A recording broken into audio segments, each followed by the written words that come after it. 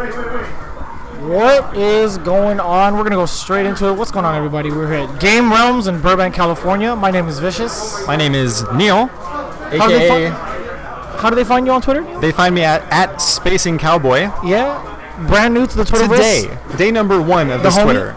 Welcome, welcome. So we had a little bit of a rough start. We should have been, or I was told 9 p.m. However, we started at 8:30. We were actually on the dot for the tournament. Yeah, beautiful. And we just got through our first match. Unfortunately, it was off stream. We were still calibrating everything we could for the stream. It was JC versus Thousand Force. JC versus Thousand Force. That was the first game that we encountered. I believe JC was the victor there. Convincing. Yes. And so now we're going on to... Can't tell who... I know who they are. I just don't know what their handles are. Oh, no, I do. It's Venom versus Molotov. Or Modelov. Cool. Modelov. Gonna jump. And then Venom. The matches here. What a beautiful day. Did you see the clouds today? I did not. I slept in. Your boy likes his sleep, especially after gruesome majors back-to-back, you know? I talked about it earlier. You've been hustling. You've been on your grinds. Man, West Coast Warzone, NCR, playing and commentating. Yeah, all the games. Street Fighter 4, Street Fighter 5. Every game, every tournament. This man's the globetrotter. I'd like to try to be.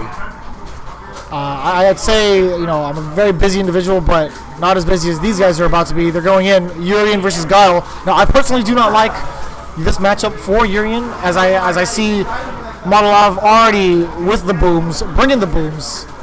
I mean, what options does Urian really have to get up? I mean, knee drop, no. You're not getting up past Sonic Booms. You just have to rely on jump-ins, maybe some footsies. But once again, that's a space, that's a game that Kyle. I was going to call Guile Kyle. I guess so. I mean, he doesn't look like a Kyle. He definitely looks like a Guile. But he's, completely dominating this match right now. Urian, though, comeback character, has the V-trigger stocks. Absolutely, yeah. As soon as he has V-trigger, he's in a whole new realm of explosive dynamics. In a sense that V-trigger can mix you up infinitely, right? It's going to hit you at least 3 times, blocking a little bit longer, or a couple more extra hits, right? But there's just so much potential there for a damage burst. Absolutely. Venom, very much so. Just a little insight. He is definitely no rookie to the scene for the Valley. Playing a very, very solid character, Guile. He knows his spacing. He knows his fireball placements.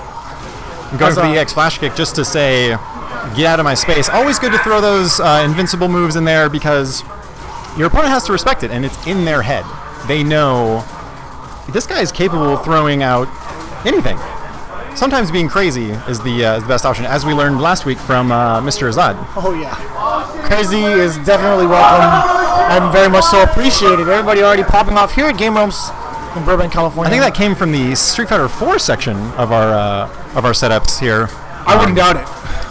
Definitely a hype group people, hype setup, passionate about their game. Still playing it after, is this 10 year anniversary? No, probably. Almost, maybe 9. I think it came out in 2008 was Street Fighter 4. Yeah. So keeping the dream alive. Once again, wake up flash kick and it works. Good on you. So again, if he had blocked that would have been definitely lights out for Venom. That's definitely not the safest thing. But if you have a read, you have a read, right? So why not? If you have a read, not only that, once again, the psychological impact of that. How is Modelov going to deal with that in the next game? He's going to play even more scared. He's going to double down, keep trying to meaty Giles is coming up. We'll see. We'll see how Who knows? In my mind, I'd be like, that was just one time. I want to see him do it consistently. Yeah. Or the other option is you could press a normal fast enough so that it recovers just in time for the EX to whiff. Good option. There are definitely some of those options where you can whiff normals and still be considered meaty towards the last bit of active frame. Yep. But let's see if Modelov actually knows that with his character. I mean, headbutt throw break. Rely on Urian, right? Right. Headbutt throw break, the 3S Classic. Always an option here. EX headbutt to get over the Sonic Boom. Oh, you gotta check your cabeza. That's an overhead. And it crushes lows on the waist, so if you press anything where you think you could find the gap for, you're definitely gonna get crushed counter. Right. I'd like to see Modelov challenge the pressure that Venom's been putting on him during his wake up. He seems to go to neutral jump a lot. So something that if you know it's coming, you can easily blow up. Especially as Urian, maybe like a crouching fierce to set up that sort of maybe crush counter and a tackle into everything else. he's had a pretty decent success just jumping right in there. Venom challenging the incorrect way by going air to air. He could just stay put and just flash kick them if he wanted to, right? Nice. Using the just kind of deflect that. Yeah, you can't do that. You're wasting the bar. Not allowed to do that. That reflects 100% of the time. One of the rare times that the reflector is actually being used as a reflector. Nice call from Venom. Getting that crouch fierce recovery on that headbutt. Now again, headbutts are -2 if it's blocked.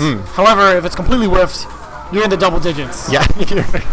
Yeah, and not the fastest recovering move in terms of raw frames. A lot of block stun, like you said. It's like 11 or 13, I can't recall. But either way, it's bad. Yeah. It's bad news bears. We're up there. Once again, the neutral jump into the fierce. Not a combo at all. Getting that far roundhouse afterwards. That boot to the gut.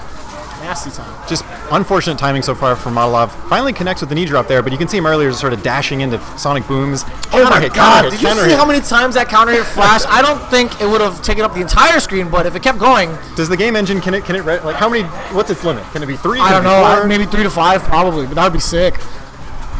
Oh, okay, he reacted to that headbutt unsafe. Venom's going to be moving on over Modelov. Ending both games with the same move, EX Flash Kick, sending a message, sending a distinct cry out into this theater. I'm ready. I'm flashing yellow. I've got big boots and beautiful hair. Huge boots. Let me tell you a Twitter story while we're waiting for the next match. Okay, so after 2 Mondays ago, I go home and I'm scouring through my usual Discords. Yeah. And some people mentioned me. Hey, man, saw you doing some Street Fighter V commentary. I was like, oh, cool. That's cool. And they're like, hey, we're trying to find you on Twitter. Is this you? Bodied. Okay, here's the thing. Not only was it just not there, I would have been happier with it not being there. Sure. If you look up as the viewers, as our loyal viewers were new from last time, I was going by the handle Arc Impulse, ARCIMPULSE. If you go to Twitter and you type in @ArcImpulse, you get the wackest, oh no, strangest, oh damn, weirdly homophobic guy I've ever seen. Whoa. We're talking now. The quality of tweets here. I'll give you a sample. The quality of tweets include things like Aristotle can fuck right off.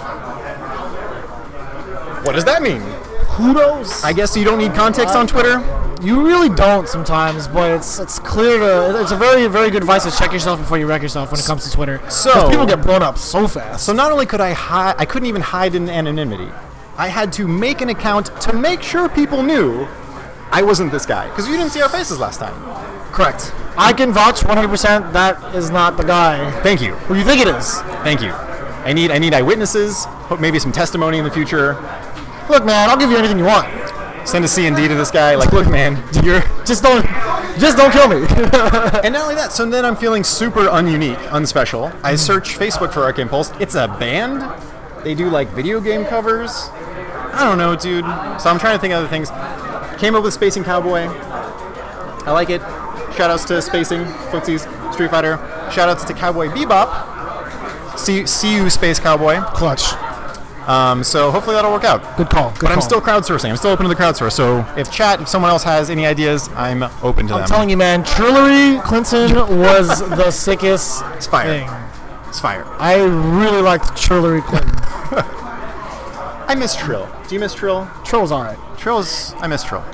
So those of you in the chat, Megata Tech Axe, first of all, welcome. Foolish Mofo 1, also welcome. If you guys can, spread the word out. This is in Burbank, California. The grind, it never stops. I sent out a tweet earlier. If you could just so happen to wander the Twitterverse and retweet that. Or follow @game_realms as well for all the action for this bi-weekly Street Fighter V tournament. Absolutely. Surf the Twitterverse. That's right. This is something that we do. We were, as a popular phrase on the internet goes, we were too late to explore the Earth, too early to explore the universe, just in time to explore the Twitterverse. So do your part, retweet that, follow Vicious if you're not, follow me because, like I said, day number 1, fresh new Twitter, be my first follower. I'll get you something. June the man himself checking in on us. We're doing just fine. What name is Jay going under, guys? Yo. John, what name is he going under again? What's his handle? Okay, that's what I thought. All right, cool. Figuring out some naming things here, but you guys can see the match anyways. Akuma versus Ken. Akuma, I feel like Akuma's been the summer house, the vacation home for every Ryu and Shoto player. You know, they go to him. I'm not going to say you're wrong. I definitely agree with that, especially with the likes of 2.1 coming out. Yes. With Akuma. Yes. Being a 900 health character. I definitely think he's going to be the strongest Shoto contender out of the cast. Ken's still sort of viable, but Akuma has just got so much more in his arsenal that kind of blows Ken out of the water. Absolutely. These are two different characters still. Yes. Saw an excellent. Is that it? I was going to ask you what that move is. It's his like anti-air that he can launch into. Back fierce into demon flip to end the round there. From Urban Shakedown. Love that name. Fantastic. Also, these two are definitely UGC loyalists. They have been playing each other for quite some time. They should know how each other's player style is. But for the most part, they're actually switched around. Urban Shakedown is actually the Akuma player. He's sitting on the right side. And then Jay Goon is actually a Ken player. Also a Ken player in Street Fighter 4. It's interesting how character loyalty works in these games, right? What is it about a character that you identify with that speaks to you, that across games you say, this is my character, this is my jam. However, some people will say, and I've heard this said about, I think, F-Champ, I think Jesse, I don't know if he said it or commentators were talking about it, they were saying, it's hard to play the same character between different games because you don't want to mess up timings. Yeah. You don't want to mess up that sort of feel because it crosses between your heads so much. Well, for Jay, it doesn't matter because he's going to uppercut so much because he spits hot fire. Question number one. Is there an uppercut in this game? Question number two. That's not a question. Yes. If an uppercut question. Well, okay, uppercut's definitely not a real thing on Wake Up. However, every sense of it outside of Wake Up as an anti-air, very much so viable. Definitely. Fierce. Okay, so for Ken, medium DPs, absolutely must anti-air. Yes. Fierce DP, great for combo extender, as well as a setup for overhead afterwards, the Thunder Kick. Beautiful combo into critical art here. Ooh. Not going to kill. Let's see what he goes with on the Okazumi here.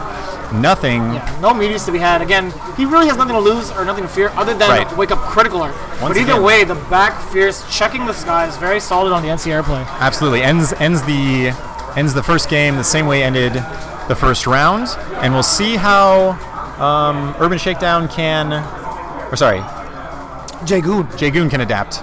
I don't know if we need more aggression out of him, maybe a different form of aggression. Jumping seems to be kind of on lockdown. We'll see how he changes here. What options? I see Akuma's a lot of the time approaching with that air fireball. Yeah. Is there a lot of options that Ken has to deal with that? For the most part, no. The fireball is pretty active itself. What you would want to do is you block it early enough to have Akuma recover in your face so that it's your turn. Right. You have nothing really to fear if the fireball hits above or like chest length and above. So for the most part, you kind of treat it like a dive kick, right? You get in its space and you block it so that he's forced to give up his turn afterwards. If anything, if he does the wrong strength or the wrong spacing, he's negative. Oh, that's definitely going to be a punish. Yeah, he's going to see how much damage he can get out of here. Yes, he got a decent amount of damage here. Meaty. No, the Thunder Kick still hits, but he does not follow through. That was actually a crouching position. Akuma could have definitely followed up with the short Tatsu, but it sucks to suck. Sucks if you to suck, man. I don't know. He was close to stun. I mean, Akuma was low life anyways. He could have ended it with probably anything. Yeah. That would have hella killed him. Jumping over the fireball with air fireball as well. Seems like just over and over he's approaching with that air fireball. If it ain't broke, don't fix it, man. Right. Oh, absolutely. You got to force this person to say, deal with this. Answer what I'm saying. Oh, good call. Good rebuttal from Jay.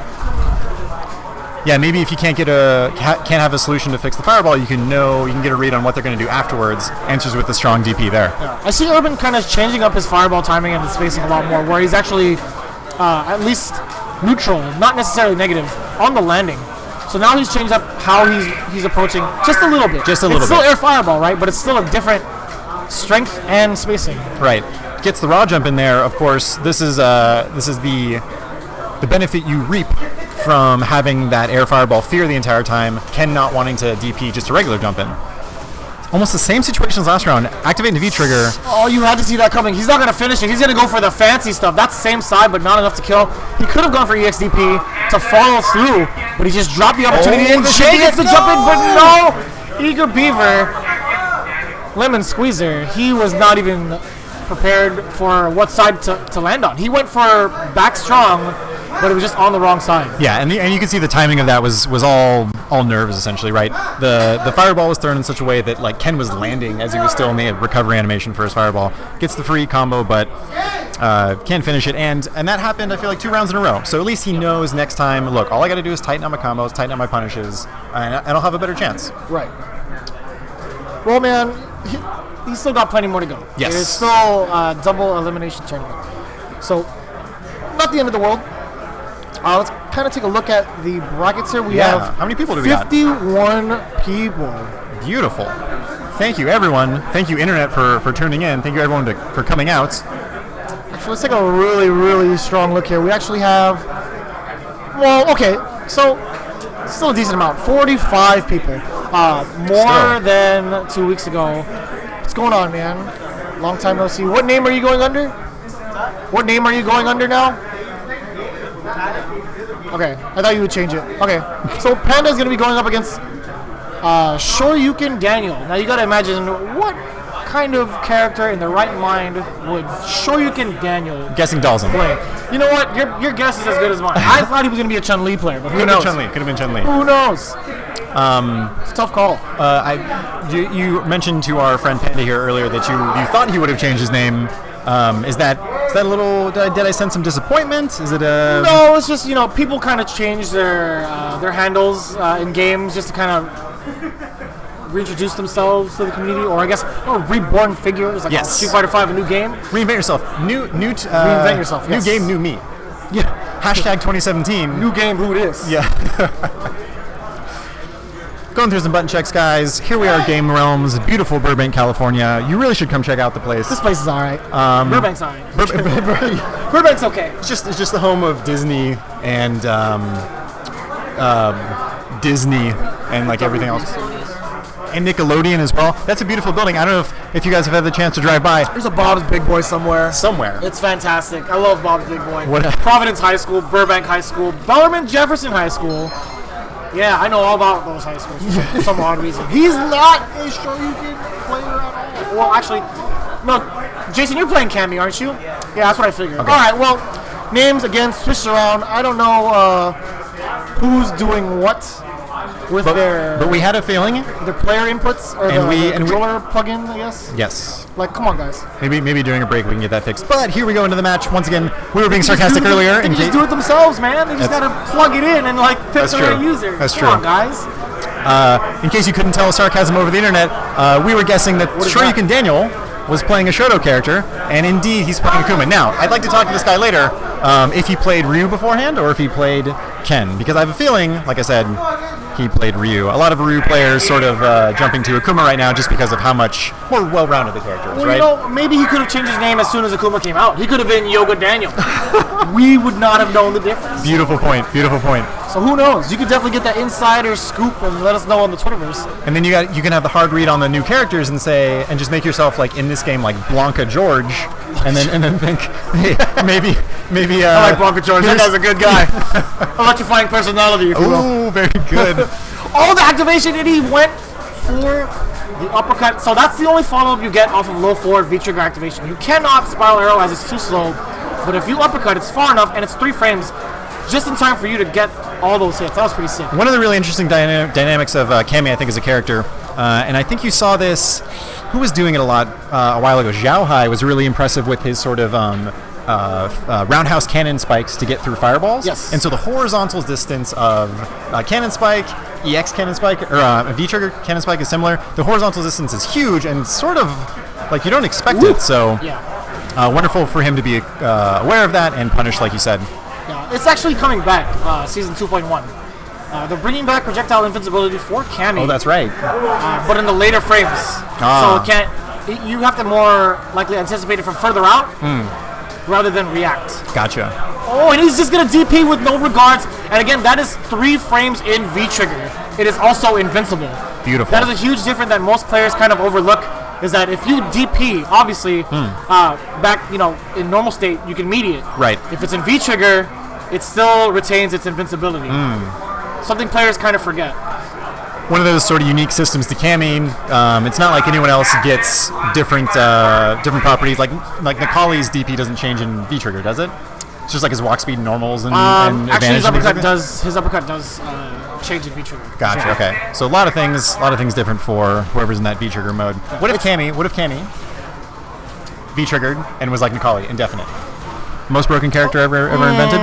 Actually, I still wouldn't think so, because Necalli's frame data also changes, whereas Cammy's special moves just change. It's the only thing, right? Yeah. And Necalli loses his charge. He doesn't have to charge whatsoever. Oh, that's right. So just a little something. I feel like we're having some deja vu lately. Both of the rounds from that last game ended the exact same way, just like the two previous, I think, matches that we saw. Everyone's sort of going to their strong suits here, and this is match point already for Panda. Yeah, for the most part, Panda is just relying on mistakes being made from Shoryuken Daniel. Definitely. And already getting that meaty going. Nice, that's an exclusive Shoto combo. Cross strong, stand strong, low medium kick. That's really difficult to pull off outside of a meaty. And so most of the characters, the hitbox is not wide enough for that last crouching medium to hit? And they have to be crouching. Oh, yeah. Wow. Yeah, so the fact that he got a counter hit while crouching, that's a ton of damage. Gotcha. And you have to have a keen eye to kind of react whether or not you should pursue that third hit or not. But Shoryuken Daniel's still definitely in this. Nice confirm. Absolutely. Ooh, walks back. Was hoping for maybe a DP or a throw attempt there, maybe something to punish, but Panda being cool as a cucumber and not falling for the bait. Close game though here. Oh, you can definitely bait that. Yeah, that's not enough though. If had he waited a split second, he would have got that extra damage. Right. And definitely probably would have killed Cammy being a low character, and that Shoryuken doing a ridiculous amount of damage in V-Trigger. Tense match here. Almost not enough. So this is a tough part, right? Is he going to just super because he has no more V-Trigger available? Ooh. He definitely can, but no, he walks into the fireball. 6.5 frame delay, does not block it in time. He just eats the fireball. Worth. That was so worth. And you can see Panda sort of going from some offense there in the end. I think it was a double dash or a triple dash. Players can often freeze up during tense moments like that, and you can catch people off guard with a couple of dashes to do that. EX Cannon Spike to get in. Now a throw, baits the throw attempt himself, dash up, and just do it. Does Demon Flip EX have any invincibility? Hell no, it does not. He just got caught with his pants down. That's a punish, but a little bit too far out. Could have gone for low forward, medium kick Tatsu if he wanted to. Right. But Ops just to let him get away scot-free. Nice follow through. Yeah, that's going to be corner carry. Not the most optimal combo, but it's something, right? Yes. He's getting some points on the board. Earlier got a, what's the move, the big jumping chop? Is that forward fierce? That is forward fierce. Yeah, that leaves you +1 on block, too, which is kind of broken. Right. Had a counter hit on it earlier, was able to link in that time. Panda able to block it. And this could be... Whoa! He walked up EXDP like it's nothing. Like it's something to do? Big smile. I don't know about all that. Big smile on Panda's face. They're happy with how he ended the match. Yeah, laughing at the commentators like, you don't know anything about this game. Well, let me tell you something, buddy. Let me tell you about that EXDP. Did they reintroduce chip damage, or was that just the ballsiest thing I've seen so far in these young pre-matches? Definitely, by far the biggest nuts ever. While we're kind of in between matches here, we wanted to bring to your attention next tournament, which is going to be May 1st. We're going to have a special guest. I was informed of this earlier. The voice actor, Kyle Herbert. Mr. Herbert himself. The voice actor for Ryu in Street Fighter V is going to be here. He's going to be doing free autograph signings for everyone from 7 to 10 p.m. So if you're here for the tournament, which starts at 8, you will definitely see him. So feel free to come on down to Game Realms. You can see all of those social media ways for you to get in contact with Game Realms on our screen now. And hey, man, you could get him to say stuff. I think we talked about this last time. Yeah. Get Ryu to tell your friend, to stop calling you. Leave that as your voicemail message. Oh yeah, I love it when people do that. That's so cool. It'd be great. So make sure to come on down, dude. It's a fun time. Get an autograph. Talk to Ryu himself. Speaking of voice actors, I managed to meet Karen's butler in the game at West Coast Warzone and NCR. His name is Mike. He goes by Aegis Neglector on Twitter. Run that by me one more time. Aegis Neglector. Yeah, man. Smart. The guy's he's a fucking genius. He hates the Urian matchup. Is what he's trying to tell us. Oh no, he plays Urian. He plays Urian. Yeah. He's just wasted. He doesn't use V-Trigger. He just does V-reversals he all day. hella uses V-Trigger. Man. He hella uses V-Trigger. Now that guy is a cool choice of a individual. name. I just met him a couple weeks ago. and he actually lives in Los Angeles, in the Valley. Actually, I think North Hollywood. So for the most part, I know he's supposed to be coming down for the next one. He couldn't because he just came from NCR. He's a little tired. So for the most part, you might get 2 voice actors in one. Who knows? Internet. Who knows? 2 voice actors for the price of a tournament. So like, I don't even know what the math is on that. That's ultra efficient. It's uncalculatable. You're gonna need a T1 or a TI-86 for sure to do all the math. Oh, for sure. Yeah, the plus silver. Yeah. Oof. That's a high power calculator. Yeah, not everyone has the fortitude of our man Jeremy, aka Vicious here. Not everyone can go from tournament to tournament, from Dell to Dell, from sea to shining sea, commentating. That's a lot of C's, man. That's a lot of C's. Participating, commentating, being the tournament dad that he is, giving friendly advice to the players. For the most part. Balancing it out, making sure that there is equal amounts of coaching in case. Button shot coming up. You know what the worst part is? Is if they don't have their headsets in, they can hear us coach alongside the matches going. There's actually headphones right there for the players to listen a little bit closer if they need to. Yes. Maybe the kind of stuff maybe that's the first thing we say extra loud. Yeah, there's definitely a pair of headsets there that the players can use to kind of hear what's going on in the game. Interesting point. They don't hear my coaching. Right. And they don't get mad or salty after I provide them the correct information for their win. This is a very important point, Jeremy. It is important to know that those headsets are there. We're getting weird looks from the players. They can kiss the fattest part of my ass. They don't want to use it. You know what? I've given them the disclaimer. It sucks to suck if you lose.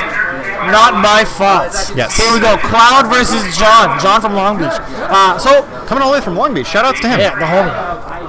He's very Valley eccentric. He's chilling with his posse over here. Honorary Valley I think he was born here, but he's just in Long Beach now. But anyways, Cloud already making quick work. One of Momochi's #1 fans, if you will. I saw right there. I believe standing jab into run. If I'm to steal a phrase from you, not real. Not real at all. Not real. Yeah, any cancel into run, at least -5. At least.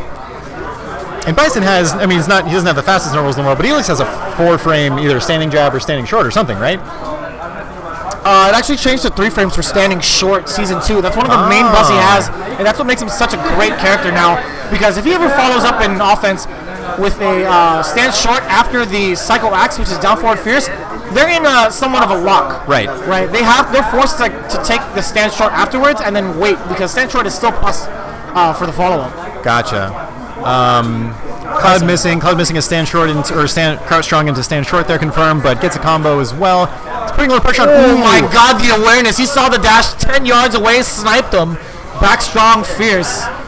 Although, getting the win, he didn't really need to use a critical art. But either way, a win's a win. Cloud knows. Gives us a sort of a look sideways through his eyes on that. But yeah, he called that dash out completely. That was, probably one of the earliest. Was Bison even visible yet? He punished that as soon as possible. Yeah, preemptive back strong, so active enough to catch the recovery on that dash. Good pressure so far. Almost at stun. John trying to fight out of the corner, gets to confirm himself. Can he get anything on the Oki? Misses the meaty. Too far. And we're back to neutral here. I like the pressure he's bringing to Cloud now. He's kind of slowed him down in the neutral. Yeah. Just walking towards him. Pace of the match has definitely dropped to a little bit lower RPMs right now. Oh, and as soon as he jumps, that EX head stomp clips everybody. Best air to air. Now, one thing to note is that as John is using more and more of his EX moves, he's reducing his chances of getting higher damage off of V-Trigger. But at this point, he just needs to touch Cloud just once, and he'll be just fine. Ooh. Yeah, he got him. So that roundhouse is actually -9. At the tip, he's relatively safe, right? But a little closer is very, very tough to call. It's something you don't want to be throwing out there that close. Cloud had V-Trigger there. Do you think maybe it was a missed input? He wanted to cancel it, or maybe he was saving it for something else? At this point, it's kind of tough to call. Roundhouse into V-Trigger, definitely safe. Yes. However, roundhouse to run, 100% not safe. Not safe. Yeah, so who knows? He could have definitely gone to V-Trigger to kind of save himself from that. Continuing the offense, get himself out of the corner. Trades on the jump in here. John's really brought this back. I feel like he maybe was a little bit discouraged by the way he lost the first round, but back into it now. Still with the life lead, having that safe scissor pressure. A lot of whiff normals here. Activating the V-Trigger. Once again, that standing short, getting him out of trouble. But now he's in the corner. Oh, he's out of there. Yeah, soccer slide right out of the goalie's nest. Yeah, he's going back in. Nice head stomp. But the preemptive crouch strong from Cloud. Either way, if it was blocked, it's +2. He's still got a good sense of confirming and under pressure. Ooh, nothing there though. Oh, these not dashes. dead. He thought he was done, but he put his hands off the stick and down he goes. Go short again. These dashes later in rounds from John have been a little lackluster. I would hope that he has maybe something else to threaten with, at least to open up the dashes a little bit more. You saw a couple of times there. It was almost like a point blank dash, which outside of V-trigger doesn't do anything. Nice starting off with EX head stomp. Not really the riskiest thing to do, right? No. Because Was that a safe slide, or do you think that was I feel like that wasn't spaced at the maximum of the slide. Phil was maybe able to be punished, but missing it there. I mean, I slightly missed it. I couldn't tell. Oh, and the cross counter too far. No follow-up. But now he's in the corner. Tough spot to be in. You don't want to jump when you have the pressure. Kind of one of the habits players kind of develop when not under the right tutelage. Yeah, someone has to tell him never to jump into the corner. Right, and you could see the momentum shift based off of that. I mean, he almost full stun on Cloud, had him in the corner, and then it's swung the complete opposite way. Once again, slide to get out of the corner. Is this on purpose, or is this sort of interesting timing? That is 100% on purpose. John is definitely aware of his surroundings. As soon as we told him not to keep himself in the corner, he's like, all right, bro, I'm out of there. You're right. Using all five senses right now. Listening to us, playing the game, seeing the match. Again, that dash is not paying off for him. He's kind of wishing that the dash would catch somebody off guard, but Cloud keeping himself safe, neutral jumping. That's going to cover a lot of options, right? Right. It's going to cover his scissor kicks. It's going to cover a potential slide as well as a dash. Yes. Either way, he was anticipating for forward movement from Bison. Cloud using the critical art early in the round. One of the most efficient ways you can use it because you can build up that super gauge for the rest of the round. Oh, misses the confirm on the back medium kick, right? But it has all the momentum right now in the corner. Whiffs the thunder kick, and he's still got pressure on. Hopefully John can come back from this. Not sure what to do. Oh, throwing back into the corner. This could be it. Yeah, he tried to go for some sort of step kick afterwards. No real follow-up. It only really works if the character kind of just lays there, not quick rises. But John is not going to eat any of those mix-ups. Cloud is actually one touch away from getting this match point, and he went for the dance around. But the dance was declined. He didn't want to waste time. Well played by Cloud there. Canoodling with Bison. He has a wife. 2-0 for him. Very, very good showing. I liked some of his confirms into super there, especially to end the round that one time, and then also at the beginning of the round, sort of making up in terms of efficiency-wise, getting all the damage possible. All right, up on deck, we're going to have Warrock, Dustin, longtime Guile enthusiast. I don't know where he was in the beginning of Street Fighter V. He was lost in thought, kind of contemplating whether or not he should play Street Fighter V. As soon as the American Bad Boy came out, he ripped his T-shirt at home and was like, you know what, I'm back, boys. That's exactly what happened, word for word. Yeah, no, completely tore it off, shredded. 100% accurate. 100% accurate. I mean, you would if a detective came at that moment, he would think there was some sort of wild bear attack. No, it was just him. This is just the man. He's just that. He's just the man. He's half Wolverine, half 24-hour fitness, and 100% American. 100% American. So character crisis no longer. Doesn't have to settle with someone like Nash, who we actually went with. Yeah. So what a wonderful feeling it must be to get your favorite character, your spirit animal, placed into the game that is currently being played. I'm sure there are people out there waiting right now. When's Sagat?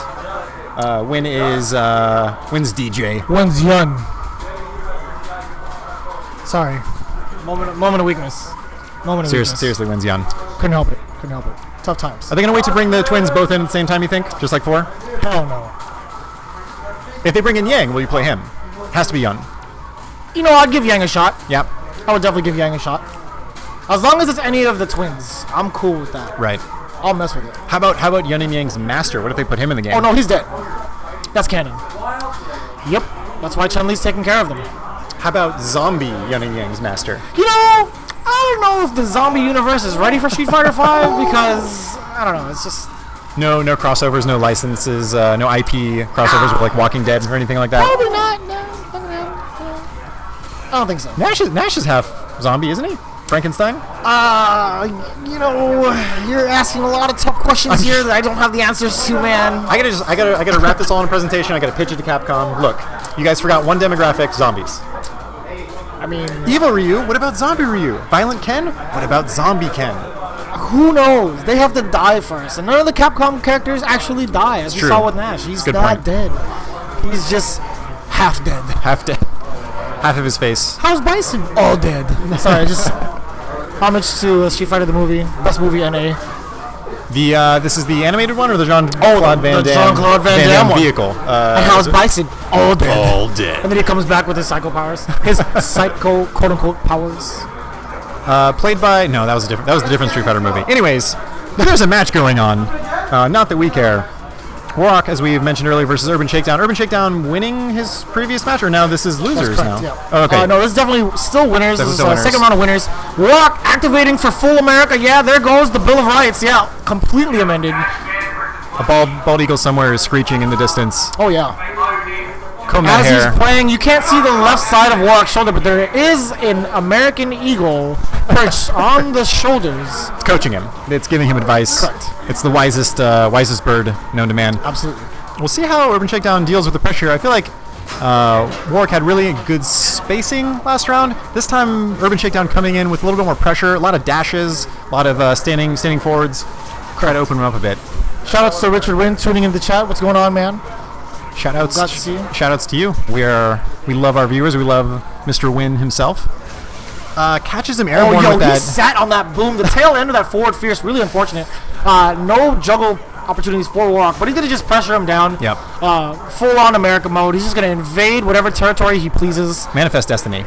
Yes. All over Akuma's life right there. Actually, first round he got the babushka head, I believe, on Akuma, and then second round he got the snowball. So he went coast to coast in terms of endings See there. the shining sea, if you will. Yes, see.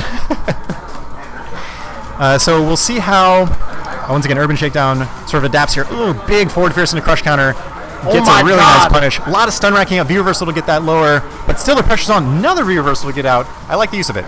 Oh, and the jumping's all the way up. That was a very, very good reaction to the Red Sun Fireball from Akuma. Yeah, deep jump in there with the jumping roundhouse. You just feel it when Guile gets a jump in, because usually you're the one trying to jump in on him. When he does it, oh lord, really convincing round. Fast round for Warhawk there. Yeah, for the most part, you can never, ever jump in on Freedom. We've emphasized this throughout Guile's inception into Street Fighter V. You are not allowed to jump in on Freedom. Zangief typically likes to patrol the skies, but you can't even try it with the United States Air Force, Mr. Guile himself representing. Guile would never beguile you. He's honest, he's true. He's what America needs. Once again, sitting on Sonic Booms, not maybe the strategy you'd want. Reads the V-reversal, gets the jump in into flash kick. Back into the corner. You got to see that coming a little bit. And he's going in. Yeah, that's going to be match or tournament point, or match point, sorry, for Warhawk. That was pretty convincing. Maybe foreshadowing for tonight. Vicious with some literary devices currently right now. We made it pretty far 2 weeks ago, within the realm of like top 5 at least, if I'm not mistaken. You are correct. And but the problem there was he was torn between needing to go to work the next day and needing to win the tournament. So, sort of the real life option select. As we hear, hopefully not a stick dropping in a case. It's got a beautiful case, though. Oh, so this is very interesting. Right. Snacks and Cloud training partners playing second round. I don't know how this happened.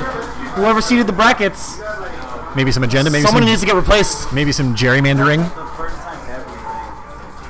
Well, you guys play each other pretty often. So, I mean, you guys came together to the tournament, right? Yeah, this shouldn't happen. I'm just saying. Right.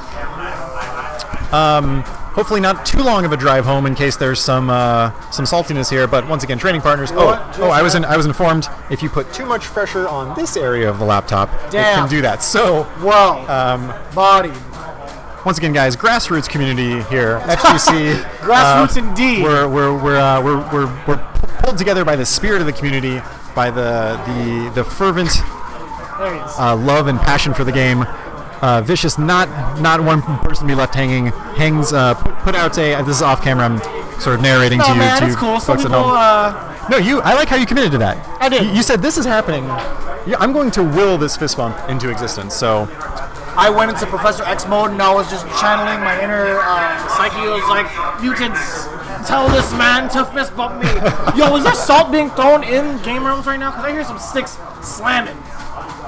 I want to be there 100% of the time when that happens. What character drives you most to Salt in Street Fighter 4? Zangief. Zangief. Both in 4 and 5. It's an inherent design of the character. This is someone who's designed to exhibit or to extract, to provoke the maximum amount of salt possible. So yeah, people are getting hyped. Yo, Cisco versus Commander Jesse. Cisco's yelling out, "Let's go, dude! Come on, dude! Once again, let's fucking go, dude! I can't stress this enough. Come and meet, literally, come and meet Francisco only to know how good of an impression that is. He's so bad. He's so bad at Street Fighter 4. That is the best impression. I'm left speechless. Anyways, back to the match. Cloud and Snacks, quite the combination. Snacks making the transition from Kami to Ibuki. It's been working out for him pretty well at the likes of Wednesday Night Fights. He does pretty well for himself. Never goes 0-2 right. in my eyes, from what I think, from what I've heard, I should say. And then Cloud, also his training partner. Right. They went to the tournament together. Not happy to see this happen, but it is what it is. It is what it is sometimes. Ibuki, I feel like, what was it? Shien that won the major with Ibuki sort of put Ibuki Final on the round map. 20, that's correct. Yes. Because before that, I don't feel like Ibuki was was either not played much. I mean, she had some changes in Season 2 that made her more viable. Is that correct? Yeah, standing strong, more plus on block and hit, from what I believe. Right. Allowing standing medium kick to combo into stand strong. Something a little bit more to add to her arsenal. Right. As well as the overall nerf to characters. Yes, that's another thing too. Pretty competent in Season 2. Sometimes you don't have to get stronger if everyone else gets weaker. 100% of the time. Interesting neutral. We saw a couple of double jump-ins there. That's always a fun move, the stubborn jump-in. If you jump in, get anti-aired, and then just jump again. Like, no, they're not ready. And speaking of jump-ins, so Snacks likes to initiate his offense with EX Kunai. Cloud read it like a book and jumped and anticipated that jump-in and jumped alongside of him. Excellent whiff punish there from Ibuki. Walked forward during the stand roundhouse. Let me see if I can go get... No, we're Oh, I think it's just the display. We're good. I'm so good. So just like that, technical difficulties. We didn't even see it. We didn't even see it happen. Yeah, no, we're totally fine. But the first game already to Snacks. Cloud with the contemplative look on his face goes back to the character select screen. Does he have something else up his sleeve? Is this the classic take a breather, reorganize your thoughts, maybe freeze the other guy out a little bit? For the most part, that's definitely going to be a moment of thinking time for maybe just a different stage. He says, you know what, you got me on training mode, right? Training stage, I should say. But come see me on oh my God, what's Karen's last name? Kanazuki? Kanzuki Estate. Kanzuki. Come see me on the estate. I got home court advantage.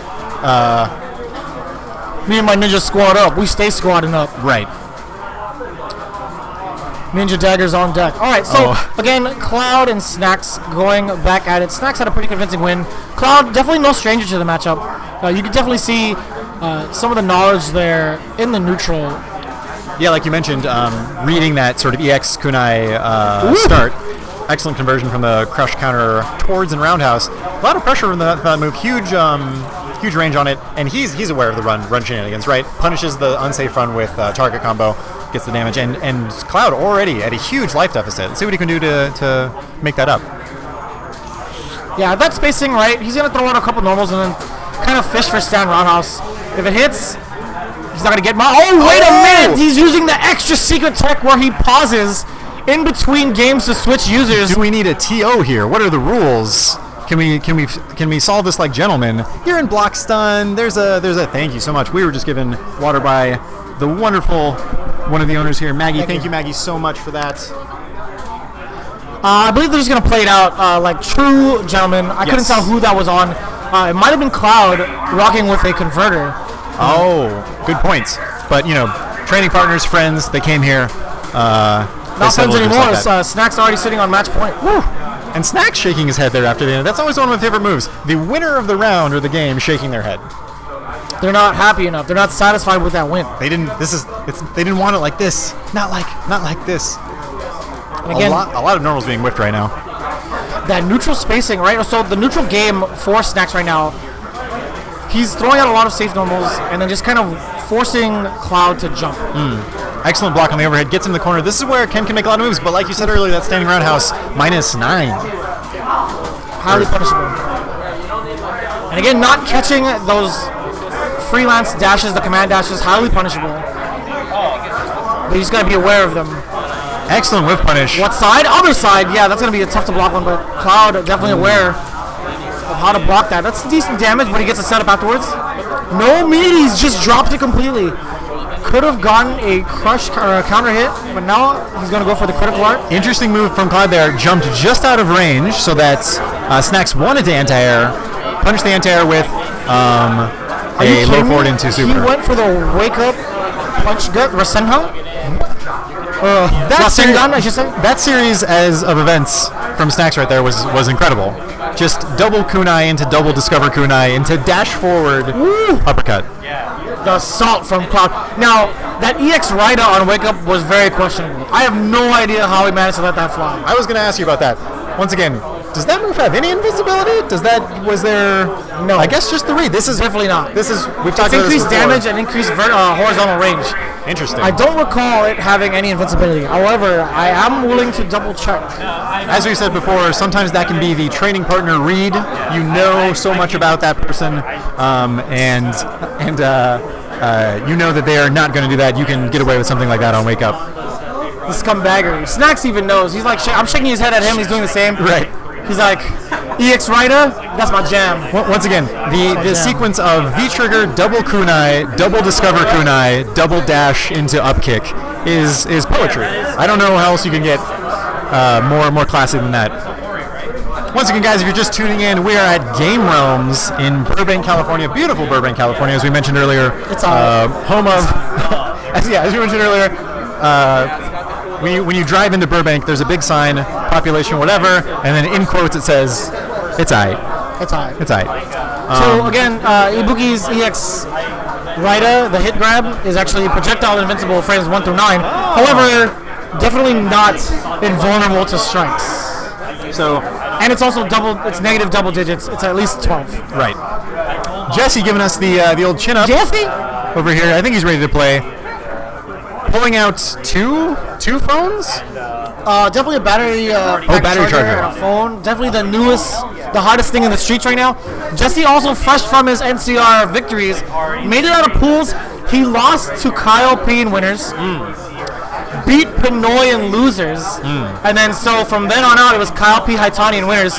He was awaiting his fate between those two. He was going to play the loser in losers finals to get out of pools. It was Kyle P again, and boy was that a slugfest. I have never talked so much shit to Seattle until that day, and it was well worth it because Jesse was in that ass. He was 100% in that ass. Wonderful to hear. Kyle P, the Marvel player, right? Yeah, coming from Marvel.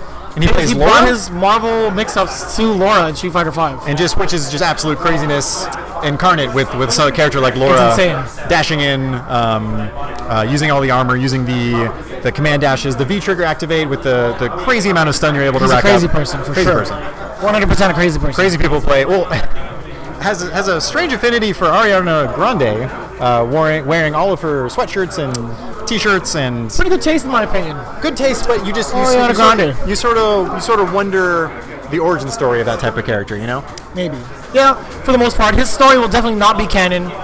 Will not be aired. It's definitely going to go straight to VHS. Right. Not the DVD type. Dollar bin at the Dollar Tree. Yeah. Ariana Grande, not bad. I'm more of an Ariana Venti myself. Definitely all about more for your buck. Yes. So we've got Jesse versus Venom again. Yeah. Man, my jokes suck tonight. Venom, you know what? If anyone wants to talk shit on these jokes, on these puns, you had the electric pun earlier. Come at me. I'm all about it. We don't give a shit here. We'll take this FGC thuggery and bring it to you. Venom, I noticed very particular about picking his color for Guile, choosing the purple with the yellow. Lakers only. Beautiful. Lakers only in this household. A very depressing statement to make as the NBA playoffs start. As all of us Laker fans I immediately regret my decision mentioning the Lakers. R.I.P. I'm gonna go ahead and to the Bus family and their management. Wow, Venom whiff punishing the stand roundhouse from Mika, the drop kick there with a flash kick. Even its recovery, excellence, patience, and timing. The awareness on the anti-airs, he's ready 100%. But Jesse, he's not gonna give out without a fight. He's always about those mix-ups. And here we go. That brimstone leaving that meaty open. Definitely not what he wanted. When you cancel the normal into a command grab there, leaves the person still in hit stun, unable to get a command grab. But now he's got him in the corner. Oh no, he went for all the marbles and he's gonna pay for it. That's gonna be a dead American. Another dead American. One of the things for all you newbies to fighting games out there, maximize your punishes. Know how to, like what happened if he just swept that? That doesn't guarantee the match. Know how to punish the maximum amount. And he knew to spend the bar to ensure the safety of that round. Right. Again, not a bad idea at all, because he still have a lot of resources left carrying on over to the next round. Good link into EX Flying Peach there. Jesse with the classic Mika tech of put yourself in the corner, then command grab back into the corner. Oh my god, and he hit just enough to get that critical art. That's going to be a dead Guile. Cheek to cheek. Boom. Yeah, that's it. One of the better ways to die. Oh, for sure, yeah. I'll take it. I'll take that any day of the week. Are you kidding me? I would love that. Good old ham sandwich. I'm in. You're the ham in the scenario? I'm down, yeah. You're the ham. I can do that. I can do it. What was that old Denny sandwich? Moon over my hammy? Oh, man. Double moons, please. Double moons. Extra moons. Raw Flying Peach to start the round for Jesse there. I mean, haven't talked about this before, but we all know Jesse, the Dalton player, going to Mika here just for the Guile matchup, or do you think he's just sort of doing a little flexing exploring? His guns. Is what it is. He's flexing his secondary. Definitely a great place to do it. He's going to be bringing it with Mika for some of his bad matchups, because for the most part, he plays Dalsim. And to kind of cover the bad matchups, he will opt to play the likes of Mika against like Balrog, Laura. Right. He has a better time using this character. He had an excellent string there where he converted jab V-trigger into a corner carry. He's now on the other side of the screen, sweep into V-trigger to activate, jump over to get out of there, but are you kidding me? Counter. He got caught pressing a button on the way out. Trying to react to those drop kicks, not enough. But he still has V-trigger. Venom can definitely keep Jesse out. This is a good spot for Venom right now. He's backing himself in the corner, but like you said, still has V-trigger, throwing those sonic booms out. Gets anti-air trying to go in, and Jesse clinches it with the giant swing. The bulldog. Once again, not a terrible way to die. Guile's, a little harder than the critical art. Yes. Maybe he's an armpit guy. Who knows? Double forward fierce. Trying to control that space. A lot of crush counters off that back fierce, but I don't think Guile can't get anything off a back fierce crush counter from far away, right? I'm sorry, run that by me again? Guile back fierce crush counter. At long distances, he can't get anything off. Leaves them in an for the most part, no. Yeah. It's kind of tough. Giant swing again into the corner. Jesse's going to try to put on the pressure and make that comeback. I like that. That safe jump into the stance, strong to kind of catch that tech, that wake up tech. Sick mix up. Can he get the stun here? EX flash kick to get out. Ballsy move. Jesse wakes up with the EX Flying Peach as well. Dashes up. And another wake up throw. Worked out. Oh, when he caught him slipping, he did crouch jab meaty, got the counter hit, decides not to follow up, but instead goes for the command grab. Very, very risky stuff, but Venom wasn't ready for it. Right. Tick throws a tried and true tactic across fighting games. You get them to kind of freeze and block stun or hit stun with something like a jab or a short, and then you immediately go into the command grab after that. Excellent work from Jesse, showing his prowess. Like you said, flexing his guns. We are now being asked what channel this shit is on by none other than excuse my French. I meant bullshit. What channel is this bullshit? Is this bullshit on? This-ish. And this is a good time to tell the people already watching it where they can find it. You can find it at twitch.tv /game_realms. Game_realms, that is right. If you don't know how to spell that, I do not know what else to tell you. Is that EA or? That is definitely something to look up. That is EA, as in the company that everyone hates. Okay. Yes. It's in the game. It's in the... Definitely not this one, but it's in some games. Some games. I don't know. Some games it's in, and some games they've been having problems with. Who knows? So that was pretty much second round of winners. For those of you following along, if you guys want the brackets, I will be pasting it shortly. We do not have the Nightbot tech, as I am not the moderator of this Twitch channel. You know? We don't have the what? Well, we don't have the Nightbot tech. Right. You do like the shortcuts where they type exclamation point bracket, gives them the bracket, etc., etc. Maybe we can set that up sooner or later. I'm not gonna do it though. The tournament's definitely not gonna do that. Tournament sort of forming into like semicircles here. People watching different things. Yes, sir. That is it. Assad doing us a big solid. I'm sorry. Close enough. Retweeting the Twitch.tv link for Game Realms. Speaking of links and Game Realms, as you can see on the screen right now, we have our Facebook page, Instagram page, the Tumblr page, as we've mentioned this. Sorry, I don't use it anymore. I'm just bitter. I know. No. All social media platforms, it's going to be Game Realms where to find us. Probably just Google it and you'll find everything anyways. Exactly. Except for Twitter where there's an underscore in between. Game_Rizelms. Rizelms. We're here. We're out here. Stream station is being used for some combo practice right now. Let's see if we can find any interesting moves. More people asking about the stream, where to find themselves. These are players that are maybe coming up soon that want to tell their friends, hey, check out me bodying this scrub, this noob. Yeah. Watch how good I got at this game. What are you gonna do about it? Right. Come see me in 5. Yeah, for the most part, there's a double-edged sword. You do get your homies to watch you, but at the same time, you're kind of giving yourself away to people who might want to study. Ooh, interesting points. Now we've delved into the metagame of the fighting game community a little bit. The more you're out there, the more success you have, the more of a target on your back. Yeah. Bingo. I was talking to Punk last night, NorCal Regionals. Yep. And he was complaining. He's like, man, now I got to work extra hard. Was Knuckle-Doo feeling this way after CPT? Damn, this is gonna be tough. I gotta practice now. I was like, damn, you haven't been practicing before? Not really. It's just Karen his brain did. I was like, damn, well, fuck me, right? I can't ever get to your level, and I practice all the time. There's a certain extra bit of swag when you tell the person, or you're telling everyone that you beat that you don't practice, that your character's brain dead. And just his ability to win with such style, with such confidence, such swagger, has really earned himself the nickname of the Alpha. I would like him to grow out his hair a little bit longer, maybe in one spot, and he could be the Alfalfa.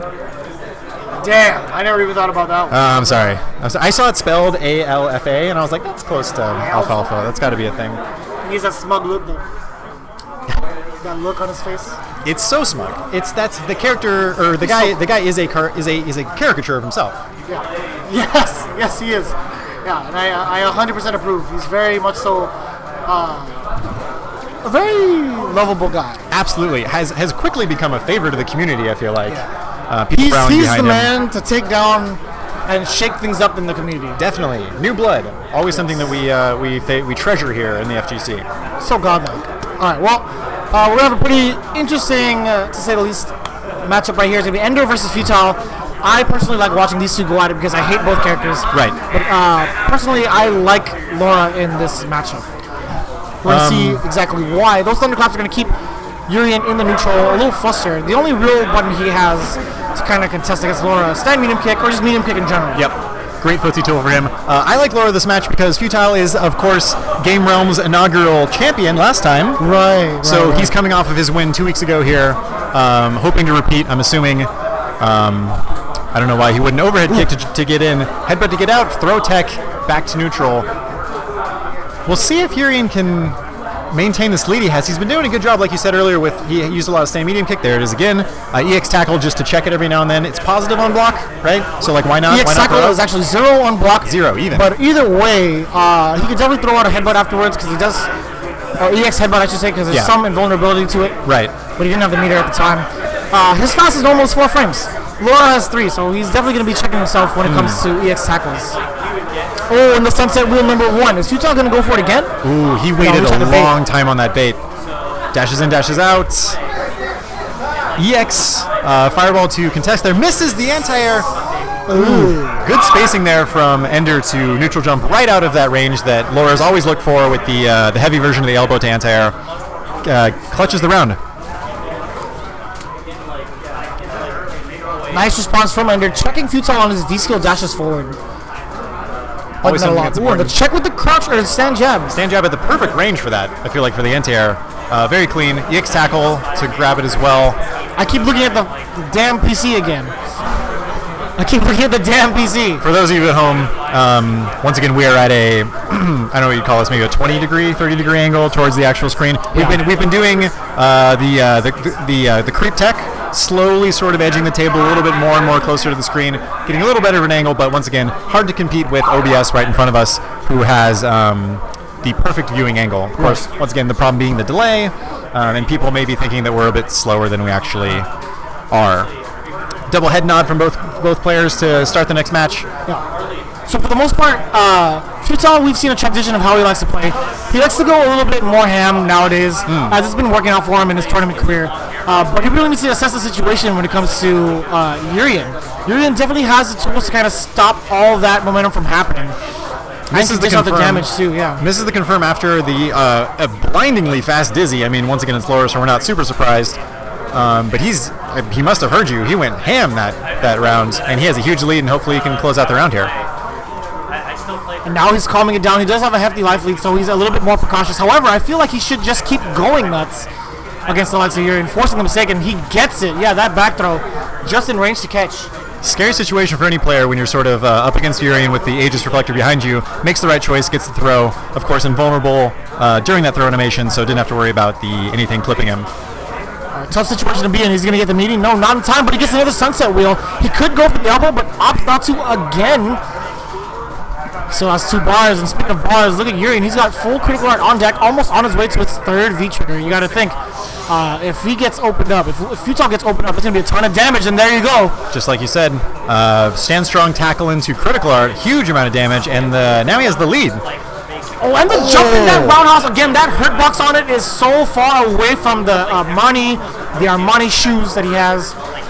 He catches him pressing Thunderclap at the wrong time. It could be match point for Ender.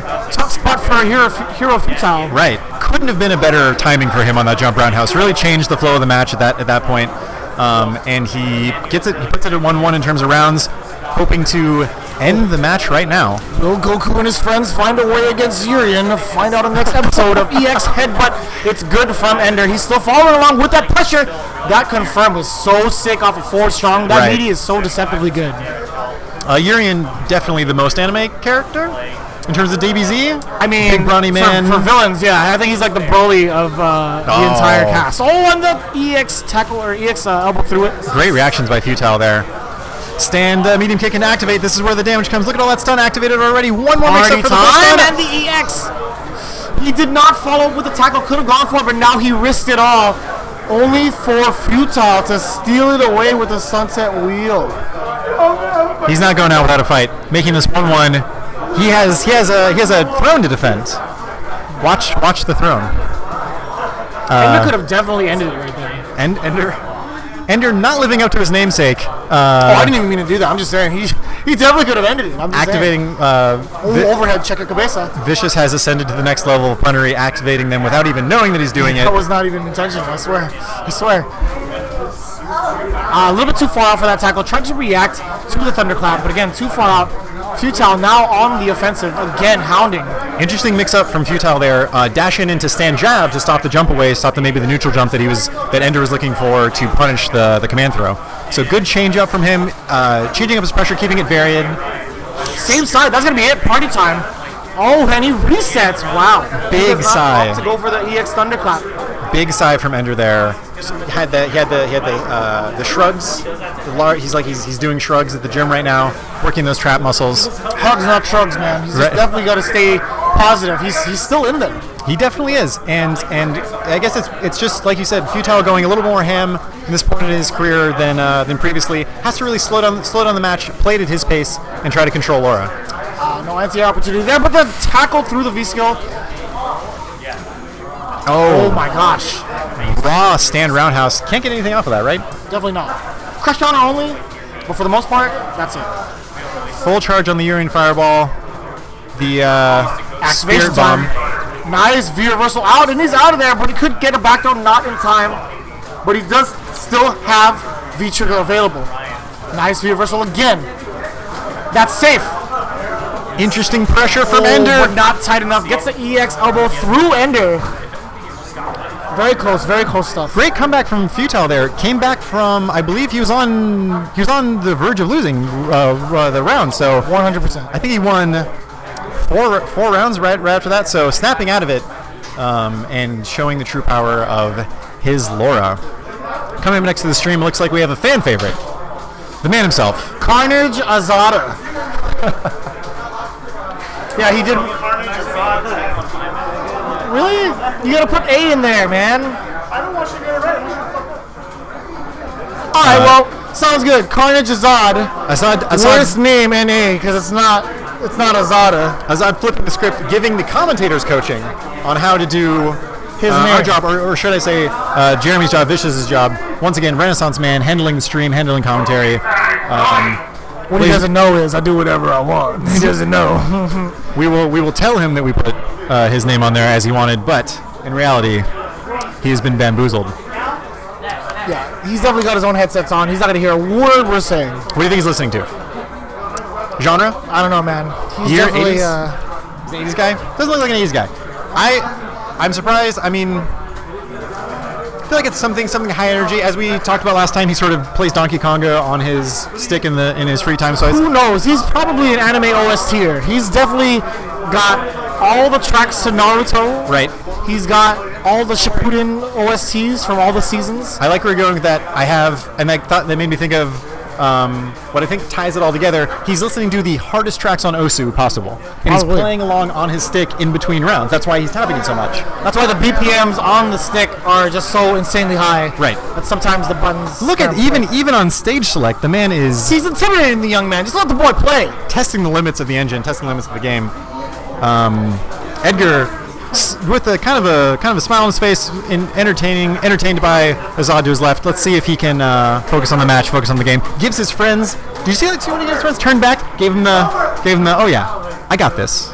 He's already yelling out it's over before it even starts. Edgar, on the other hand, is like, I can't wait to mollywop this fool. But who knows? I mean, Edgar, we saw had a pretty impressive run. Yes, definitely. Last 2 weeks ago. That's right. Psycho X Crush Counter, nice follow through from Azad. Azad very solid on maximizing his damages, Bison. Very important, especially outside of V-Trigger. The follow through from Edgar. He knew that KKB was landing a mile away. Followed up with a dash punch. That's impressive. Yeah, excellent awareness. Pressure from Azad here. EX Psycho Blast. And then continues the pressure of V-Reversal to get out of it. Edgar wants to reset the situation here. He's in there. V-reversal back to back. Not the smartest choice, as we always like to see Balrog explode with his V-trigger. Right. Also being at the life deficit, not the smartest decision. Right. I mean, Balrog being the most explosive character with V-trigger in this game right now. Would you say so? Yeah. So one of his definitely strengths. He finally gets it here, but look at his health. I mean, he has so little to work with. Can't take as much. A slide catches him. He's trying to get some damage here. Good anti-air.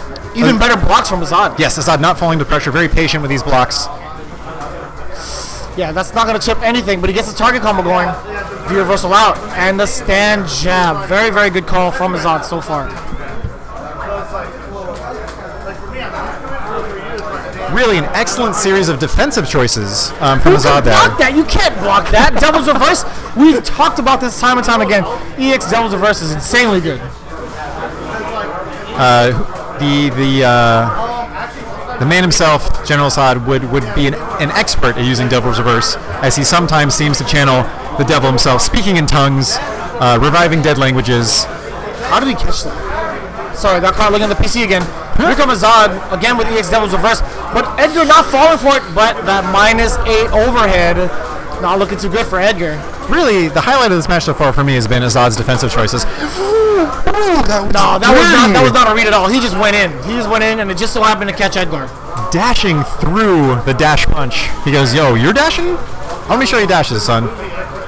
And I like that choice. Very smart V-reversal from Azad, knowing he's controlling the match 100%, and he's forcing Edgar to make all the mistakes again. Riding that high horse to that first win that horse is definitely going to need a break sooner or later because he's above the weight capacity of a normal horse. Yes, giving Edgar the opportunity to go maybe to character select, gather his thoughts, gives him the OK sign, and then continues on there. Like I said, Azad. That's punishable. Sorry. I really like his defensive choices there. In a game, especially in a game like Street Fighter V, offense-oriented, it's refreshing to see excellent defense as well. Yes. You know, I'd really like to see from Edgar a little bit more patient on the ground. Right. Oh, are you kidding me? The reactions, that V-skill parry, and he let it rip right after.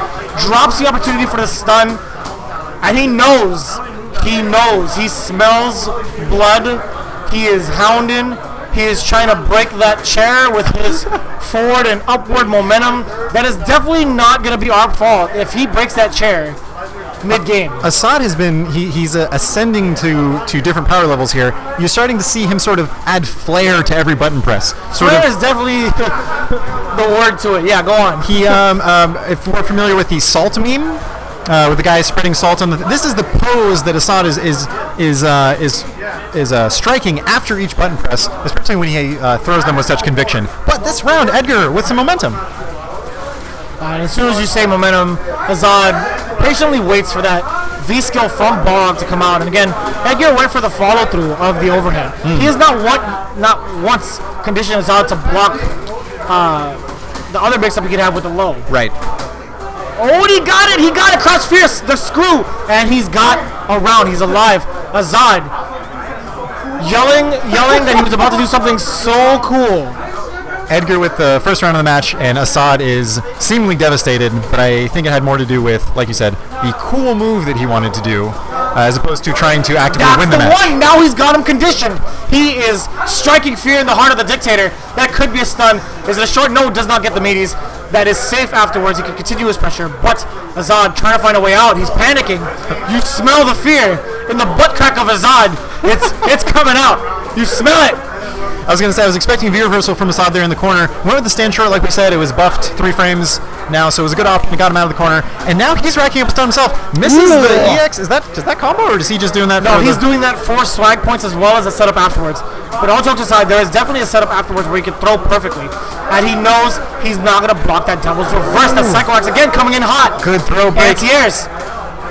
Nice patience from Edgar. Both had a staring contest on the ground there. Oh, and he got caught pressing a button. Edgar with an answer. I'm not done yet. You can ride every horse you want.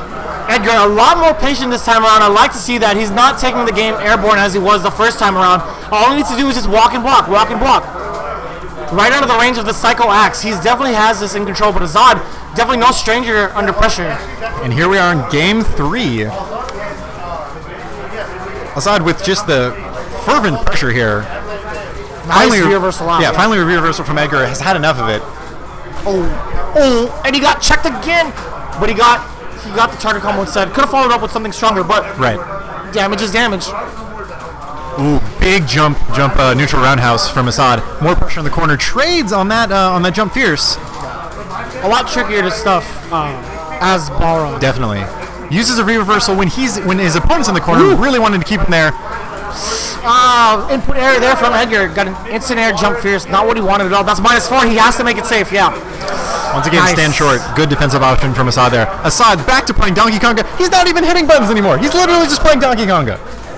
He grabbed the bongos from underneath the chair as if Open presented it to him right under the seats. You get a bongo. You get a bongo. We all get fucking bongos. Let's go. Yeah, Edgar now pushing to the corner. Oh, the shimmy? Not there yet. Had a good opportunity there. Baited the throw, but not quick enough to punish it. And then Assad answers with the EX head stomp. The reversal to get out of the pressure. EX nice. Reverse actually answers. Yeah, answers the crouch fierce. Good eye from Edgar. Oh, stop that nonsense. He got the sweep. Sit down, young man. Class is still in session. Another backdash from Assad. Another Devil's Reverse instantly off the ground. Wants to continue that pressure. Close round here. Ooh. Yeah, he's not contesting that correctly. He just needs to back up. But now, good pressure. Close to defeat, but still Ball could definitely take it. This is a tough situation. A lot of patience from Edgar right now. Not hitting a button. Finally dash punches. Oh, and he went for the shenanigans. Again, that dash swing blow, definitely punishable. But Azad played it right. He didn't want to press a button after the swing low. Dog, I was nervous, fool. All right, well, okay. So, Aside informing us that he was, it wasn't that he was doing the smart thing, it's that he was nervous. So wait, when he's nervous, he does the smart thing? I personally don't care. But Azad, moving on in winners, unfortunately. No, I'm just kidding. We have to see more of Assad later. Edgar with a good showing though. Not bad. Turned back that second game, came back and showed that he isn't gonna take it lying down. And from the depths of hell, we have Bushin Style making his way to Burbank. Who brought this man to the Valley? Surprisingly enough, seeing some Rashid presence here. Not a character I think we saw at all on stream. For the most part, no. Last tournament. So always good to see that character representation. I saw recently a post on none other than r/Kappa promoting the character bounce of Guilty Gear. It was an NA tournament. I think it was the top 16 of the Guilty Gear Revelator. Oh right, yeah, I've seen that too. Right, and where it's just the standings are every single character in the game. That's so godlike. That's so sick. Beautiful thing to see. As much as we don't mind top tiers or tier lists in general, good to see representation. I love to see diversity. I'm all about it. Really, it's a reflection of the FGC. People from all walks of life, people from all backgrounds, all origins, all ages, all locations, which we have here today at Game Realms here in Burbank, California. We have a ton of people from pretty much all around Southern California. I know there was also an event going on in Long Beach tonight. Yeah, and I know I think Yoshoki and Team Tanella are covering that as well. So that's happening in Long Beach every Monday. Shout outs to them. Definitely, shout outs to them. We also have some people throughout the Valley coming out. Also playing Street Fighter 4. We have bi-weeklies for both Street Fighter 4 and Street Fighter 5. Yeah, if you think your game is dead, it's not. There's people that play it. Come on out to Game Realms, especially. It's not only that. So Street Fighter 4 on the same days, Mondays, as Street Fighter 5. But also they have older games, even I believe anime games, and something like Vampire Savior on Fridays. They have Skullgirls. We actually have CVS 2 right behind us. CVS 2 behind us. Yo, this place is great. They pride themselves on a lot of retro things. I would love to play some 3S, actually. That reminds me. I've been itching to play some 3S. I would love to as well.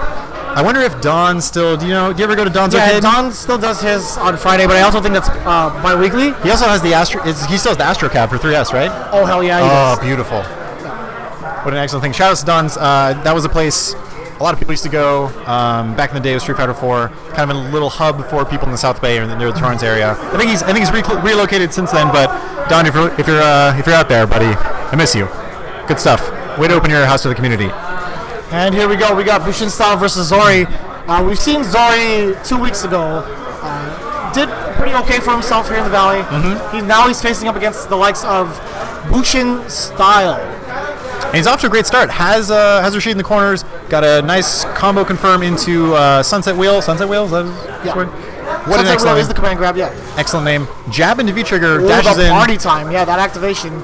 So hard to tell that V-Skill because it's a lot faster in V-Trigger. Back-to-back Sunset Wheels, and he tried to contest. Had he gone for the elbow for the meaty to check Bushin Style, that would have been game over. But you let this man live, he will take so much from you. Channeling the power of the winds, Zephyr, I can't remember the other ones. Oh, when he grabbed the overhead, that stays grounded, but he's still firing back with no remorse. Bushin Style calls out the overhead with the EX spinning mixer. To the skies he goes. Round number 2, here we are. You expect this with these characters, right? Kind of chaotic. Both have a lot of movement options. Both have a lot of mix-up options. But I'd like to see. Oh my gosh! Just raw eagle dive. Yeah, that's actually same side. He prefers to do that with the V skill. It's kind of a scary position to be in. Yeah, definitely. Worked out for him there. Sometimes the unideal option is the best. Gets a long combo from the EX tornado there. Although Zori jumping in. His momentum stops there for a second, and now he's stuck in a bad position. You have the he did it again. That V-skill. No, he's out of there. Yeah, Zori has a chance. He tried it.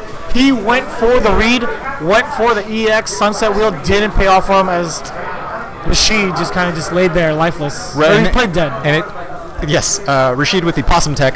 Classics. Yes. Now, and I'm assuming that's something got a Party little time. Did this happen? Whoa. This happened last time. We had a little mood lighting last time as well, if I remember correctly. Yeah, somebody did that last time. So Not a fan. Not a fan.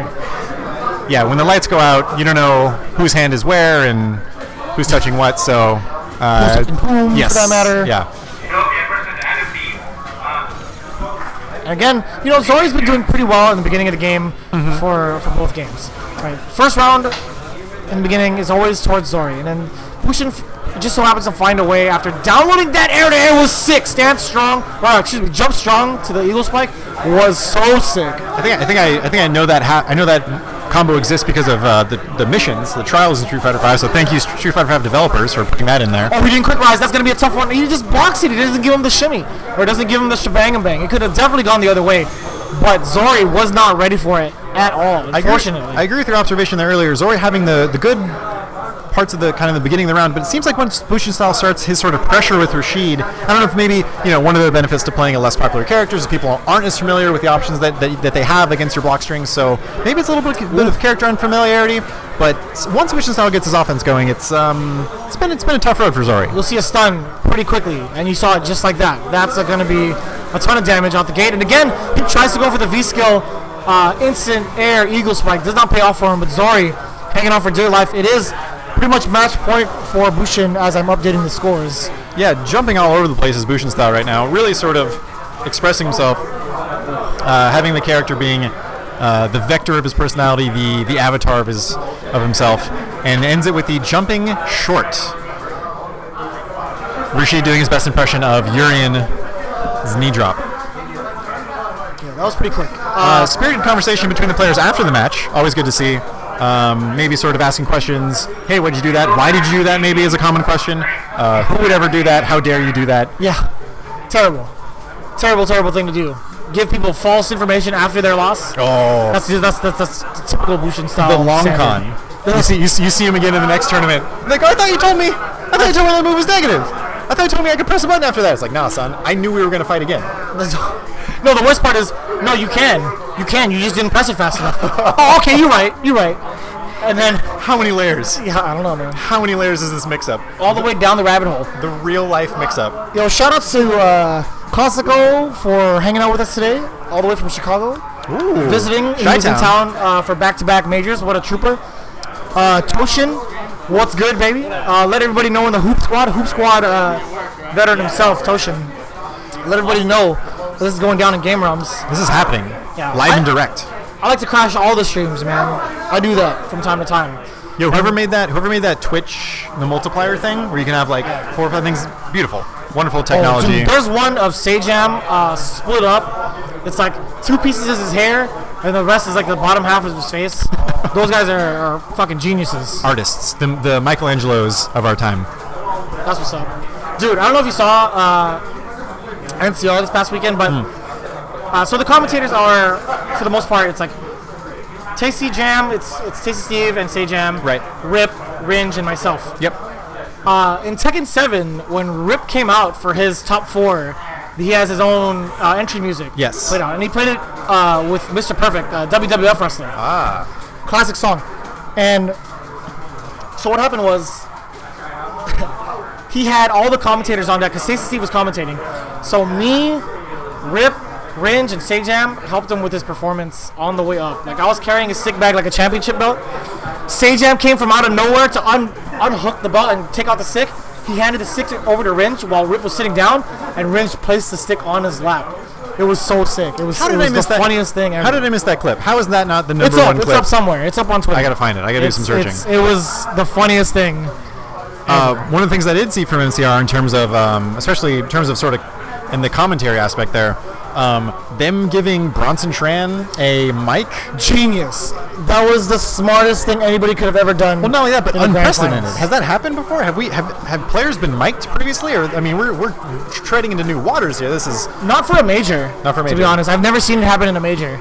I've seen it done in a local, but Bronson Tran, the legend, on the mic, beating down all of his opponents, beating down, telling these kids, I don't care if you don't if you play this game. I don't care if I don't play this game. I'm gonna beat you. He did that with Punko for sure. He's like, Yes, I don't care who you are. I'm with the gonna beat rolling your grab ass. with King. Oh, The rolling grab Hype. did so much damage. Holy shit. hype. It was so sick. Up next, we're looking at JC. It's going to be JD. It's going to be JD versus Kilo JD. Max. One of the fan favorites of the Valley. Kilo Max, definitely a student of the game in all aspects. Still sticking it out to his guns with Ryu. What a trooper. He Respect. loves him some Ryu. And that's definitely the worst character in the game, in my opinion. Yes. So I was playing some 5 after our commentary 2 weeks ago after the tournament here, and I didn't read the patch notes. I didn't read anything. I thought, I just want to play a character that's basic. You know, get back to my roots. Right. Picked Ryu and was like, what happened? Definitely not the character to pick for learning this game No. anymore. You definitely want to pick up the likes of Cammy. Yes. She can teach you the aspects of this game pretty easily. Absolutely. She's very linear. She's got great setups to go into meaties, to practice your meaties. Very active buttons. She has an uppercut to kind of practice anti-airs. Definitely. And she has very good, dedicated, normal anti-airs like back strong. Back strong is a good one. She has those really long-reaching. I mean, we talked about this 2 weeks ago. Really long-reaching normals to control space. Standing medium kick being the operative move there. But Yo, Uncle Valle in the chat. What's good? Thanks for the shout out. thank you, Mr. Valle. Kilo Max getting a decent life lead, but JD bringing it back with. Yo, what trickery is that? He did EX Hooligan, just let it rock into the Razor's Edge or the Slicer, the little slide thing, and then went for the meaty afterwards. Kilo Max was definitely not ready. Ooh, interesting. Stand strong to check the V skill from Cammy, but gets the jump in. I think it was just a raw jump in into, or empty jump into low strong hit confirm. There's the jump in into the double strong into the cannon spiral.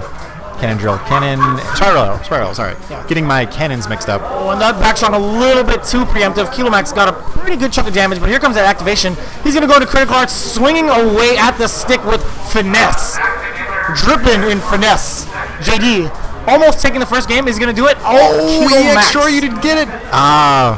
Gets the wake up buttons to finish the round. Once again, guys, if the stream is great, it's we love you guys for tuning in, all that stuff. But really, it's the details that you get when you come here. You could have seen just the artistry that JD finished that super with. Right. Double quarter circle into the recoil. He pointed to the sky. This is what makes the live events special. That's like watching Steph Curry make a 3-point shot in your grill and leaving it up there for the fans to see the follow through. That 90-degree gooseneck, you know it's pretty. Everybody wants to see that, baby. Let it hang. It's just different in person. You got to be here. Kilo Max getting a lot of mileage out of this stand strong. It's sort of just like a footsie tool as a check. Its hitbox, I'm assuming, being a little bit better. To say the least. Sort of maybe counter poking some of Cammy's longer reaching normals. Ooh, are you kidding me? He got the tail end of that, the dive kick towards the end. And he followed through perfectly. Kilo Max was not ready for it whatsoever. He could definitely V-skill through it. Yes. 3 times, and then that's it, if I remember correctly. Yes. And just like that, JD's on match point. Interesting use of the jump and normal there. Excellent timing on the V-skill to get through the fireball. Gets the follow-up confirmed. Kilo Max not having any of it. I like that reaction from JD to kind of snipe out that fireball, but a little overzealous on the V-skill. Now he's back to the corner. Kilo Max jumping into the corner, but back in, he's doing the rope-a-dope. He's frustrating JD in the mental game. He's like, what are you doing? I can't even tell. Musical chairs here between our players. Who's going to sit in the corner, who's not. Activate from JD earlier. Used one of his special charges there. Doesn't punish the sweep. The sweep. Could have done. Go forward, it's a drill. Could have definitely gone for that. And then the critical art to finish that as well, right? After the drill. Or after the arrow, rather. A few dashes here and there from the players. Good back strong. And he didn't finish his play. He's going to regret that. He went for it. He's not going to get it at all. Not enough chip damage for the Wandering Warrior. He's got a lot of stamina. We saw him do 3 light moves. Couldn't find the confirm into the cannon spike. Unfortunately, loses the round because of it. It happens, man. Can't buy a basket. It's unfortunate. Back throw. Not a lot of pressure for Ryu in terms of Oki. -1 on that solar plexus strike on block. What a check from Kilo Max. Could have definitely buffered into a Tatsu. Right. But it just played it safe. Just threw out the normal instead of buffering. Yep. Spacing from these players. Once again, sort of taking turns dashing in. JD takes advantage of it, gets a forward throw in the corner. This is where Cammy can be really productive. Gets a combo, and now back to kind of a neutral here. Kilo Max. Interesting use of jumping in Yes. from JD. That jumping medium kick to kind of medium extend kick. the normal. That was very, very smart play, kind of mixing up the dive kick timing. But now Kilo Max is pretty much on the ropes here. One more touch could do it. Any mix-up, actually. Yeah, getting that mix-up there. He's going for the frame traps between jabs and crouch strong. Very strong play from JD. Excellent frame trap there. And then I believe that was like we talked about previously. Counter hit crouch strong will then link into low medium kick. So great work from JD. Hey, great job, buddy. Giving a little bit of cheering to the players as they go by. One of the benefits, once again, of being right next to them, we can coach them, we can cheer them on, we can tell them when they're not doing well, or loudly suggest that they do things differently, such as wearing the headphones. Could have been a big deal if he had the headphones on deck. But again, for those of you tuning in, thank you first and foremost for checking us out. If you haven't done so already, hit up that follow button, twitch.tv/game_realm. You see us right there on all the other social media platforms. We got Facebook, Instagram, Tumblr. Kind of interesting. We got Twitter. Tumblr. Yeah, be sure to follow us on all the platforms for the bi-weekly tournaments for Street Fighter V as well as Street Fighter 4 here in Burbank, California. And for those of you that don't know, we will be doing majority of the commentating for the most part. Seems like it. Seems like that's the case. How can they find you on social media? They can find me on social media on Twitter with a brand new day one. This is the first day. Twitter, I'm still an egg or whatever the default thing is at Spacing Cowboy, SPACING Cowboy COWBOY. Award-winning speller right over here. Thank you. Spelling bee champion. When we someone asked earlier how to spell commentators, and you spit that out like a machine gun. I was so impressed. Man, I typed that word so many times. So many times. It's gone through. You see how many emails I've written with the word commentators in it. It's ridiculous. Should just have a keybind at this point. I should just like copy paste it and just use that at will whenever I feel like I need to. I feel like I've used that word way more times because everybody likes to say casters and I'm like no. Commentator. Commentator has a bit of a flourish to it. Caster, not the same. Definitely not the same. And usually in traditional sports they say like sportscaster, but then if you add esportscaster, lame. No, not about it. I'll be an esports caster, but I prefer esports commentator. Much better. You know what I'm saying? I agree. Does that make sense? I agree completely. I'll take the job, but I want that title. I want commentator. You know what I'm saying? It's about the title. The title opens up opportunities for other jobs, and that's why it's important for those of you out there with jobs. Make sure you get the title you want. Oh, for sure. It allows you mobility, allows you prestige. You can hand out that business card. Yo, what up, girl? I'm an esports commentator. You need a commentator in your life? Look no further. I got you. Definitely not the line you want to use to pick up women. We actually have another match on deck. It's going to be a pretty good one. We saw Zori against Bushin Style a couple matches ago.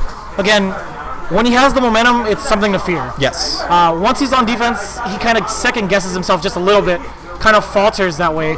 But hopefully, in the likes of losers bracket, he could come back with full pressure. I'd like to also see him who he's going to be playing against in terms character-wise here, because, like I said, I was a bit concerned about maybe character matchup knowledge against Rashid. Like I said, Bushin Style getting away with a lot of pressure from Rashid's arsenal there. So I want to see maybe if he plays a character more traditional or more popular, if he can answer back and kind of convert on his offense more and also recover from defensive situations a little bit better instead of just sort of being a victim of momentum and losing from one scramble situation or one throw or one mix-up. Right. And so Lucky, definitely no stranger to the Valley community. He was kind of in a character crisis.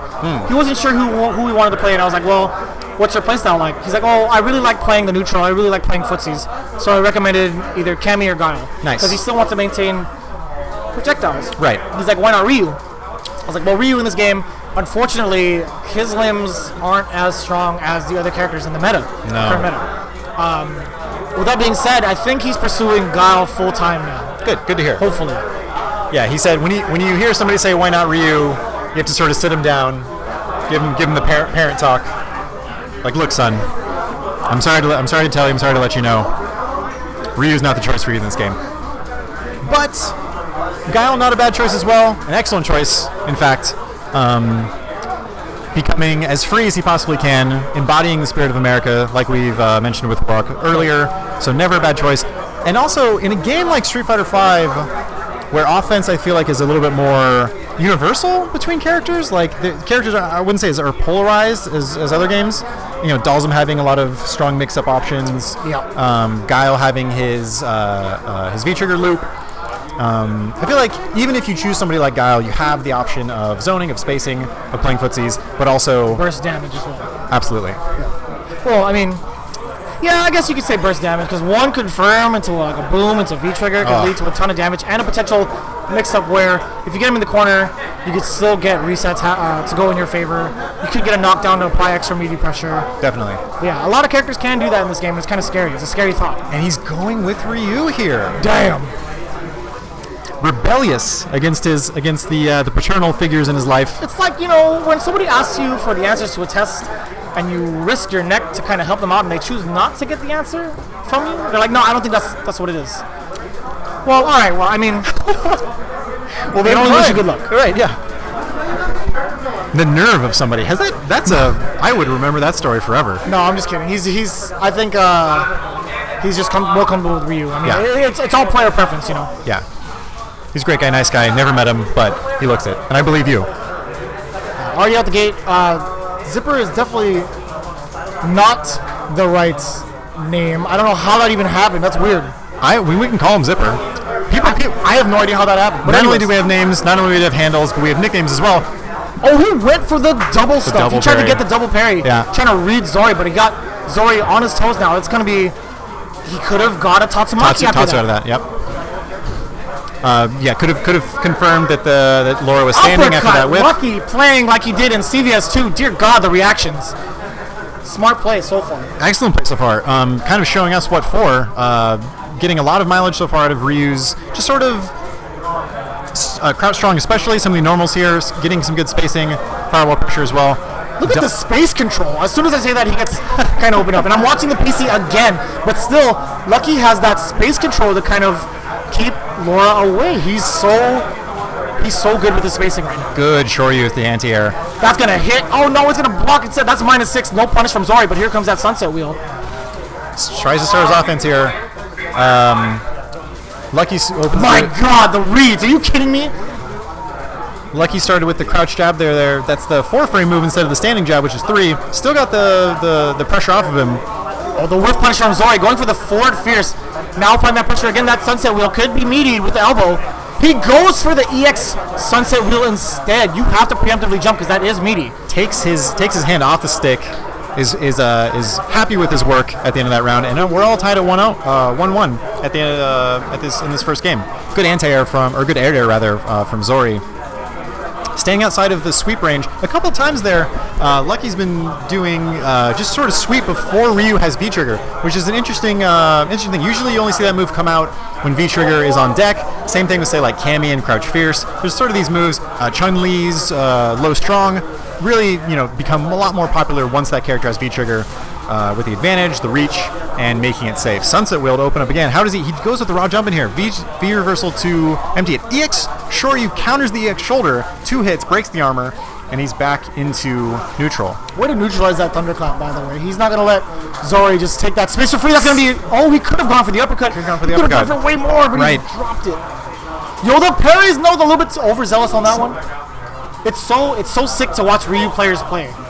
Yo, he stopped that V-skill a mile away, and he's going to get the overhead just out of range. And yo, damn, he went for the fences on that. He swung that medium, that sweep. Had that been blocked, that would have definitely been at least -12. At least -10, I should say. Minus a million, as far as we're concerned. Yeah, that's a minus death. It should have been. Ballsy play from Lucky here. I'm really enjoying it. Actually, you know what? I retract everything I just said. He actually had V-trigger on deck, so he could have made it safe regardless. You know what?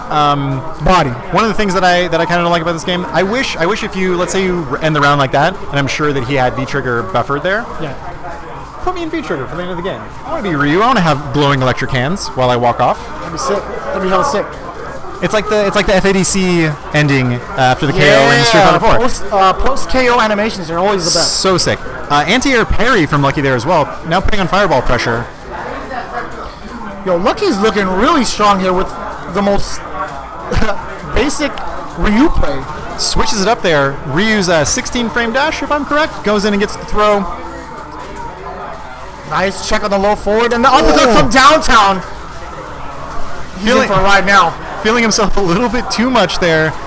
He's a. And he went for the V skill, changed it up. Yeah, so Lucky anticipated the EX command grab this time, but he did not have the meter whatsoever to do that. Tried to jump away and got clipped with Laura's beautiful feet.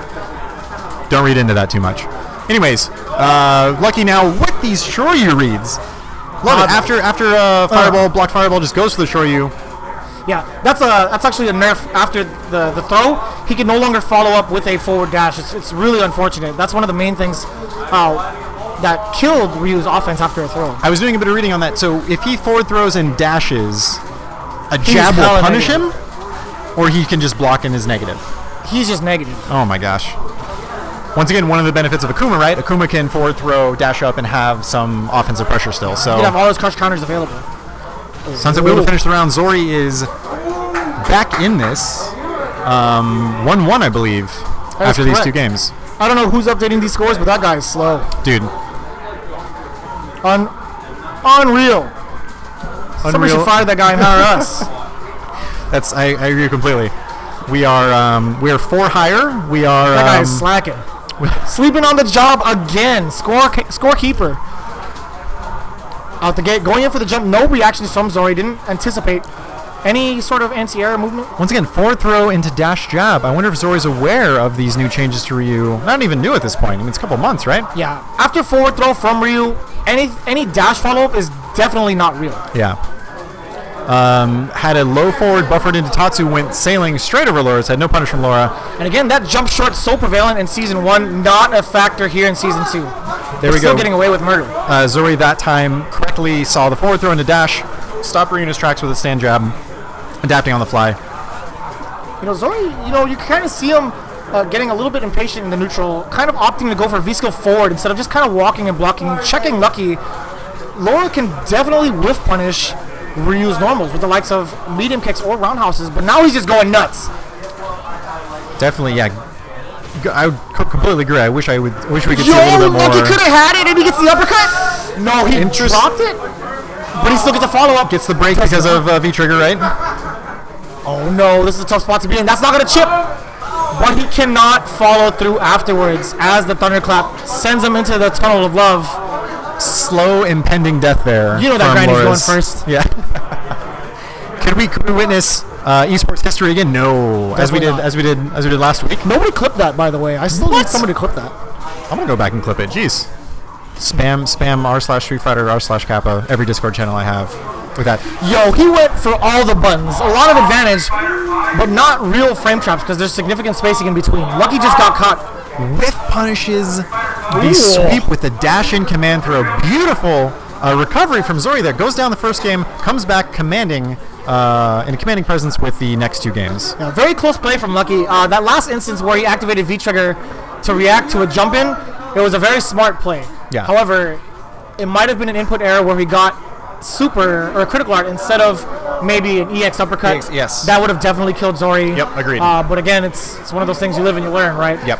Better to happen at a local than at a major. Definitely. This is where you hone your skills. This is where you get that tournament experience, sort of develop that adrenaline, suppressing ability. You're not going to make mistakes like that on the big stage. Playing under fire is always something to practice. Right. Lucky with also the option select, I don't know if you saw, has a t-shirt on that says Children's Hunger Fund of Los Angeles. So even if you beat him, you feel bad. He goes, hey man, good game. And you're like, can't be mean to this guy. Can't be salty, can't throw a little shade. Guy's a nurse, man. He saves lives. Saves lives. Can't be an asshole to nurses. No. What if you're an asshole to that guy and so happens you get sent to the ER or something and he's over there, he's like, hey, remember me? Remember? Yeah. I'm saving your life today. Remember this. Yeah. You're going to have to forfeit every match and tournament because of me. I control your fate. It's scary stuff. You're living because of me. That's true. Well, you owe me your life now. Maybe, you're going to give me every win. Maybe some collusion in the future. If you get your life saved, get taken to the hospital, get life-saving operations somehow from people, might come back to haunt you in the future. Lucky definitely in the position to maybe have some leverage over people. Like, look, man. Yeah, dude. If you want that IV to go in smooth, maybe if you want me to actually find your vein on the first chart, dude, you could absolutely use the headsets. We highly encourage you to use the headsets so that you don't hear our voices and our advice. Yes.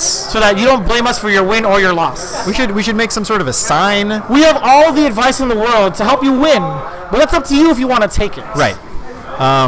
If I were to give advice about listening to advice, I would tell the players to listen to Jeremy's advice more closely than mine, because my advice is actually thinly veiled criticisms, puns, ramblings about life and Street Fighter in general. So nothing wrong with that. Probably, but just in terms of efficiency-wise, probably better to tune my voice out and listen to Jeremy, especially if you want to win. We have June the Baboon, June Boone, with his classic Ken, versus birdie player whose name is Emerson. The man. Avid Forte player in 4. Dabbled with Cody. He does like the mechanic of holding down a button and letting it rip for something invincible and annoying. And he found that in birdie. It's a good choice. Already out the gate, June double jumping, but Emerson very much so aware of it. Again, triple jumping. How many jumps? How many jumps is he going to do? Neutral jump this time. Try it. All the jumps. Is slowly letting up some ground. Once again, a jump in, putting pressure with Ken. Really nice uses of normals here by Emerson. Sort of disrupting the rhythm. Run, yeah, that chain gang. Oh, nice tech away from June. Always a very nice move to see work. The chain throw. Because of its sort of specialized usage in this game. Now you kind of notice June very active in his ground movement. Well, initially he was jumping around a lot, right? Right. Towards the end, he was throwing a lot of normals out. He was throwing a lot of V-skills as well to kind of get you fixated on the ground so that he could get his offense going with the jump in. Emerson 100% knew that was coming and stopped every single instance. That's not crush counterable, so he goes for a safe option for the combo. But again, Emerson, really, really strong in the ground game, playing so patient. Very solid, I agree. Just I feel like choosing the right normals for every situation so far, that's hugely punishable, isn't it? Raw Tatsu into EX. Cool. Sure you can, why not? Runs up to try to continue the pressure. Yeah. A lot of normals being worked here. Fierce buffer, and he gets the back throw. Just chaos right now. I feel like June trying to establish this environment of hecticness and realizing that Emerson was working a lot better in a sort of a calm, established footsie environment. Emerson trying to throw in a little bit of chaos of himself, turns bright red. Ooh, tries to slide into the DMs, but June is taken. He's a married man. Not going to happen. Activation. Yeah, or excuse me, not activation. Excuse me. Those of you interested in close match here, overhead to take it. Emerson takes the first game. Nice call. Those of you interested in the very handsome man on the left side of your Twitch stream with the bucket hat on, bucket hat, is that? Do you know? I'm a fashion guy. Fisherman's hat, bucket hat. Either way is right. It's correct. Surprising he's not using Ryu's alternate costume, B-boy Ryu, which would emulate that same style. For all those lovely ladies out there interested in him because of that. Sorry, like Jeremy said, married man taken. You're gonna have to find your b-boy of your dreams somewhere else. Yeah, Emerson, on the other hand, completely singular. Definitely could hit him up. I don't know what his Twitter handle is, but you'll definitely see him in the future of Street Fighter 5 doing pretty well for himself initially in the first game. Definitely. If you're impressed by solid birdie play, I would give this man a ring. Nothing gets your birdie a lot harder than Emerson's birdie play. Yes. Completely solid. A lot slower pace that so joke far. Sucked. Like I said, that joke was ass. A lot slower. Ooh, good use of the armor there. June, not liking the situation. EX Shoryu's out of it. Throws in the corner here. Tries to throw again, but misses it. Now Emerson gets him in the corner with the throw. Pressure's on. Good frame trap from Emerson there. Putting on a lot of pressure here. June handling it well so far. Decides to jump and get a huge crush counter into the confirm here. Let's see how he can follow this up. Tries to go for the throw, techs it. Emerson knowing after that throw break he's going to throw a safe. No, that's going to be activation. It could kill. No, cannot follow through, but he still gets it. Crouch jab. Catching June, not really a counter hit. Yeah. I didn't see the counter emblem. Might have been a jump back. Who knows? Think so. When is that V trigger fire activation hit? Was that at the wrong range? It seems like I seem to remember it hitting like in that juggle state. I thought the fire was going to kill and I was going to get super excited. A little bit closer. A little bit closer. I could be wrong. I could be most likely wrong. Good normals from Emerson again. Once again, using the super armor. Slid into the DMs. Now he's a cheating man. You open him up once, and this is the downhill slope. Just like we said. Yeah, critical art already on deck for Emerson. Going to be a ton of damage. Skip to my Lou. Here comes the meaty. Oh my god, the splitting headache. He's going to do it again into the knees. He gets so weak in the knees he could hardly speak. Sent into the losers bracket. Emerson with a big smile on his face. June, definitely disappointed, but well played by Emerson. You can see he kind of, maybe he plays his matchup a lot, or he's just very familiar with that sort of play style. Had the right buttons, the right answers for everything.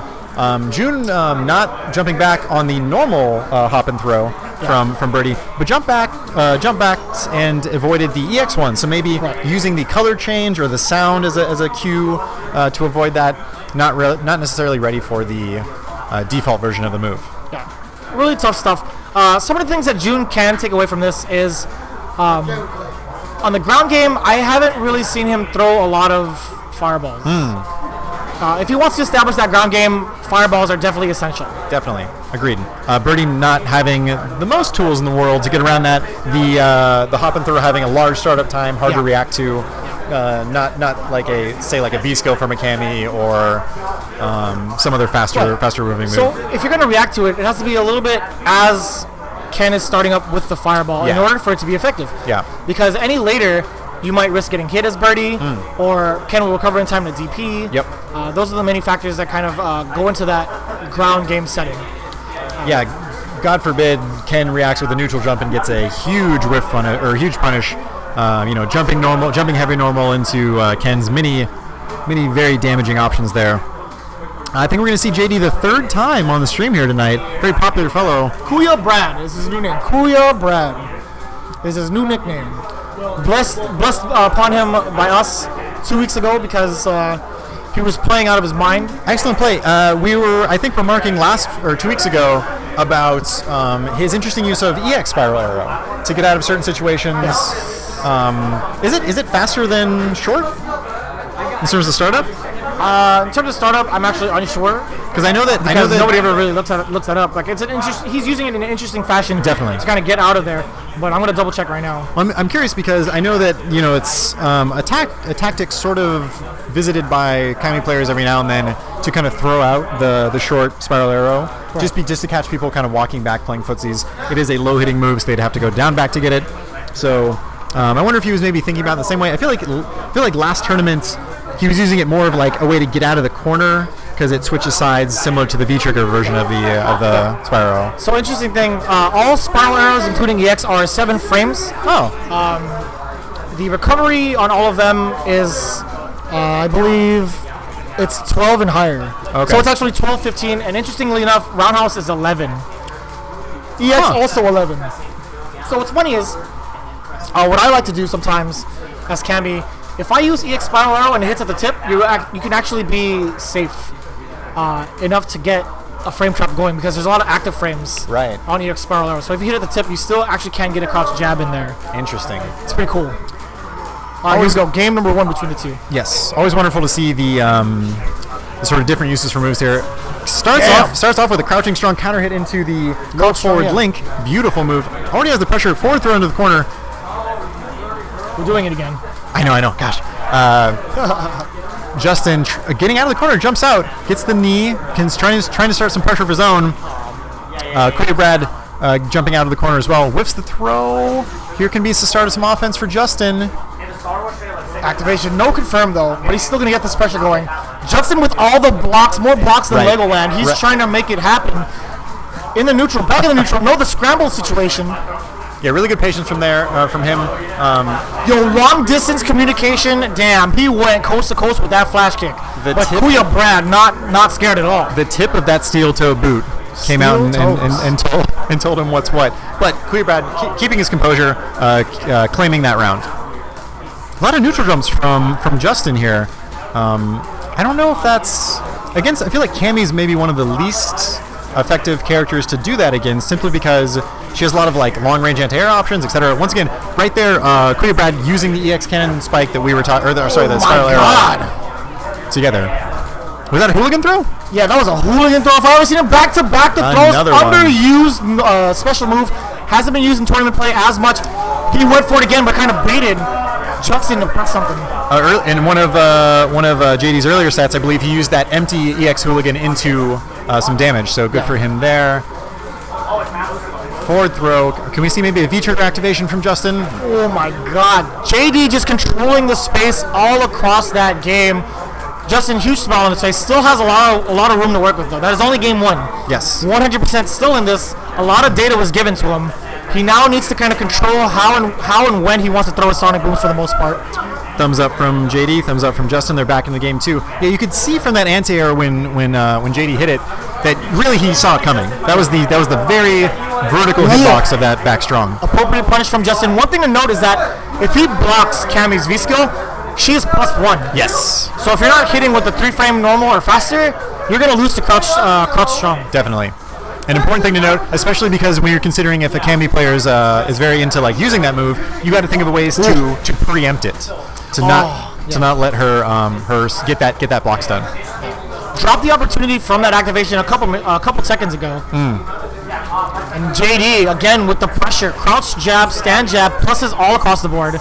Tough situation to be in. Justin now sitting on this deficit here. JD is sitting on match point. That's plus as well. Yes. More EX hooligan throws. Just Rosswell, not the greatest punish, but at least he's got position on JD now. Yeah. I think that's a good call overall. Getting that back throw, but that EX somersault, not going to cut it at all. Yeah, sort of an interesting switch of sides there, both characters. Thinking the other characters were other places. Kind of slowed the pace down in this match a little bit. Justin with some interesting choices as normals here. Kind of trying to control the space. This is really Guile's game versus Cammy, right? You need to slow her down. 100%. And again, JD's been making quick use of Justin's utility of the sonic boom, right? If you take away 50% of his moves, it's going to be a problem. Yeah. Excellent V reversal there from JD on the activation from Justin, putting Guile in the corner, the last place he wants to be against Cammy. He thought that was going to be a punish. Misses the confirm there, and Justin. JD. Kuya Brad. Yeah. What a nickname. Love it. So that was one of those tough scenarios, right? He used EX Spiral Arrow towards the later end of the double booms, but again, if it hits at the tip, it's going to be plus. Justin tried to follow through with crouch jab, his fastest normal, and so he committed to the crouch jab and the flash kick, and it wasn't going to fly at all. Right. Jesse, you're still in, right? Are you playing right now? Are you? Okay. Do you want to take over the mic real quick? I gotta do the thing. Jeremy's going to do a thing. Oh yeah, that's a good idea. Whoa, dropping the mic. Sorry for all you streamers out there, stream monsters. I apologize for your ears. We have none other than Commander Jesse. What's up, everyone? On the mic here. How's it going? Let's see. People excited about Lucky winning. It's a bit of a time ago, but yeah, we are at the mic for the commentators this time. You can see him live and direct. Look at that stare. Look at blue steel looking right into your soul. That's what that is. You don't want to meet this man in 5. Let me tell you, he's a terror. We were commentating on your use of Mika earlier. Oh, okay. Was that specifically for the Gao matchup, or was that you're just kind of flexing some muscle there with some alternate characters? Yeah, right now I feel like I want to work on some secondary characters. I like playing Dawson, but I've had Mika for a while now, so I'm trying to work on something on the side in case I need to bring it out. In Street Fighter 4, I used to have multiple characters just to flex around, and I feel like it wouldn't hurt to try other characters for now. Not leaving Dawson. I love Dawson. I have so much fun. Don't want to scare any of the Dawson fans out there. I have so much fun playing him, but I'm just kind of testing the waters, seeing how I fare with another character. Very, very cool. I am in a unique position to give some actual information here. You started out in 4 with Chun-Li. Yeah. Ended up going to Sakura after that? Yeah, I went from Chun to Sakura and AE. Right. Yeah, because the twins came out, and I was like, forget this. Can't do this anymore. Yeah, too much. And then I brought out Dawson towards Ultra. At the end, I started playing Dawson, which was completely different from anything else I used to play, and I had so much fun playing him. Now, for a, do you find yourself going back and forth between Dawson and in 5 and 4? Like, is that something that? Well, when I play 4 now, I can't even play Dawson. He's so different from 4 and 5. In 5 he has more offensive options. He's a little more on the creative side. I feel like in 4, his whole purpose was just to zone you out. Very polarized character towards zoning, towards keeping the space, and then in that moment that you actually you get opened up, it's like all hands on deck, panic mode. How can I get out of the situation? Exactly. And as we were discussing this, Bushin style opening up with a perfect on Miguel. Wow. And Miguel trying to answer back a little bit here. Once again, I'd like to see how Miguel answers Rashid's options here. We saw a match earlier with Bushin style where I felt like the person playing blue was Zori. Seemed to not know exactly how to deal with pressure. So, interesting to see here. Bushin style. Oh, raw critical art hit the. Does it? No, gets. Oh, yeah. Your fists loses to the wind, sir. You can't fight the winds. Good normals here from Bushin style, but a nice answer back from Miguel. Oh, that cross-up is going to be tough to deal with. Oh, good. Reset in the throw, another throw. Double throw. Good work from Bushin style to close out that match. It's always bad when you get a perfect first round and then lose the second 2 rounds. So glad to see Bushin style finish that out. And while in between games, he's dropping knowledge on Miguel right now. I think he's talking about the fact that he tried to critical art through the V trigger. I'm not sure. It could be wrong though, but he's dropping knowledge. Good observation. After Zori and him played earlier, typically you see either maybe like a handshake or a high five or something like that after the games. Bushin style and Zori last time, the moment the match ended, spirited conversation, a debate. Right. How did you do this? Why did you do this? What was that move? Who are you? Where are you from? So, getting to know someone. Yes, we're all friends here. Character switch. Character switch to Guile from Miguel. Okay. Well, is this a? I don't know if Guile does any better, or maybe he just doesn't feel comfortable boxer against Rashid. I'm not familiar with Miguel. I don't know if he has a more of a tendency to play a certain character than the other. So we'll see how he adapts here. Guile's definitely a strong character, right? But people still consider Balrog to be one of the strongest characers, if not the strongest right now in season 2. Is that right? Yeah, he's definitely one of the strongest characters. His comeback potential is so crazy. He does so much damage. Right. Off of a high or a low. Yeah, V trigger activate with critical art. You're losing half your life, if not more. Oh, definitely. So much damage.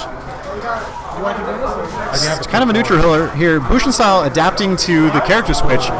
Whiffs the EX mixer. Even though he's going to take damage from that, once again, like we've said, always nice to have. Always nice to throw that out just in case people are crazy. Okay. I'll get someone for you. All right.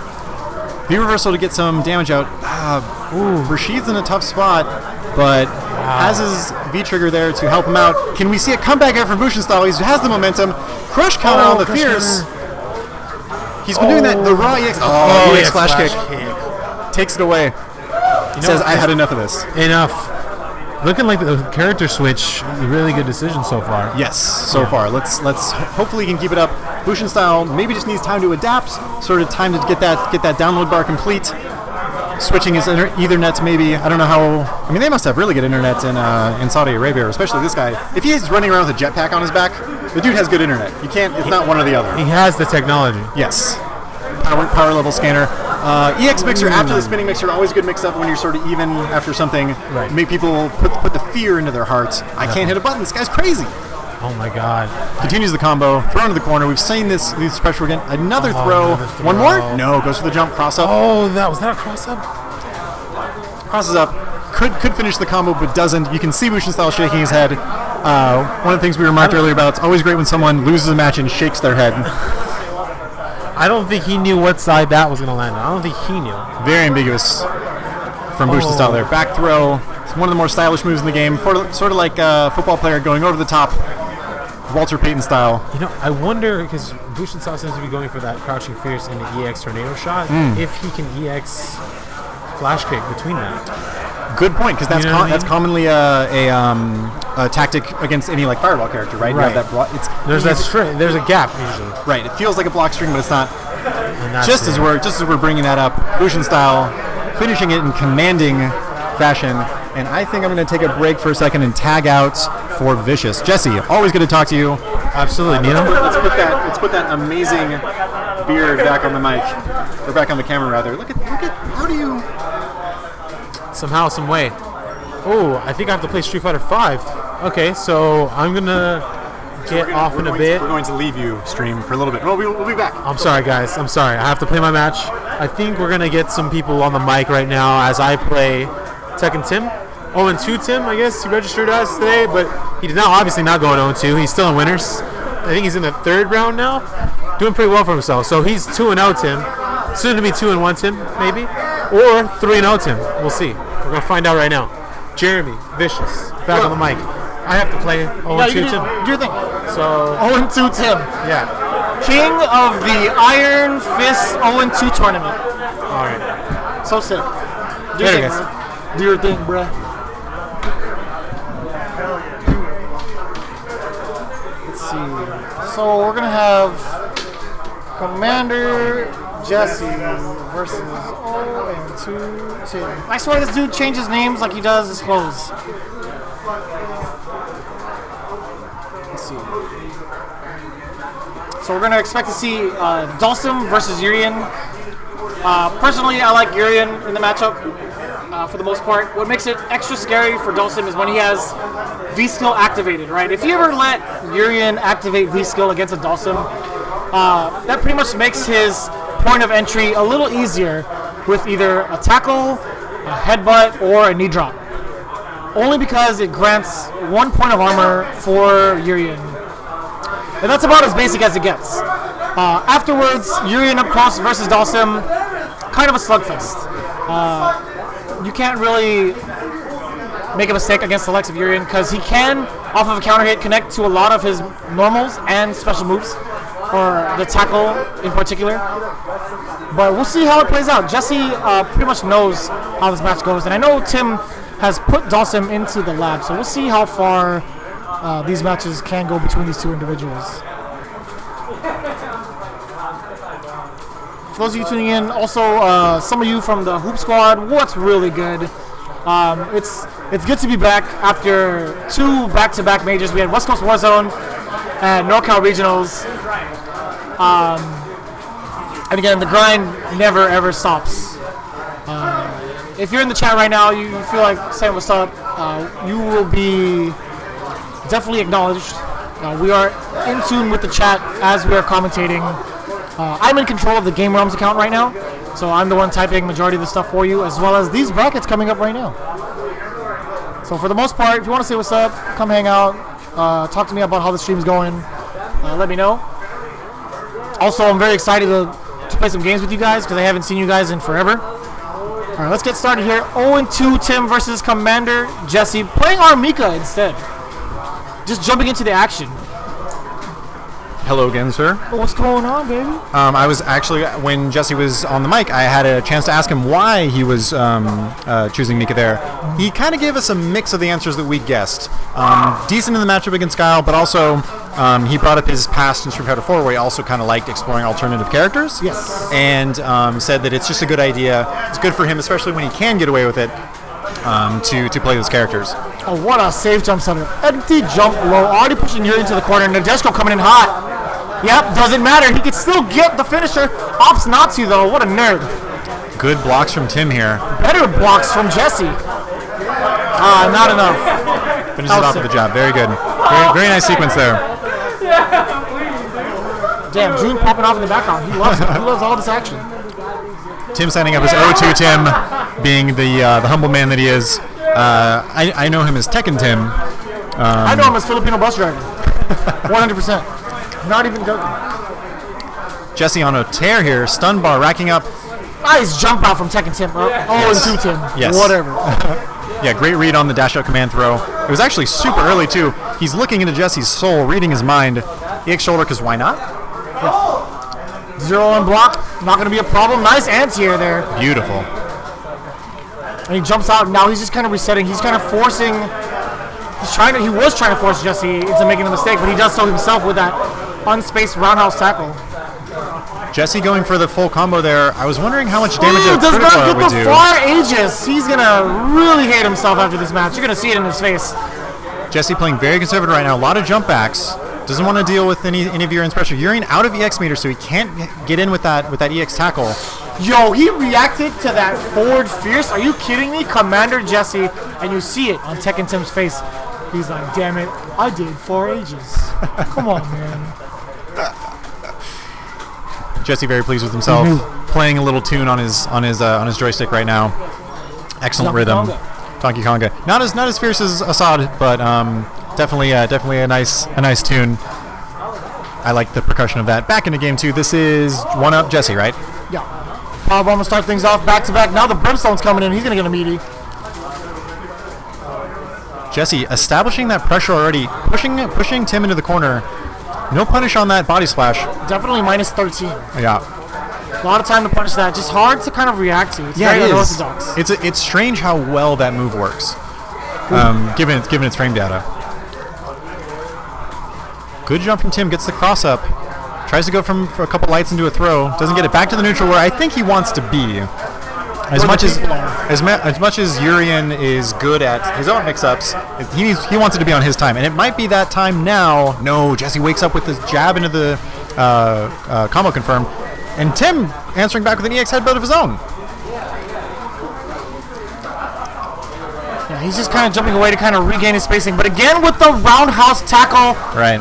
Definitely input error. I don't understand what he's actually trying to go for there. It's very interesting. At this point, it's just. It could be anybody's call. Right. Yeah, I don't think he had EX meter until he got hit a couple times there. So definitely, maybe thought he had EX meter and didn't want to go for it. Probably. Maybe had some sort of another thing there.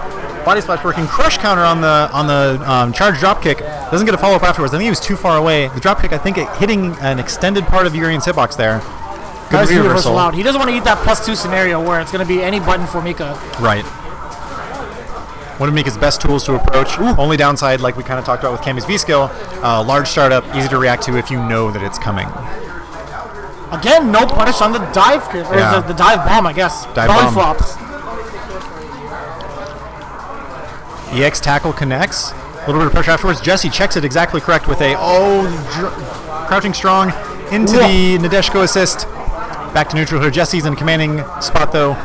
Pushing Timbers to the corner. Goes for the cross up actually. Tim with a lot of space to back up now. Let's see how he handles it. Oh, and he jumped into the fireball. He felt like just taking that damage to the face. No activation. Yeah, that medium kick, no follow-up. He cannot cancel into it unless he has V-trigger. Checking Tim with a lot of jumps back and forth here. Jesse with a nice slide. Here's the pressure. Gets the counter hit. More pressure. Good defense from Tim. There it is. The activation off the low medium kick. You had to see it coming. But no anti-airs again. Oh, the trade. Back again. Tekken Tim. 0-2 Tim. Smiles all around. Excellent game. Very exciting in the end there. Good reaction from Jesse. It's easy to fold, or it's easy to kind of feel the pressure of an Aegis activation, right? Right. And for him to have the awareness to V reversal out of it was very, very good, and really got himself out of that entire mix-up. Yeah. One thing Tim could have done to counteract that is if he anticipated a V reversal, Urian can 100% throw the V reversal and then bounce you up into the Aegis and crouch strong to continue the combo. Really unfortunate, but it's really tough call. Yeah. Under pressure. Definitely. And Jesse looks like he's staying on. Yeah, he's gonna be facing off against Miguel again. Is that right? No, Emerson. I don't know if that's correct. I'm mixing up my players here. You can. So we're definitely not talking into fans. We are talking into these blue Yeti microphone snowballs. They should double as fans. That'd be refreshing. That'd be sick. Well, I mean, it would also be distorted sounds. True. Good point. It'd be very weird. We would definitely sound like robots. Our experience would be heightened. The viewer experience would be lessened. Oh, yeah, for sure. Yeah, and we don't want that. We want it to be equal. Do you remember those fans? I don't know why I say remember. I'm sure they still have them.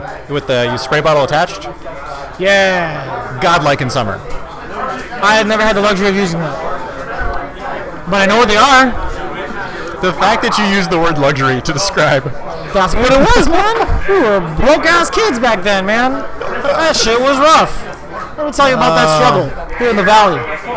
Shit was real. Valley where it gets hot as fucking summer. Yes. Oh. It's even worse. I'm so warming happy. is real. Yeah, dude. People in the other states, the other parts near the ocean, you're not feeling it. We're feeling it. We're in a basin. Yeah. You know how that works? All the heat just gets trapped. I don't know anything about meteorology, actually. I'm sorry. I don't mean to. I don't know anything about that either. Man. Talking out of my ass. Yeah, definitely not Commander Jesse's up. It's actually Futile versus Emerson. Okay, cool. So we are in round 4 winners. Pretty much quarters. Yeah, quarterfinals of the winners side of things. We got Futile versus Emerson on deck. Yeah, moving along quite quickly here. Once again, second. It's only 10:47. Let's go. Second tournament for Game Realms with this Street Fighter V, Street Fighter 4 setup. So becoming more efficient at it at every turn. Yes. Very good to see. Then we started at 8:30 this time. Ah, true. Last time was like 9:30 or something. Correct. Oh my gosh. Okay. That's why I took my sweet time getting here. I got here later as well. Yes, we had the hard read on tournament organization, And we got bodied. Never starts on time. If you don't know, if you're going to tournament, it's like parties with no women. They never start on time. You can show up an hour late, and you'll be the first person there. So, Or yeah, just picking up a woman from their house. I know nothing about this, but they take extra long, putting on Right. their makeup, getting ready to go out. let me. Speaking about picking up women, you mentioned earlier. Here we go. Something I know nothing about. Go on. You mentioned earlier that opening with the line, "Hey girl, I'm a commentator," is not the ideal thing to do. Is that what I've been doing wrong? Because I thought it was like mustard on my shirt, or like some sort of. Do I have maybe I kicked a dog on my way over to talking to them? I'm not sure what it was. Look, it only works for certain commentators. You got to just reach that threshold of upper echelon. Right. And even then, it still doesn't work. Unless you're like Sage Jam or Tasty Steve, like, look, girl, I don't know, that I'm going to be on TBS commentating. And then Sage Jam hits them with some sort of segue, and then it's like, boom. Into their hotel rooms. And they probably don't even have to introduce themselves. They're the ones getting recognized. Oh, yeah, for sure. With the fangirls coming after them, the sort of the Beatles situation. They're trying to get to the limo. People not letting them go. Yeah, absolutely. They're definitely living their life. Fame must be an interesting. It's a luxury. Yes. Best way to put it, man. Yes. It's a luxury. Not easily acquired. A lot of hard work. All jokes aside, those guys are working their hardest. And speaking of E-League, it's coming back this Friday, TBS 9 p.m. If I'm not mistaken. That's actually 9 p.m. Eastern time, so it should be 6 p.m. here on the West Coast, which we are currently at here at Game Realms in Burbank, California. For those of you that want to get in touch with us, you can see all of our social media platforms: Facebook, Instagram, Tumblr. Twitter. Again, feel free to hit us up. This is our bi-weekly Street Fighter V tournament for those of you just tuning in. And apparently, according to the owners, if there's enough demand, maybe weekly, maybe we can do this every Monday. Maybe this can be the thing. Monday Night Street Fighter. That'd be sick. Great way to pretty much refresh yourselves after a weekend of majors. You've been watching so many games on streams. You're like, you know what? I'm itching to play. Where can I go? Game Realms can definitely provide you that resource. That's an interesting point you bring up, sort of the idea of like refreshing after a major, because the tried and true way to get better at something is consistency, right? Yes. So even if you're going to a major, even if you sort of feel depleted after that, get back on the horse. Get back on Assad's horse with him and ride to the promised land of success. That horse is definitely gonna die. buckle. It's gonna buckle instantly. It's just like an atomic bomb afterwards. It's just dead. Oh man, it's important. Be consistent. You're gonna. This is the place to do it. We live in Southern California. Correct. Where else could you have the numerous amount of opportunities to play people locally, to experience fighting games in the best form they have next to each other? Yeah. No lag that's not from the game. Correct. Don't have to worry about netcode. What is I don't know what netcode is. Netcode is the name of the guy I'm playing right now. Speaking of the names of the people that are playing, we have Futile versus Emerson coming up. Correct. And like you said, this is rounds 4 So winners? quarter semis, round 4 of the winners bracket.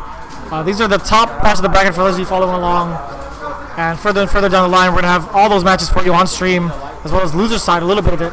And into the match, already Futile kind of establishing that dominance with the normals, as well as the thunderclap.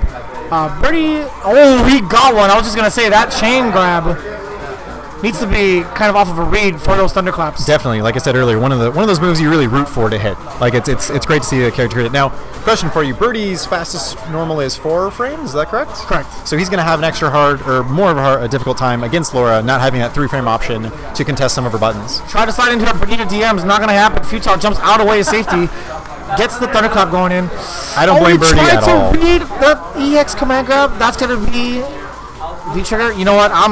I'm dumbfounded. Even then, the fire didn't hit. I really want to see him. Oh, nice, good reaction to the V skill.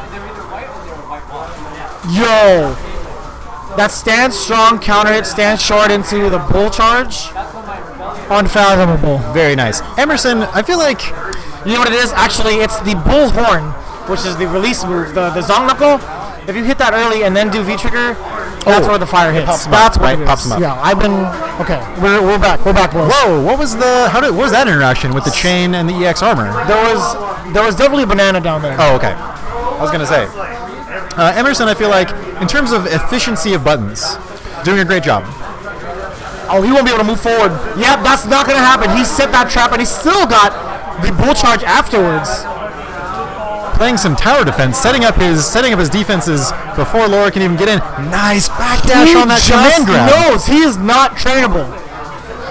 Emerson taking the first game, and just as Azad said, perfectly stated, Emerson does not give a fuck. No. He is not trainable. Not trainable. A wild animal. Savage. Can't be domesticated. As you could tell from his fantastic beard.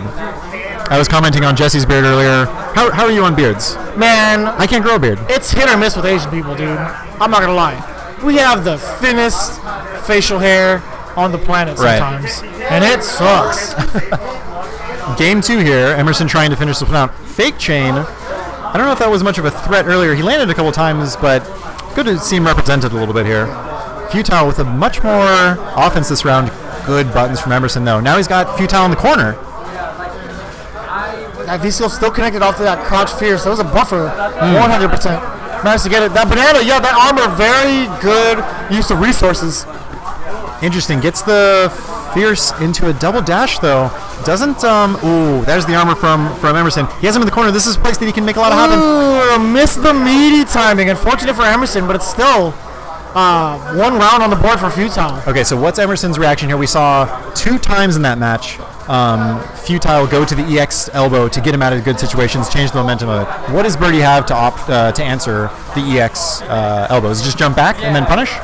No, for the elbow, you could actually hit it on startup. Armor only takes effect after, I think, frame 3 or 5. Right. It should be 3. Futile going for the Zori that we saw earlier. They just hard read into the command dash EX, or sorry, command EX command throw after a knockdown. Emerson, a lot of damage off that juggle.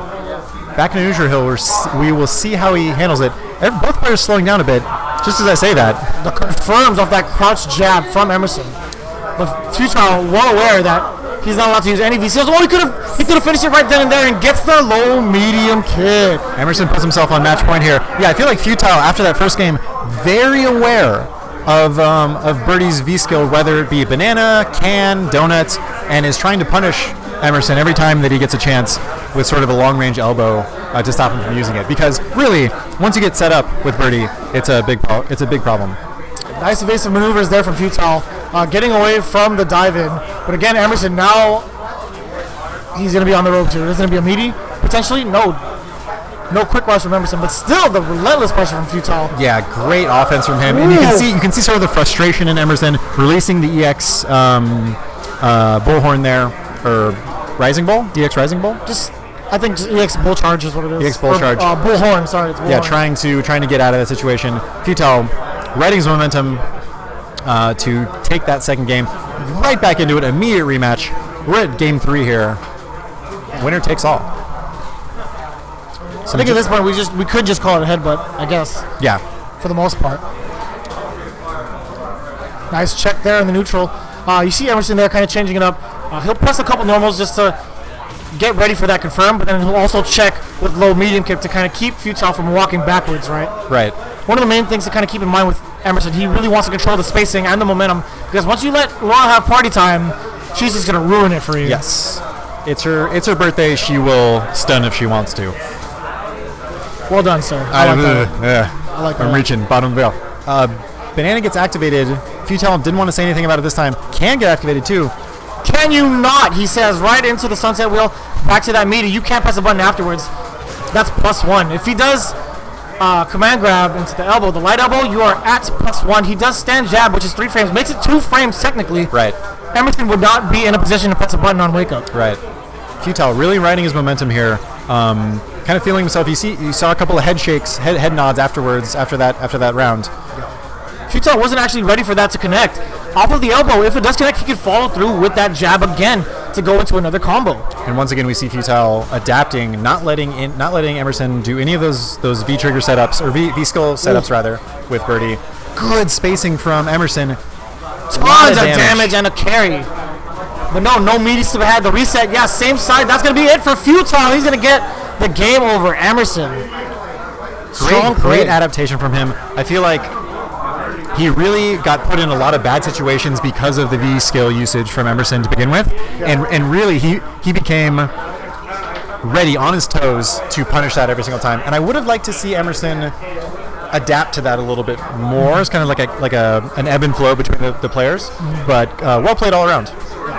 I would also like to see is Emerson kind of challenge Futile after those thunderclap resets with the headbutt. Oh. I didn't really get to see him use it from time to time, sometimes out of frustration, but either way, I would like to see him use regular headbutt to kind of get himself out of those 50-50 scenarios, those left-right mix-ups. Because why block when you have an invincible move, right? Yes. Blocking is for... overrated. Yeah. Alright, so this is going to be cool. It's going to be Carnage Assad versus JD, or Kuya Brad. Kuya Brad, you gotta... This is a bit of a David versus Goliath matchup, just in terms of personality.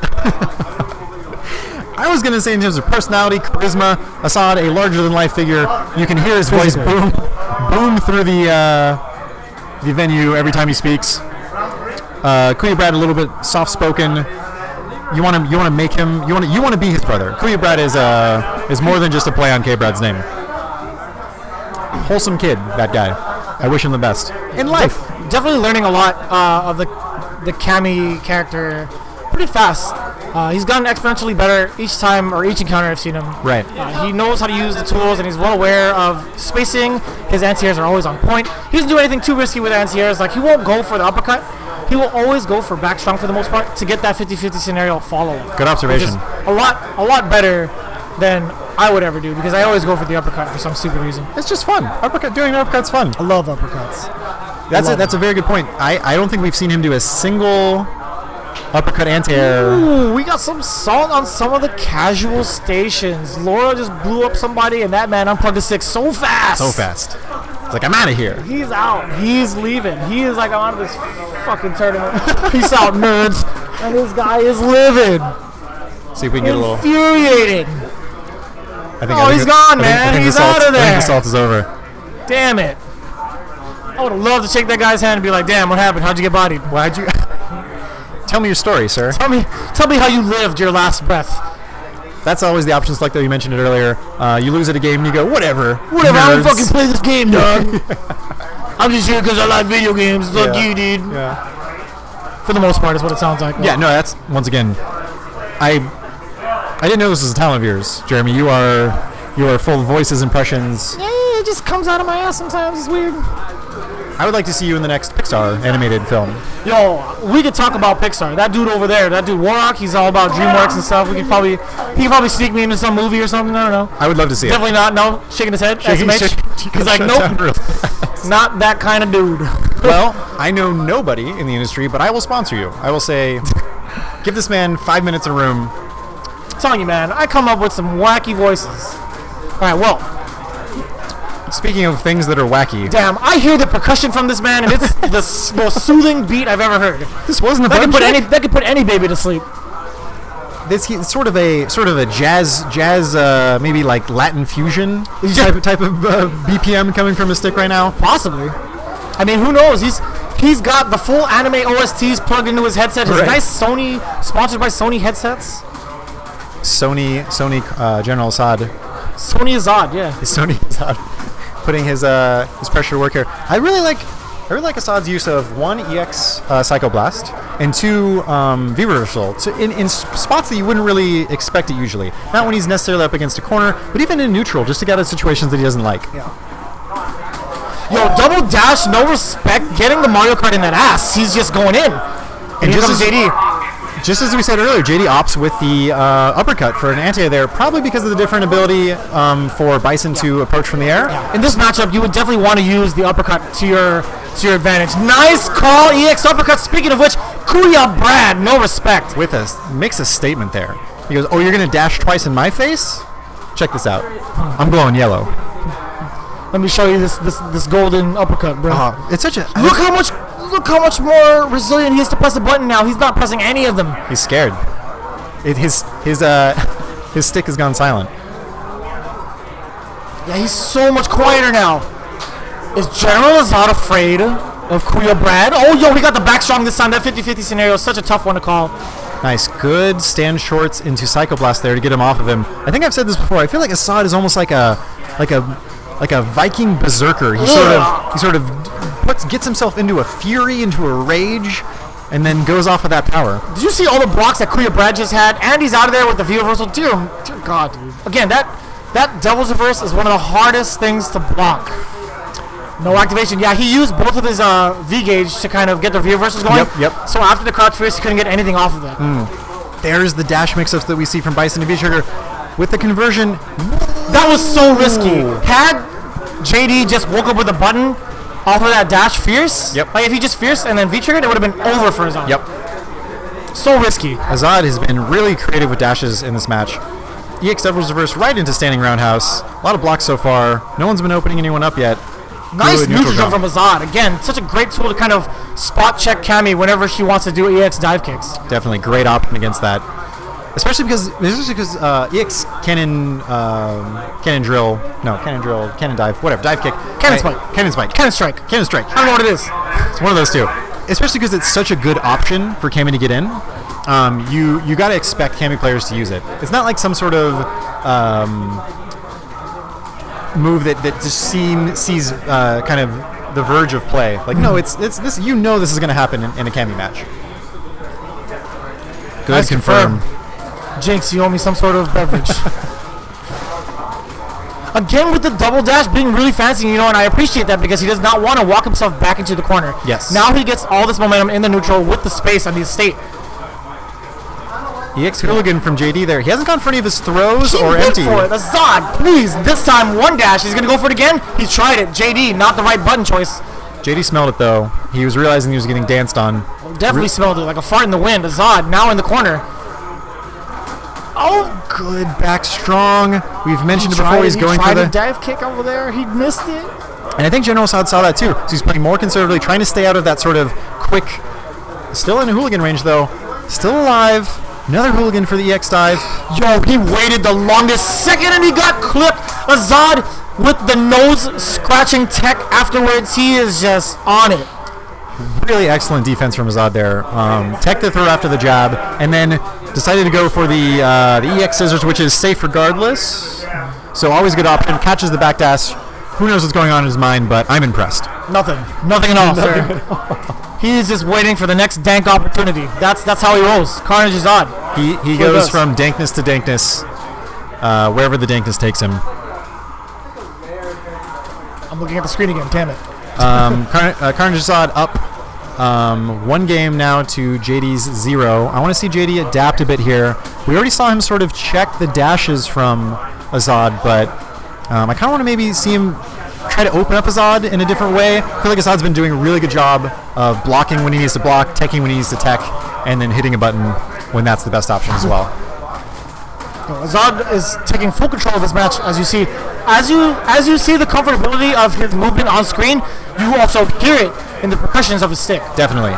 He's almost playing like a magic trick here. He'll do short Devil's Reverses, dash forward, dash back, dash forward, throw. This is a spectacle. This is a magician applying his craft. Saw a V-trigger activation from JD. Misses that EX cannon strike. Yeah, just the dive kick in general in V-trigger. You can't really use bar. You just automatically go into the V-trigger version a little bit too far for the conversion. Crouch strong. If it's too far, it's gonna miss. Azad feeling himself, giving a little bit of extra rhythm to his button presses after that. He's feeling it. Can JD come back? Azad is on match point right here with this rounds. Everyone loves a comeback story. Let's see if JD can make it happen. Nice trade-off. Yeah, I like that exchange. Crouch jab and just Azad stands short. It's 3 frames each. We saw JD hit with that crouch fierce. He was in range though where yo, what awareness from Azad. Go ahead. Where Azad would have blocked it anyways. So I was expecting him maybe to like buffer in a critical art after that. It's a common thing with Cammy, but ended up not doing it. Yeah. He's been sitting on a lot of meter here. How is he going to choose to spend it? His back's up against the wall, low health. Azad with everything that he needs. Damn, that it was beautiful. Not enough. Azad still in there. Cammy with full resources again. That's gonna suck. Tense moments here. Greedy. Activation. Shimmy. He goes for it. Now he's going to get a free meaty afterwards if he dashes up twice. He does. Nobody dropped it, and he gets the round. Azad drops the bucket of the cookies, and man, he's hitting himself for it. Jesus. I want to see this happen. JD, make this happen. You're bringing it All back. the cookies on the ground, bro. You can't just drop a full plate of cookies. At least hold on to the cookies and hold on to the jar. Chocolate chip, man? Come on, dude. Oatmeal raisin? Fuck them. But chocolate chip? Come on, dude. Come on. I agree that chocolate chip is definitely higher tier than oatmeal raisin. Whoever invented oatmeal raisin cookies should die. And don't, well, I mean, they're probably dead already. But still. I'm going to go on a limb here and try to extend the olive branch a little bit further. How do you feel about apple cinnamon as a flavor in Pop-Tarts? I don't feel like talking about that on stream. It's like dangerous territory. It's a polarizing subject. I understand. Let's not get too political on this commentary. I agree. View reversal from Azad to stop I'm thinking about it. Another view reversal from JD. Dash up throw, doing a lot of work for Azad in this match so far. The X cannon strike, good. Almost gets a punish. Yeah, for a little far away. Back to the neutral state. Again, Azad, he's just gonna hang out. That's plus. That's definitely plus. Azad snuck one in there. Got a ticket to one movie, but snuck into the rest of the theater. Azad seeming like a predator waiting to strike, sort of waiting for his favorite time to dash in here. Dash gets blown up by the EX Hooligan slide though. Good shooting! He did it again! Oh, he spent the meter. He does not get the meaty setup afterwards. He went for it all. He tried to take the cookies from the floor and taste it. No, it's a bad look. You leave it there. Brotherly love between the two competitors. Both happy with that match. Very exciting. Hype moments. People, Bushin style approaching the stream station, complimenting them as well. Not the same thuggery we're used to, but you know what? I'll take it. A little bit of fraternity here at Game Realms. Now, one thing that JD should really keep in mind is that when he activated V-Trigger, if he was unsuccessful in landing any hits, right, he'll go for a block string. He would immediately try to go back into dive kick to initiate that offense again. Right. And Azad was 100% ready for it by the jump backs. He got him in the first game doing that exact tactic. As soon as the pressure is relieved, JD takes off into the air. Yep. And Azad knew that from the get-go. Good adaptation from Azad. Good example of maybe not knowing character-wise what's the best thing to do, but getting that read on your opponent, knowing their tendency, especially in the limited time that you have in a best-of-3 set. Very impressive is to see always checking his internet speed download complete on JD. That was winners though, right? That is correct. So JD definitely has a lot of chances here. JD's still on the in loser it. Side. I want to see him do well. For those of you that want to keep along with the brackets, I'm going to be posting them shortly.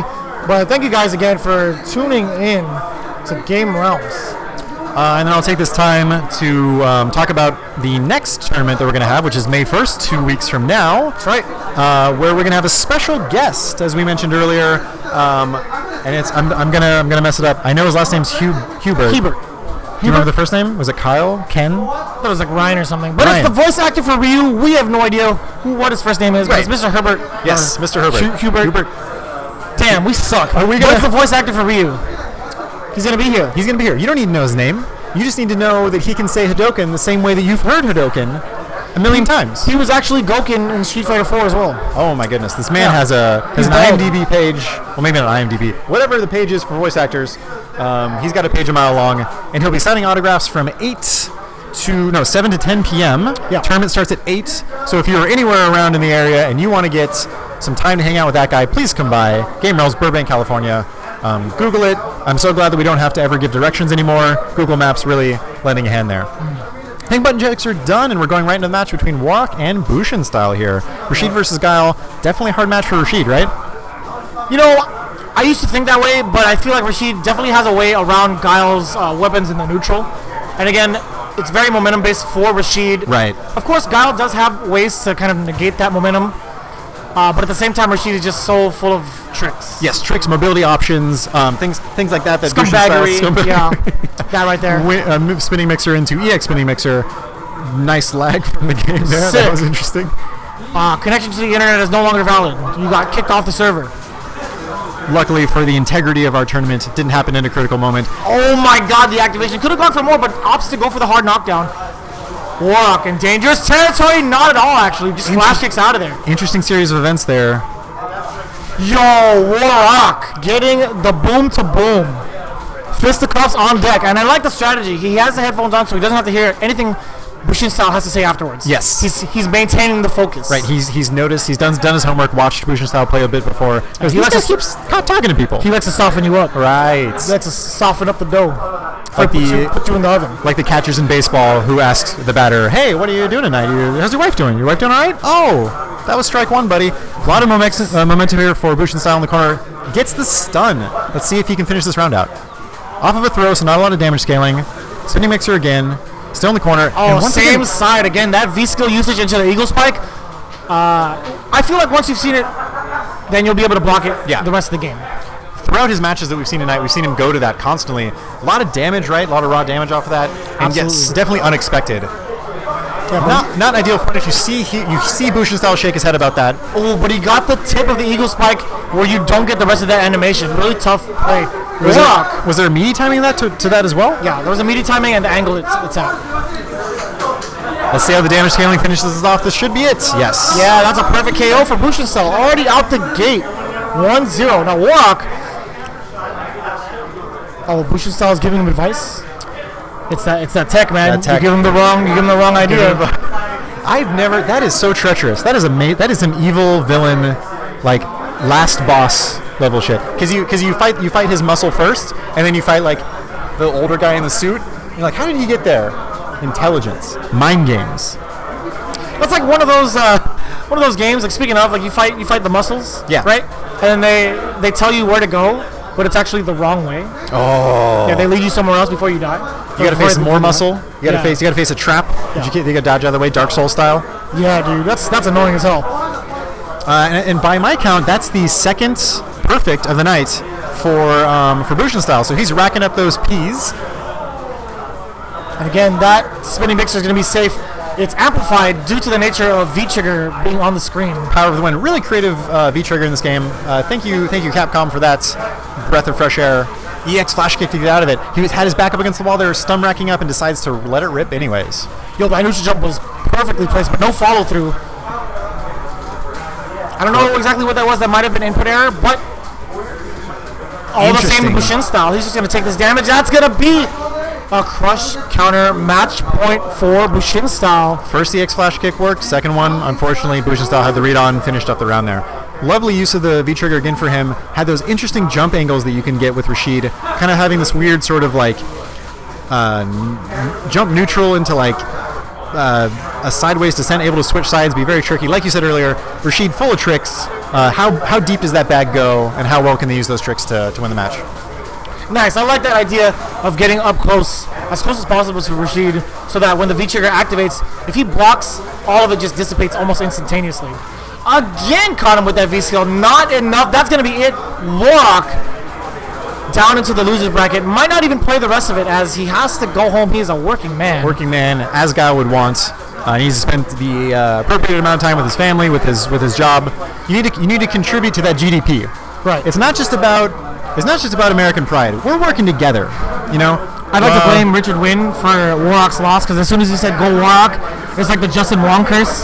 They just lose almost immediately afterwards. Warlock had a strong start, absolutely. Yes. Again, it's just some of those things, just lack of knowledge in the matchups that kind of got him, rather than being outplayed. Well, and you mentioned it earlier, which I think was a salient point. Momentum.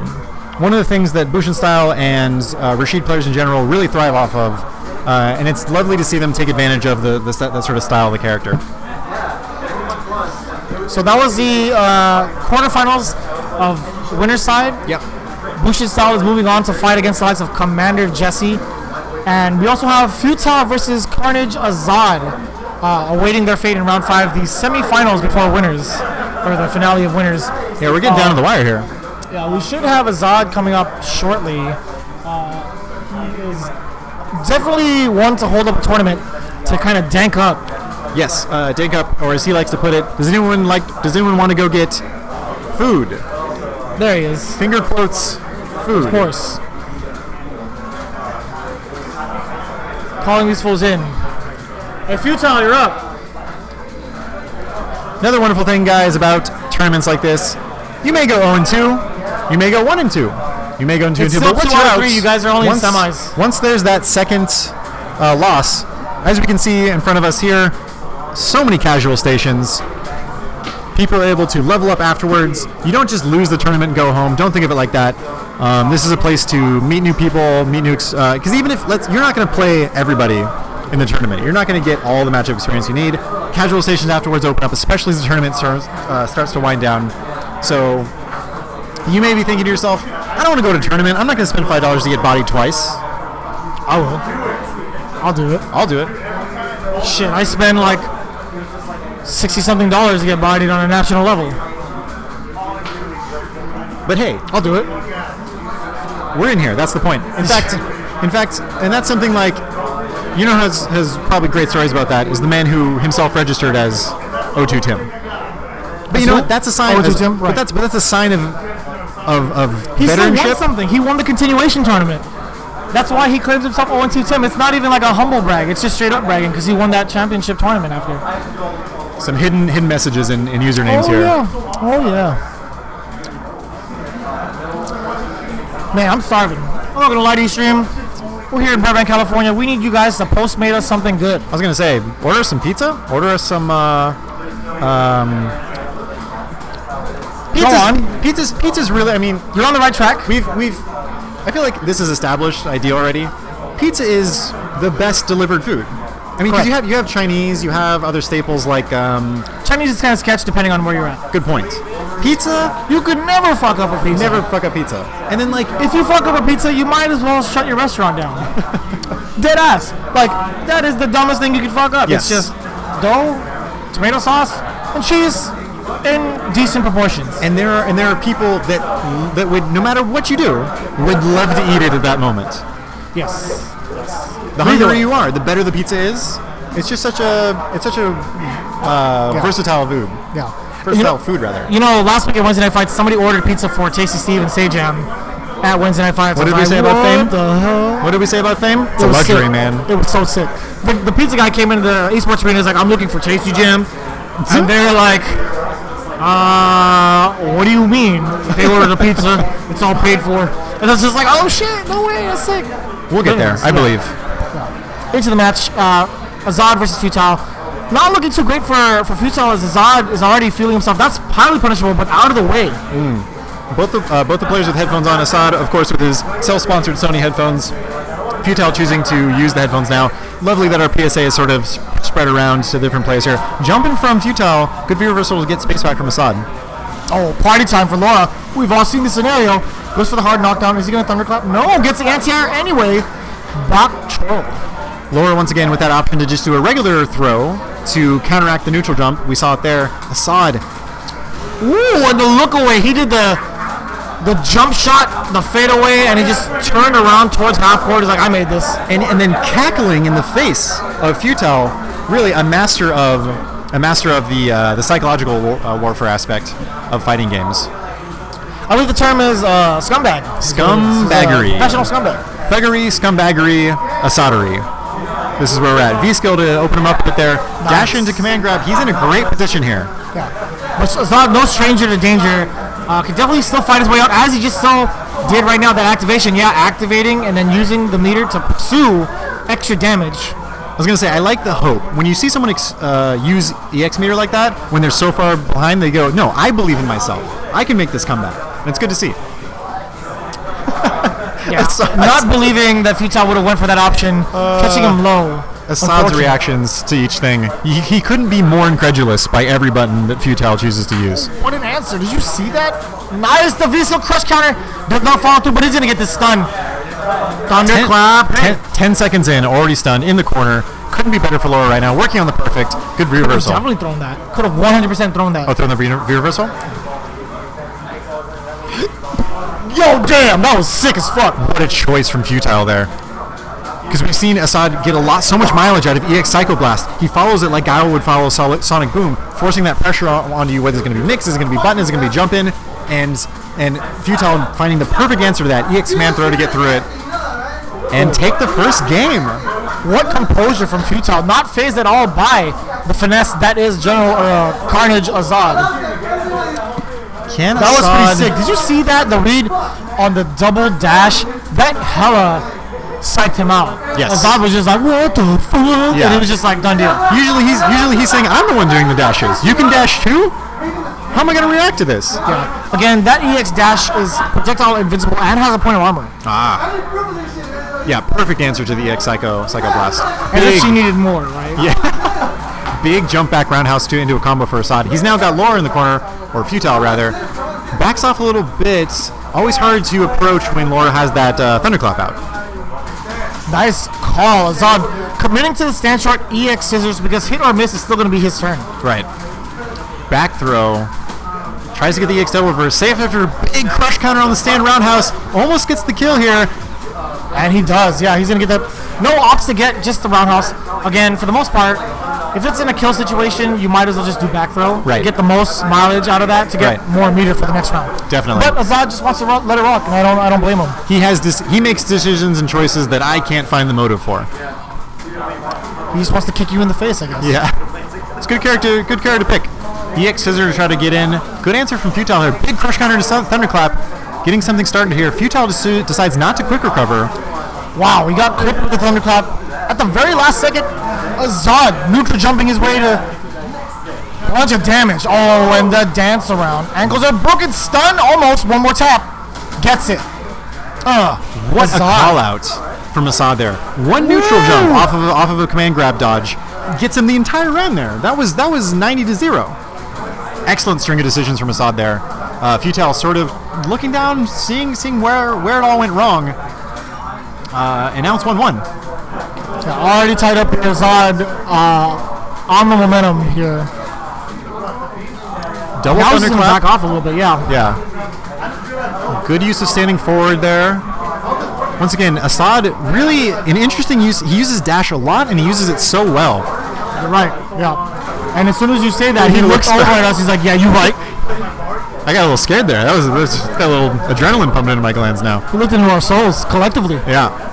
I didn't feel safe. One eye in each of us. I like that a lot. He dashes into the Thunderclap like it's something to do. The resets. Audible reaction from Assad there. He knows that was the wrong thing to do. Not a great situation to be in. Gets out of the Thunderclap though. Futile with no follow-up whatsoever. He could have definitely gone for the anti-air elbow. Right. As Assad jumped back to safety. Right. Or so he thought was safe. The reversal to get Laura into the corner actually backs off again. Double dash out. Yeah, so Assad very aware of the situation here. He's just going to hang on to the neutral to let Futile know he's going to be lame. Good spacing on that slide. Wasn't able to punish necessarily. Both characters low on resources. No option to V-reversal or V-trigger. Oh, my goodness. Big Assad. roundhouse. V-reversal, and I like the choice because he does not need a comeback factor here. Right. He's just going to use it, and he gets that buffer. Crouch strong EX scissors. Again, he's willing to spend that meter because regardless of hit or miss, he is safe. Match point here for Assad. Yes, takes the first game. Big crush counter to start out with. Futile's got to find a way back from this. Needs 2 rounds now. Double dash into the command grab. No, not a big punish from Assad though. Futile's all right. Says screw it. Gets the EX elbow in. Big crush counter. Can't follow up with the air juggle though. Ooh, now we're in command grab territory. This is where Laura wants to be. Nice block from Assad. Great patience. Now he's trying to option select his way out. He's trying to jump out. I see it. It's not working out too well for him. He gets Laura to back off. However, he is down. 1 full V-bar. Or 2 now the V-reversaled again. I feel like Assad committing to those V-reversals a lot more against Laura. Maybe it's just the character. Maybe it's Futile's playstyle. Maybe it's how he's wanting to play the match. But excellent work so far. Laura with a life deficit. Assad swinging for the fences. Big counter hit on the V-skill. No meaties to be had from Futile. Let it drop. He had the momentum. But now Assad, he's trying to fire back. No anti-air is present. Command grab. You got to see it coming. Yep. He got him again with the Devil's Reverse. Assad on his high horse out of there. Excellent match. Excellent. So again, that Devil's Reverse, he conditioned Ryan the first time with a throw tech. Yep. But as soon as he lands, he goes into roundhouse. That's so tough to call out. Definitely. It's very tough. Hey man, we're not organizing the tournament, dude. You can do whatever you guys want to do. There's some. We're just gonna talk about it. There's some tomfoolery around, some chicanery, some. Probably. Some. Nah, I don't know. All of the above. All of the above. Some people are scheming. right now trying to play on the stream station. I was going to say earlier, Futile, even though he lost that match, I think had a really good, I think you mentioned it earlier in a different thing, knowing when to use V-Reversal, when you have the option to build another V-gauge, so you get to that V-trigger, knew that he had no opportunity to build the full V-trigger into activation. So using the V-Reversal from Laura, not often seen because of how valuable that V-trigger resource is, to get Assad into the corner and try to continue the pressure. Right. But Assad, I think, answered with a V-Reversal of his own and then finished it to take the match there. So really excellent work. What happened here? They are so behind in losers. What the hell is happening? What happened? Zori and Edgar barely playing losers round 4, and it should be Cloud afterwards? Yeah, looking through the brackets here, Vicious is, I guess, confused would be a good word. Maybe at a loss. Sort of looking around, maybe hoping to catch eyes with somebody organizing something or in charge of things. Looking for answers, as we all are, traveling through this universe, this Twitterverse, this multiverse. I'm going to keep spouting nonsense about the existential crisis that we all face in life while we're trying to find why people aren't playing their matches. What match is that? We might have to lay down the law on some casual matchups here, some casual stations. Also, pro tip, if you're coming to tournaments, even though I mentioned earlier casual setups being available after the tournament starts to run down a little bit, definitely always respect the necessity of the tournament to use all of the all of the setups necessary in order to make sure it goes along smoothly, because it really should fall as second priority for casuals. Because if the tournament gets slowed down for any reason, we could be here till 2, 3. God knows how long, and I'm not about that life. Right. I just came back from a major. Your boy over here, Neil, needs to go back to work in the morning. Dude, do you know how fucked up my sleep schedule was last 2 weeks ago after we left here at like 2:30? Tell me about it, man. I know, I'm pretty sure I don't know, I'm complaining about a 9 to 5 and you're like traveling the world. But yeah, I did not know where I was the next day. Tuesday morning was more of a struggle than it usually is. Right. Needed to double up on coffee, double up on the essentials. Once again, guys, Game Realms, Burbank, California. I don't understand. When I tell Charles to get his opponent, JD, he literally just sits down and doesn't bother telling him to play. Absurd. Is he thinking we're going to DQ people? Is he thinking we're going to say, you know what? I don't know, man. It's not a good look. No. But I'm definitely not the one to be running this tournament. Right. Once again, I've said it before, I'll say it again. Renaissance man, Jeremy Vicious, commentator, coach, tournament organizer, bracket runner. I do it all, man. Vigilant in all things. Well, what the importance of it is so that we're on schedule, so that we also provide extra content for you guys at home on the stream. Absolutely. Like, if we leave a stream station blank for so long, that's going to be mad dry. Yes, agreed. And this is tournament match losers bracket, I believe. This is definitely loser side. Zori, the Laura that we saw earlier. We also saw Edgar earlier against, can't remember who, but he is starting off with a big stun on Laura here. A lot of damage, of course, from Balrog. Spends the EX meter to get the extra damage. Wake up buttons from Zori, but he's stuck in the corner. This is such a tough spot for Laura. Opens it up with the EX command grab, though, or just regular command grab, rather. A lot of pressure from him. Edgar finally responding back. Back to neutral. Ooh, this could be a comeback from Zori here. He's got a lot of momentum. Double thunderclap. Stun's almost racked up, but he's almost dead anyways. Good choice on the regular throw there, not to get baited. Edgar decides, you know what? You're trying to come back? I'm going to douse that flame. I'm going to be the wet blanket on your tournament dreams. Zori could have definitely meaty through Balrog. So it was pretty risky for Edgar to jump. I guess he anticipated that Zori did not know his meaty timing. Right. But either way, that was so risky, and it just played off in Edgar's favor. Yep. A couple times now. I think you mentioned this earlier in Edgar's matches. You were saying he wasn't doing enough to condition his opponent to block low. I think he's gone for that most options now. In fact, third option there after the turnaround. He's gone for the low attack afterwards. So definitely seems like he's mixing up his offense, or at least trying the low option instead. V-trigger activate into big damage. Can he spend one more bar to get it? Not quite, but either way, that's going to be... Oh, not enough. And no punish from Zori. Tense match here. Zori trying to hold on to his life. EX Thunderclap to get it started. Kind of caterpillars behind it. No reactions to punch the KKB. Again, Edgar's swinging right in the middle there. Either way, if it was swung or blocked, it still would have put him in a negative space. Zori could have definitely punished. Let me pick your brain about a situation that just happened there. So, Laura was knocked down. Balrog was waiting for the meteor, waiting for the pressure afterwards. He neutral jumps. Right. She EX elbows underneath him. He's out of range to punish. Is that something that, if you're expecting the reversal, if you're expecting the jump back, if you want to jump back to bait the reversal, against Laura, is it always better, do you think, to jump back? Because that's her armor move, right? Is the EX elbow? Definitely not. What you want to do against the likes of Laura, you don't even need to jump back ever. So long as you stay solid with your meaties, you'll be just fine. Because again, that move only has armor on frame 3 or higher. That's right. And if you block it, you bait it correctly, it is highly punishable. So either way, what you want to do as Balrog, especially as Balrog, is get your meaty setups going. Gotcha. If you jump back and they read it correctly or react to it, they could easily use the armor still as you're landing, or use the fierce elbow to catch you on the way down. Interesting observation there. The target combo, the stomp for Balrog, very negative, right? Yes, absolutely negative. Zori, I feel like, is unfamiliar with some of that information. He got counter hit after Balrog did it himself, so went for the risks again. And almost had stun there. It's such a bummer to see someone lose a stun on the edge like that. EX armor to get out. Once again, not solid on his meaties. Somehow beat the meaty there. Both these players always down to the wire, but here comes Zori. One meaty away. He gets it. Yeah, crouch strong so far. Into the elephant he goes. Francisco already yelling like it's his own house. Unbelievable. The loudest person here. What the fuck, dude? I don't know. It's absurd. A lot of dash combos into the corner here. Carries him all the way. Almost on the stun here. Gets the stun already. 91 seconds. Stun for Edgar here. EX into more damage. More EX. He blows it. He wants the perfect. He smells it. Oh, he dropped the opportunity again. Crouch strong, meaty.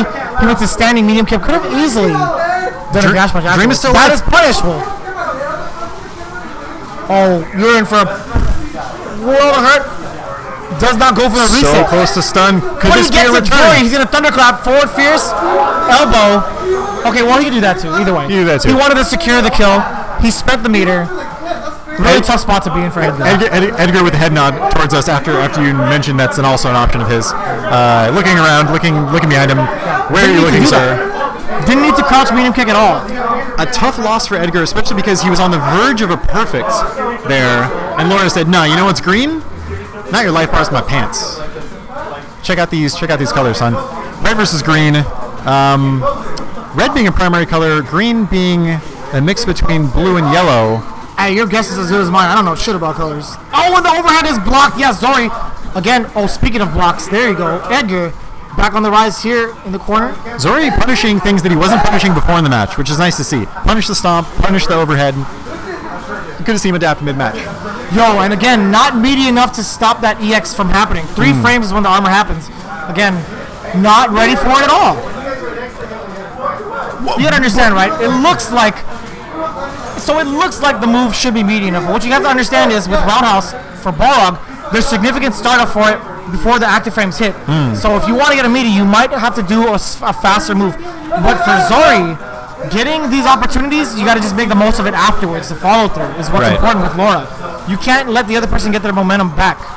Yes, momentum-based character, definitely, if not the most momentum-based character in this game. Interesting little move there. Thunderclap dashes past it and gets the command grab into the stun now. How can he go from here? Overhead into the command grab again.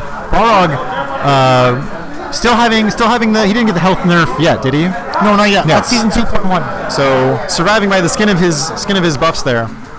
Yeah, 1025 boys. 1025. Illuminati health. Nice call out. Stand medium kick with no follow through. That was a counter hit. Could have easily gone into crouching strong into whatever he wanted. But still, Zori now commanding this match. Zori running out of resources here. Uses his last EX. Meanwhile, Balrog almost fully stocked. That is a punish. Yeah, Zori. He could take it right now. Forward? No? Okay, well, he got it. I was going to say forward fierce, but what do I know? I'm not a Laura player. You guys are on different wavelengths. Yeah. Once again, excellent adaptation from Zori there. I feel like he either heard us or realized that a lot of the options that Edgar was going for were unsafe and punishable. Right. That being the stomp target combo, that being the overhead after the turnaround. So good work from here, or good work from him rather, playing her character.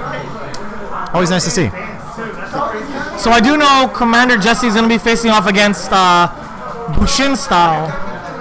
But I guess not. JC is just going to go up there as if it's his own house. It's a family. It's a very cozy environment here. People sort of acting like they would at home, irregardless. Well, if this is how they act at home, I feel bad for their neighbors. I feel bad for their parents.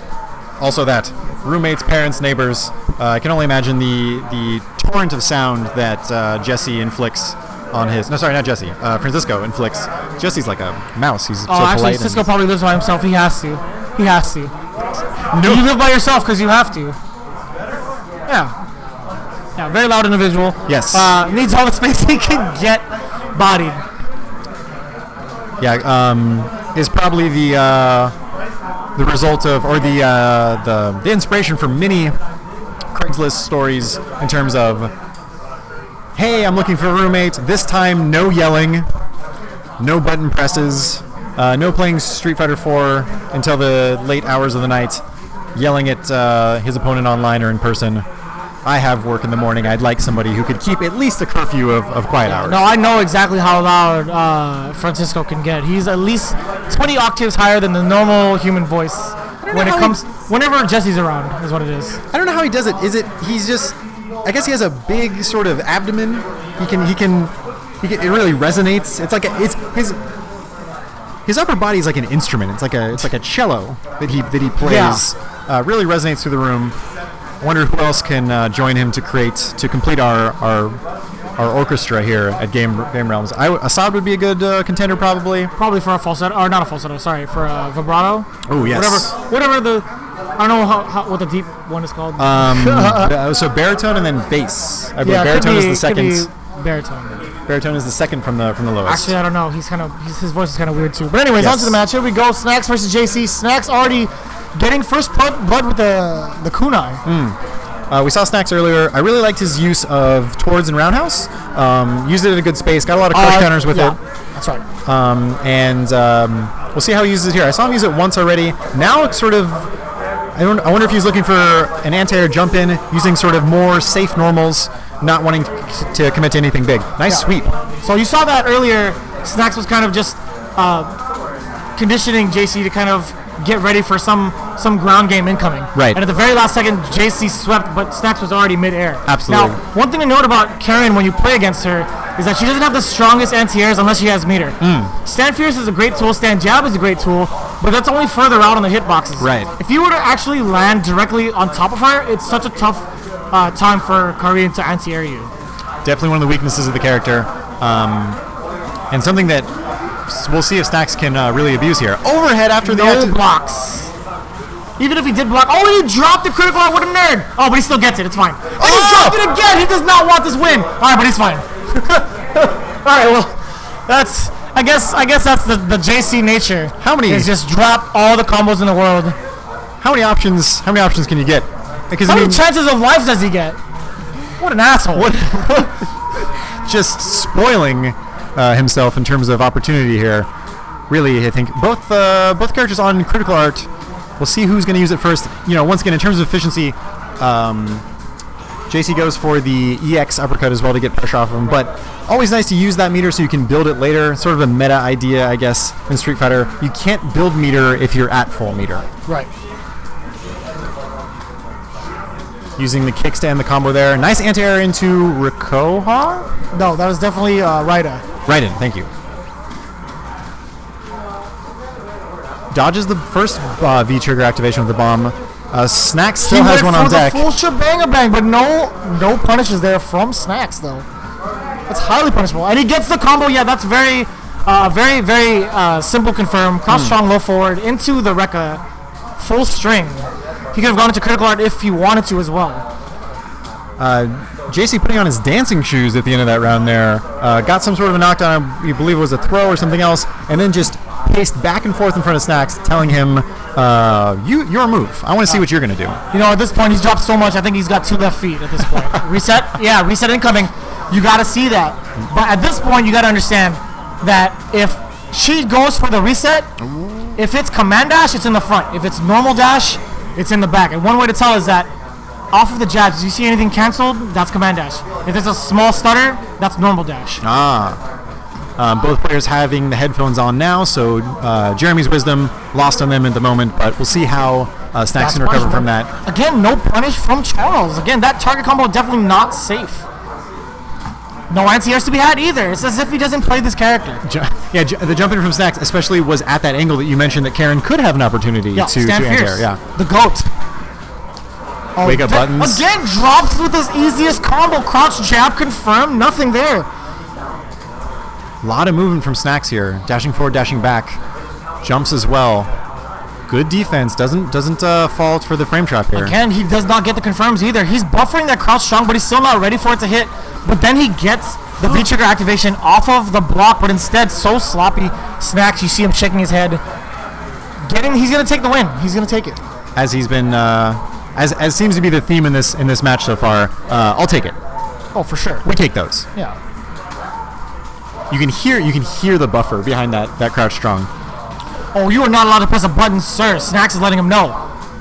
But again, does not confirm. He did stand strong, did not see the counter, went to crouch or stand short immediately afterwards. Snacks going for a couple of those standing light kicks into the command dash.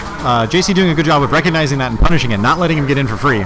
Back-to-back throws, yeah, checking, make sure that JC does not get a dash in for free. But again, that rebuttal, keeping it safe. But those shoulders, -2, you give up your turn, and here comes the return of that damage.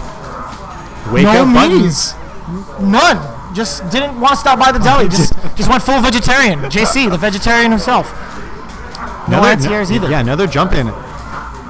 Good. Nice activation. He's going to get... No, not enough. Oh. EX to get off me. He gets the activation. He could kill right now. If he does not drop, he goes for the reset instead. Not the best decision. Resena, you got to see that coming. He could have 100% killed JC with Xrd. Again, 900 health carrying, cannot take all that damage. Once again, theme of the match. I'll take it. We'll take those. We take those. That was once again losers bracket. So thanks to Snacks for coming out. Excellent showing. I think his first match.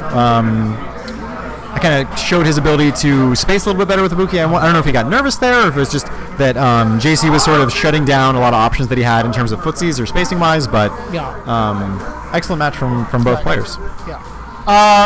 For the folks at home, all that stuff that JC did was 100% not real. I'm just going to let you know right now. But he's going to be moving on over Snacks in, I think, the quarter or the semifinals of losers, I believe. Cloud stepping up to the stream station. I wonder if he was fighting against Zori, and a little bit slacking there on that one. Zori may be in the restroom. He's not. I can't see him in my immediate peripheral vision. I was right. Yeah. So give me a second, guys. I'm just gonna get everybody associated with this game, Street Fighter V, the tournament they're currently playing in, because apparently nobody else knows what's going on with the bracket. So right. Zori coming up to the station. No, you're good. You're good to go. Come here. Oh, good. Sorry. One of the downsides to commentating next to people that are so close to you, of course, is that you say their name and then they just like, yeah, what's up? What do you need? How's it going? I'm like, no, I'm just trying to set the stage, tell you what's going on. Cloud and Zori both setting up right now. Probably going to go through a button check and go from there. Look, guys, we've said it before. I'll say it again. Game Realms, Burbank, California. You can see it on the screen right now. Somewhere around, wow, doing this mirrored is difficult. Right around there, GameRealms.com, Facebook, Instagram, Tumblr. That's right, you heard me right, Tumblr, and Twitter. Find us there. Come out for the tournament in 2 weeks, May 1st, where you can hang out with the voice actor of Ryu in Street Fighter V. Jeremy also mentioned he was the voice actor of Gouken in Street Fighter 4. So if you were a Gouken main in Street Fighter 4, I expect you to be here. What other heroes do you have other than the man that voiced your character? Unique brand of people, those Gouken mains. Unique New York. Unique. Dude. Human Torch was denied a bank loan. What's your so as a professional commentator, semi-pro for sure. Semi-pro. I'm gonna give you the benefit of the doubt. Professional commentator. Not even the benefit. Like you are. I'm sure you have your secrets. I'm not going to ask you to spoil all of them here. But do you ever warm up with tongue twisters like that? Unique New York. I always do the Ron Burgundy. The Human Torch was denied a bank loan. I like doing that just to kind of get your mouth and jaws. Yes, used to the enunciation. Don't want to be mumbling. Unique New York. How now, brown cow? Yeah, I hella do that. Ask Ringe, ask Sajam. They're like, you are such a goober. I was like, hey man, fuck off. I do what I got to do. All right. Yeah, you're over off camera, warming up your lips, your mandibles, speaking organs. Rip does the same thing I do now. Like he's like, I feel it. Like it does really warm you up. So I'm gonna start doing that. So he does it now. So well, and you can see it pay off. I would say you and Rip have excellent enunciation skills, and I'm jealous. Maybe I should start doing some tongue twisters of my own, chucking, and so on. Look, man, Google is your best friend in terms of these things. There's probably I never even looked that up. I think that's one thing on Google I've never looked up before. Anyways, there's a match happening right now. Zori versus Cloud, Laura versus Ken. We saw Ken answer earlier with a EX Shoryu just to get the pressure off him. This time, the short Tatsu as well. Seems like he wanted to bait the EX shoulder, or the EX elbow there. Wasn't going for anything offensive, but got hit by it anyway. Strange little interaction there. I want to see how Cloud reacts after that, especially when it seemed like he called out that move. And again, Zori going for the commitment. Not really getting these confirms like he wants to, but instead just raw V skill. And that's how you see the downfall that is Laura. Already took to the corner, Cloud has full momentum, but wake up jab does not meet him at all. Interesting use there. Low short into V skill, dash up, into command grab. Baits out the XTB and gets this huge punish and counter stun. Is this party time, Laura? Oh, tried to go for the reset. Yo, but the raw V skill in the mouth. Yo, Zori is he stays V skilling. I'm gonna restate some context there. Zori was stunned at 91 seconds in that round. Guys, believe in your dreams. You can come back from anything. Just because you weren't invited to the party, make your own damn party. Right. And that's exactly what Zori did. You go, girl. You go. You do you. Wake up buttons again. So Cloud opting to go for the V-skill run after uppercut. Right. Won't be able to get any real pressure off of that afterwards. Good confirm into the EX Tatsu, get some more pressure after it. Has Laura in the corner, backs off a bit and tries to get maybe bait a throw attempt or something. But now, once again, here it is. Laura got you in the corner. What are you going to do? Good blocks, though. Nice back throw, catching him off guard. Zori with the command grab. Is he going to do it again or the elbow? Nice block, but no, he still gets the frame trap going. Off of the Tatsu in the nuts. Down to the wire here. Laura's in the corner. Yo, the Foozies. Walk up, crouch short. Zori got caught in the ankles. We talk about patience a lot in terms of like a defensive game, but there's a flavor of patience that also gets exhibited in offense too. Right there, you saw it. Yes. Cloud not trying to do anything crazy. Just creep up, low short. He tried to go for the command grab after that pressure there, but now Cloud with that back throw, setting the tone once again. The EX uppercut. No fear. No Good. Conversion off the cost strong though. Yo, we got the conversion this time. Gets the stun. If he can finish it here, that'd be great for him because he's gotten a comeback. Oh, this is the same thing again. It's party time.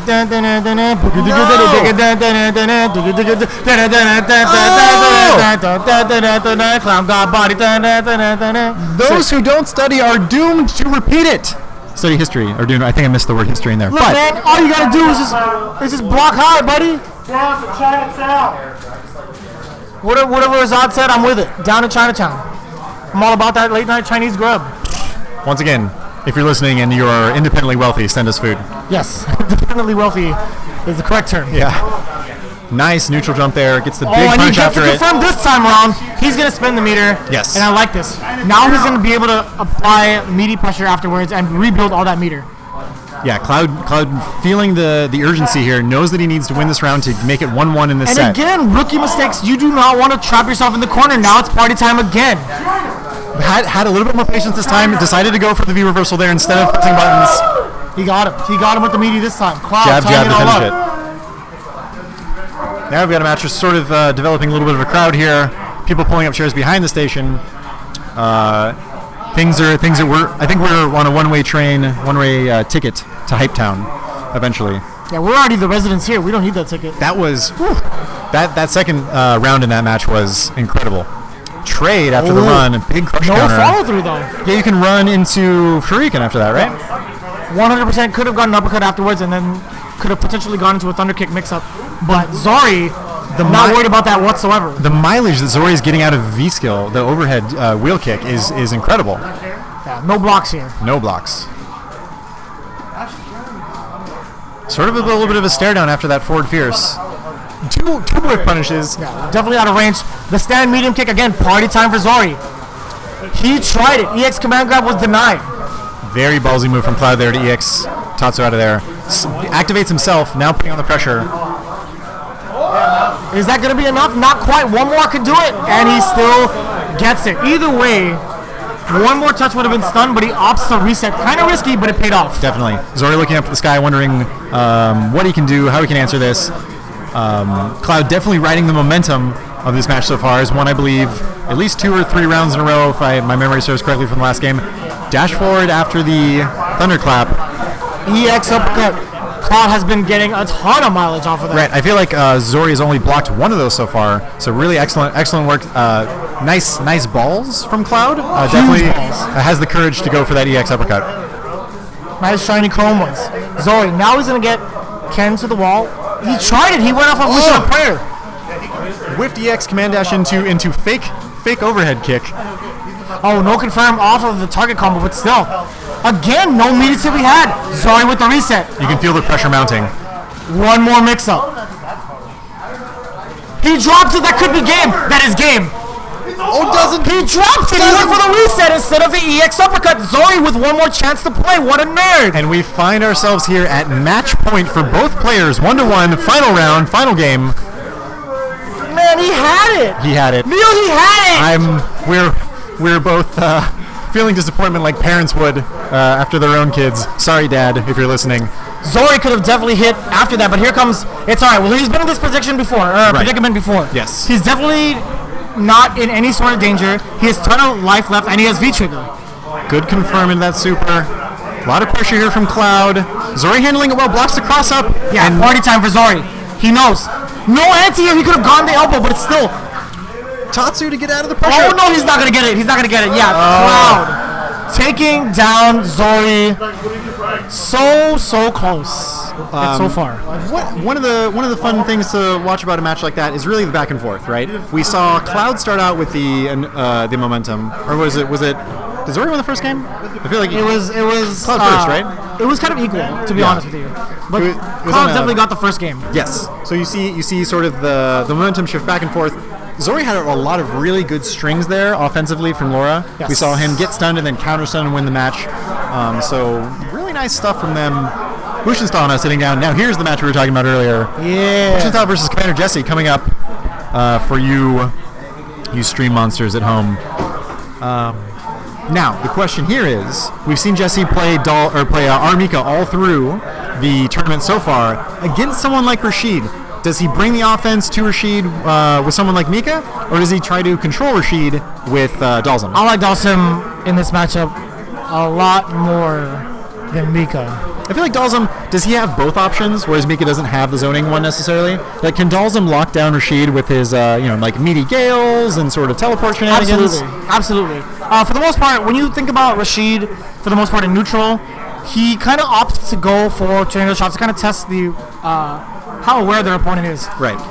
He doesn't have that kind of luxury with Dalsim, because as soon as he sees him spin, he's going to be going for Fierce. That Fierce is going to be going under that fireball. He's going to check him in the neutral.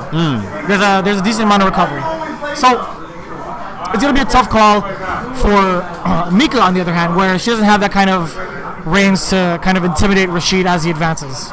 Right, so maybe Jesse starts off with Dalsum, maybe he starts out with Mika and switches to Dalsum. If he loses, he definitely has that flexibility. One of the many benefits of having alternative characters. Because not only is it just maybe it's a better matchup, maybe it's a less, not as great matchup, it's also just mixing your opponent up mid-game, or mid-match rather.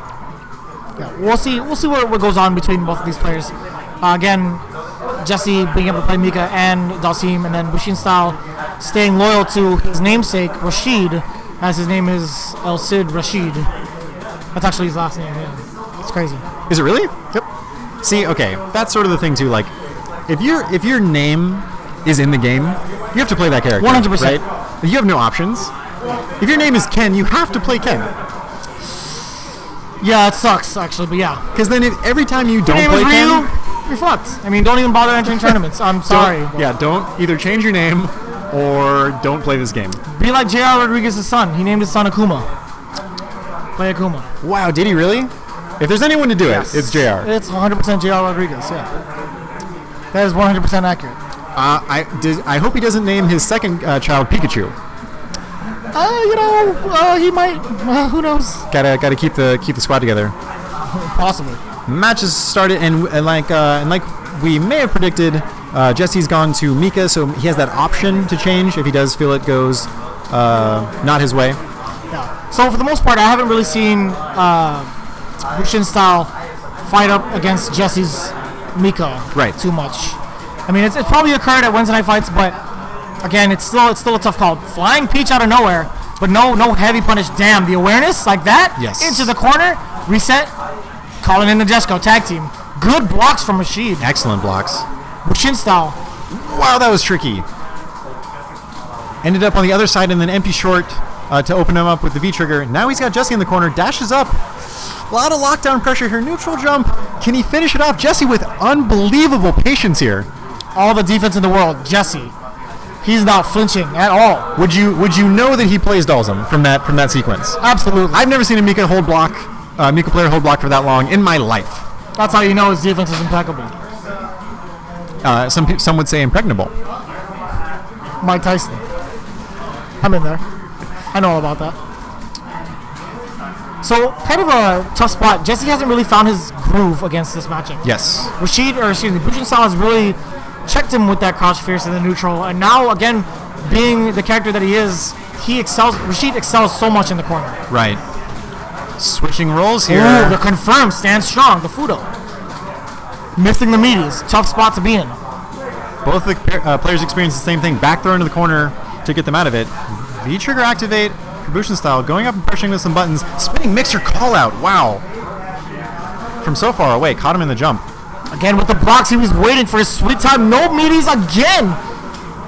Letting Bushin Style just rock. Yo, that's unblockable. That's so scummy. That's such an annoying Flying thing to deal Peach, with. he thinks that Bushin Style is going to stay there like a dead fish, but no, he quick rose. Another. That is it. He's going to get that round. He's going to be tying it up against Bushin Style. All these Flying Peaches, Mika's body is too bootylicious right now for Rashid. On the receiving end of those moons over her hammy. Jesus. Fucking earthquake here in Burbank. Yeah. I don't know if it's thuggery, what's going on, maybe some sort of acrobatics. Those tectonic plates, dude. Yeah. Those tectonic plates. Just a huge jump in. Yeah. Opts out to spend the meter, but he's going to get another opportunity to potentially stun. Yes, stun racking up. No, he just goes for the reset. Oh, no, wait. Okay, he's still in there. EX Peach. Again, that armor is not frame 1. It's definitely frame 3. Safe because of the V-trigger, right? Absolutely. And again, that pressure from Bushin Style. So annoying, but it's just so good. Yeah, Rashid's just this character where you ask yourself, how did I end up in the corner? I just blocked like 3 things. I'm already in the corner. Activation time, yeah! Nadeshko, Marvel assist.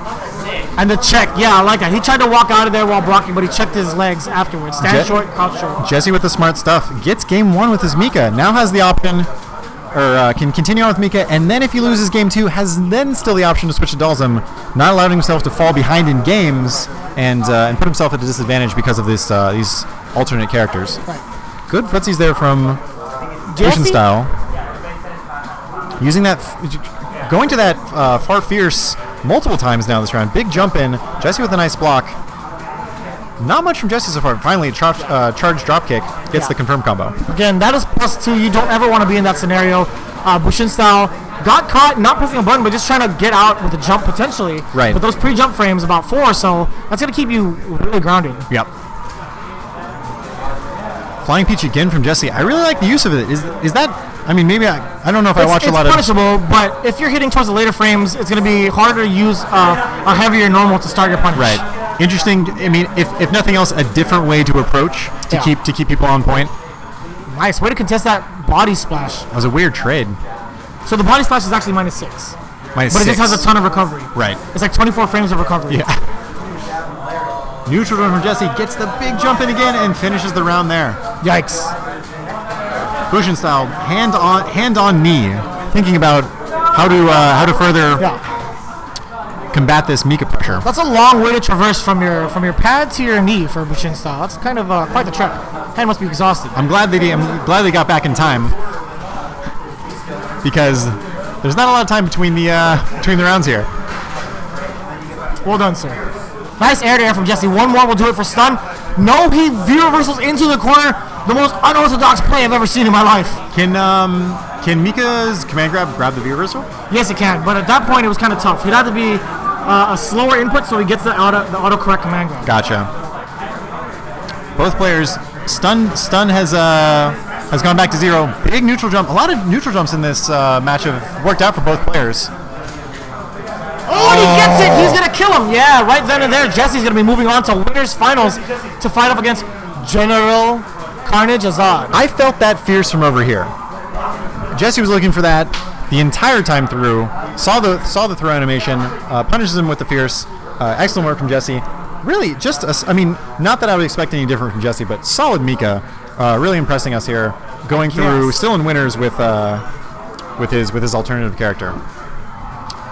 Silent nod of approval from Jesse, contemplating his next match probably, knowing that he has to go up against the one, the only. Fusion style telling us that he has to learn that matchup a little bit. I don't blame him. I don't know any matchups in this game. I don't know, man. He's gotten pretty decent practice. I mean, I've seen him at a couple of majors.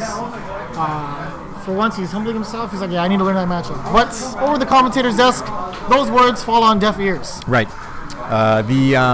Also, there's a bit of a poetic justice there. The Rashid player, the person playing a less than popular character, talking about how he needs to learn a matchup. It's like, welcome to the rest of our suffering. We need to know what's up with. If you want to stream the Warhawk versus the winner of Cloud and Tim. Doing a little bit of logistics here, figuring out what match to stream after this. So Tim and a little bit of organization. Ooh, that's a middle finger.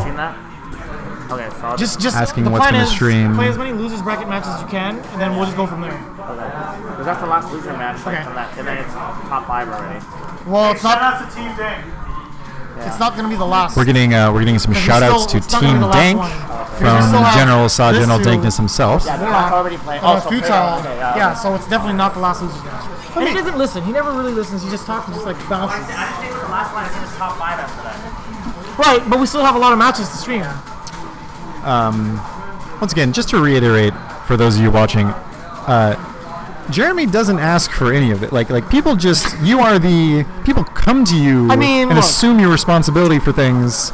That's the thing. It's a presence you have. We're already in here supporting the homies. Is this winners finals? It is. Yeah. We're supporting the homies. This is definitely 3 out of 5, by the way. Yes. For them, if they can't hear me. All right, sick. I like that. I think they got the memo. So hopefully we won't have any sort of drama, some sort of scandal, no, there won't be. No collusion. Definitely not. Not much happening so far. far. Know how the rodeo goes. Yes. Starts off with a giant swing. That animation looks really weird on Bison. Yeah, I am never used to seeing like a boss character being thrown around like a ragdoll. Yeah, dude. Although shoutouts to Mario 64. That's how you killed Bowser the first time. That's different. Yeah.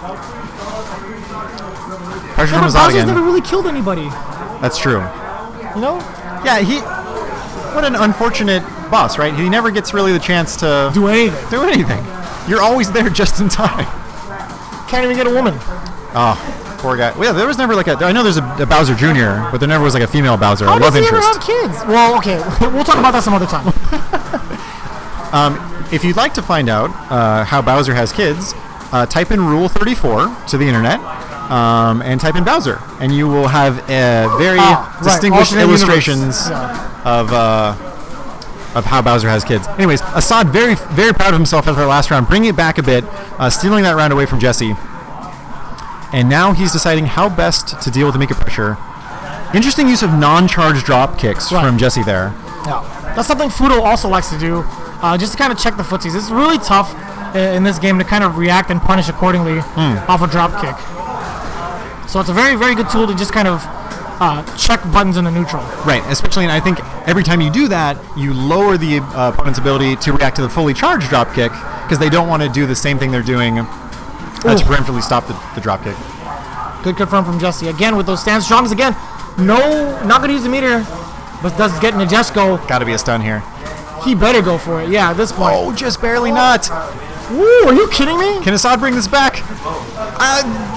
Ben Bison's all over the screen. Oh, he got him. He dropped the combo. He should have gone for the Psycho Blast, but still, Assad, he's in there. He's in that ass. 2 rounds that are both are a heartbreaker loss for Jesse there. Assad having a blast. Assad trying to power through the headphones of Jesse, talking about something. I would be worried about anyone else in the situation. Losing 2 rounds like that, Assad next to you. Jesse, though, I feel like of sound mind, yes, able to concentrate well, block out all the distractions, and perform in the way that he wants to. Actually, and also, well, it's 3 out of 5, so maybe he still has the option, but doesn't switch to Dalsum, stays with Mika here. Yeah. Either way, it's a good choice. It wasn't too far from a victory against Assad. Right. A couple mistakes here and there. He's still opting to do some of the squirrely things off of like a command grab. He'll do like flying peach just because he feels like doing it. Not really the best decision when it comes to trying to play solid, right? Yep. Charge drop kick there. Hits lands square. Once again, I feel like every time Jesse does a non-charge drop kick, he's sort of investing in the ability to do that full charge drop kick rather. Big crush counter slide. Does he have a setup afterwards? Empty jump into short. The classics. Gotta expect those. Devil's reverse. He's out of there. Yeah. He could have just gone away, but he opted to press the button afterwards to contest the Psycho Axe. Aerial acrobatics left and right here. Devil's reverses into EX flying peaches. Oh my. Azad choosing to back off here. He knows he has the life lead. A lot, just crouch jabs and backdashes. V-reversal to get it off him as well. Jesse with the ability to pressure here. He's done that a couple of times now. Nadeshko assist into command grab. Again, that kind of grants him free damage, although I don't necessarily like the usage. Oh, the recovery could have been death for Jesse. How can he convert off that? Can he just juggle, or would he have to do a special move or an EX move? I think Psycho Blast also would have hit. Okay. But either way, I still think it was too late, regardless. Jesse turning the tides here. Close match again, but this time he steals the round away. Wow, long distance. Getting him with the Psycho X, but no follow-up. You're not really allowed to get anything afterwards, to be honest. Especially that distance, like you said. A little bit too far. Assad has been doing a good job spacing out neutral when he has the opportunity to move, but once he gets into that corner, you don't have the ability to walk back as much anymore. Right. Nice anti-air. Again, Mika's anti-air is so good. Yes. Not strong. That dedicated anti-air is one of the better ones in the game. Kind of just as good as Birdie's. Birdie's crouch strong as well. I feel like did Birdie's get some changes in the season? Yeah, hitbox adjustments. Yep. Jesse using the tactical advantage to get out of the corner, keep his opponent in the corner. He knows that's where he's going to get the most of the mileage out. Misses that jump, and I wonder if there's a different button he could have used that would have helped him more better. But may all be for naught as Jesse ends up taking the round again. Bomb all tied up here, 1-1. Carnage Azad versus Commander Jesse. Carnage Azada. Guarantee that Twitter name is not taken. I don't like it. Either way, I don't like it. He should definitely keep General Azad. Or if he's really going to go with it, Carnage Azada is definitely choice. Should he commit further? Should he go Carnage Asada fries? You know, maybe. I'm more of the burrito guy. You know, some sort of commitment. Carnage Asada burrito. Yeah. Although Carnage Asada fries actually sounds pretty good. Once again, we're open to any sort of late night food deliveries. So Postmates, Game Realms, Burbank, California, send us food. Grubhub. All right. Well, again, Carnage Azada. Damn it, Azad, looking pretty clean against Jesse. Very clean, and he's sort of put himself in this position a couple of times. Plays very passive after getting the life lead, and this is once again how Jesse comes back. Man, you know, Jesse time after time has baited so many throws throughout the entirety of this tournament, and has gotten so much mileage out of it. But Azad's still unfazed. Assad, you can tell, really concentrating hard after every single opportunity. Takes his hand off of his stick, puts it on his thigh, goes sort of in that meditative, contemplative pose. Not his usual outrageous, charismatic self. You can tell he's really dedicating a lot of that to his gameplay here. Yeah, this win is definitely going to mean a lot to him because this is winner's semis. winners finals, I should say. Right. And it is against the likes of a world-class player like Commander Jesse, who's had numerous accolades throughout the longevity of Season 1 and 2. Absolutely. Maintains a fierce competitor. Nice sweep, long distance, all right. Ugh, yeah, +1 again. The tables have turned here a little bit. Now Mika with the life advantage. Jesse playing a little bit of more passively. That's minus, yeah, he's going to have his turn to play. Nadeshko, swing and a miss. Really perfect placing of V-reversal there by Assad. Excellent awareness. Can tell the difference when you, of course, with Mika, where you have the two options of the V trigger activation. Right. Knew that he could V trigger or V reversal out rather in order to free himself from that pressure. Ooh. No anti-airs there from Jesse. He's gonna eat that full combo. Azad, one more touch away to potentially take out Mika. Changing it up a little bit there. He was playing passively before when he would have this life lead. Now dashing up more. EX doubles reverse. He really wants to end this round. Getting him this will put him up 2-1 against Jesse. He wants it now, but he's being a little bit overzealous with the button presses. Now he backs off at the perfect time. Jesse, he's trying to bait. You see that Crouch Fierce coming along? Ooh. You know he's trying to get in range with Crouch Fierce, so go for that critical alert. Right. He's done that. He's done that on stream before. And there was a especially passive game between those two. As we saw, they're getting down to 12 seconds on the clock. Oh yeah. So not so strange to see from Bison per se, but definitely not usual for a Mika player. It's usually either feast or famine in terms of you're beating them to death or they've got you in a tight spot.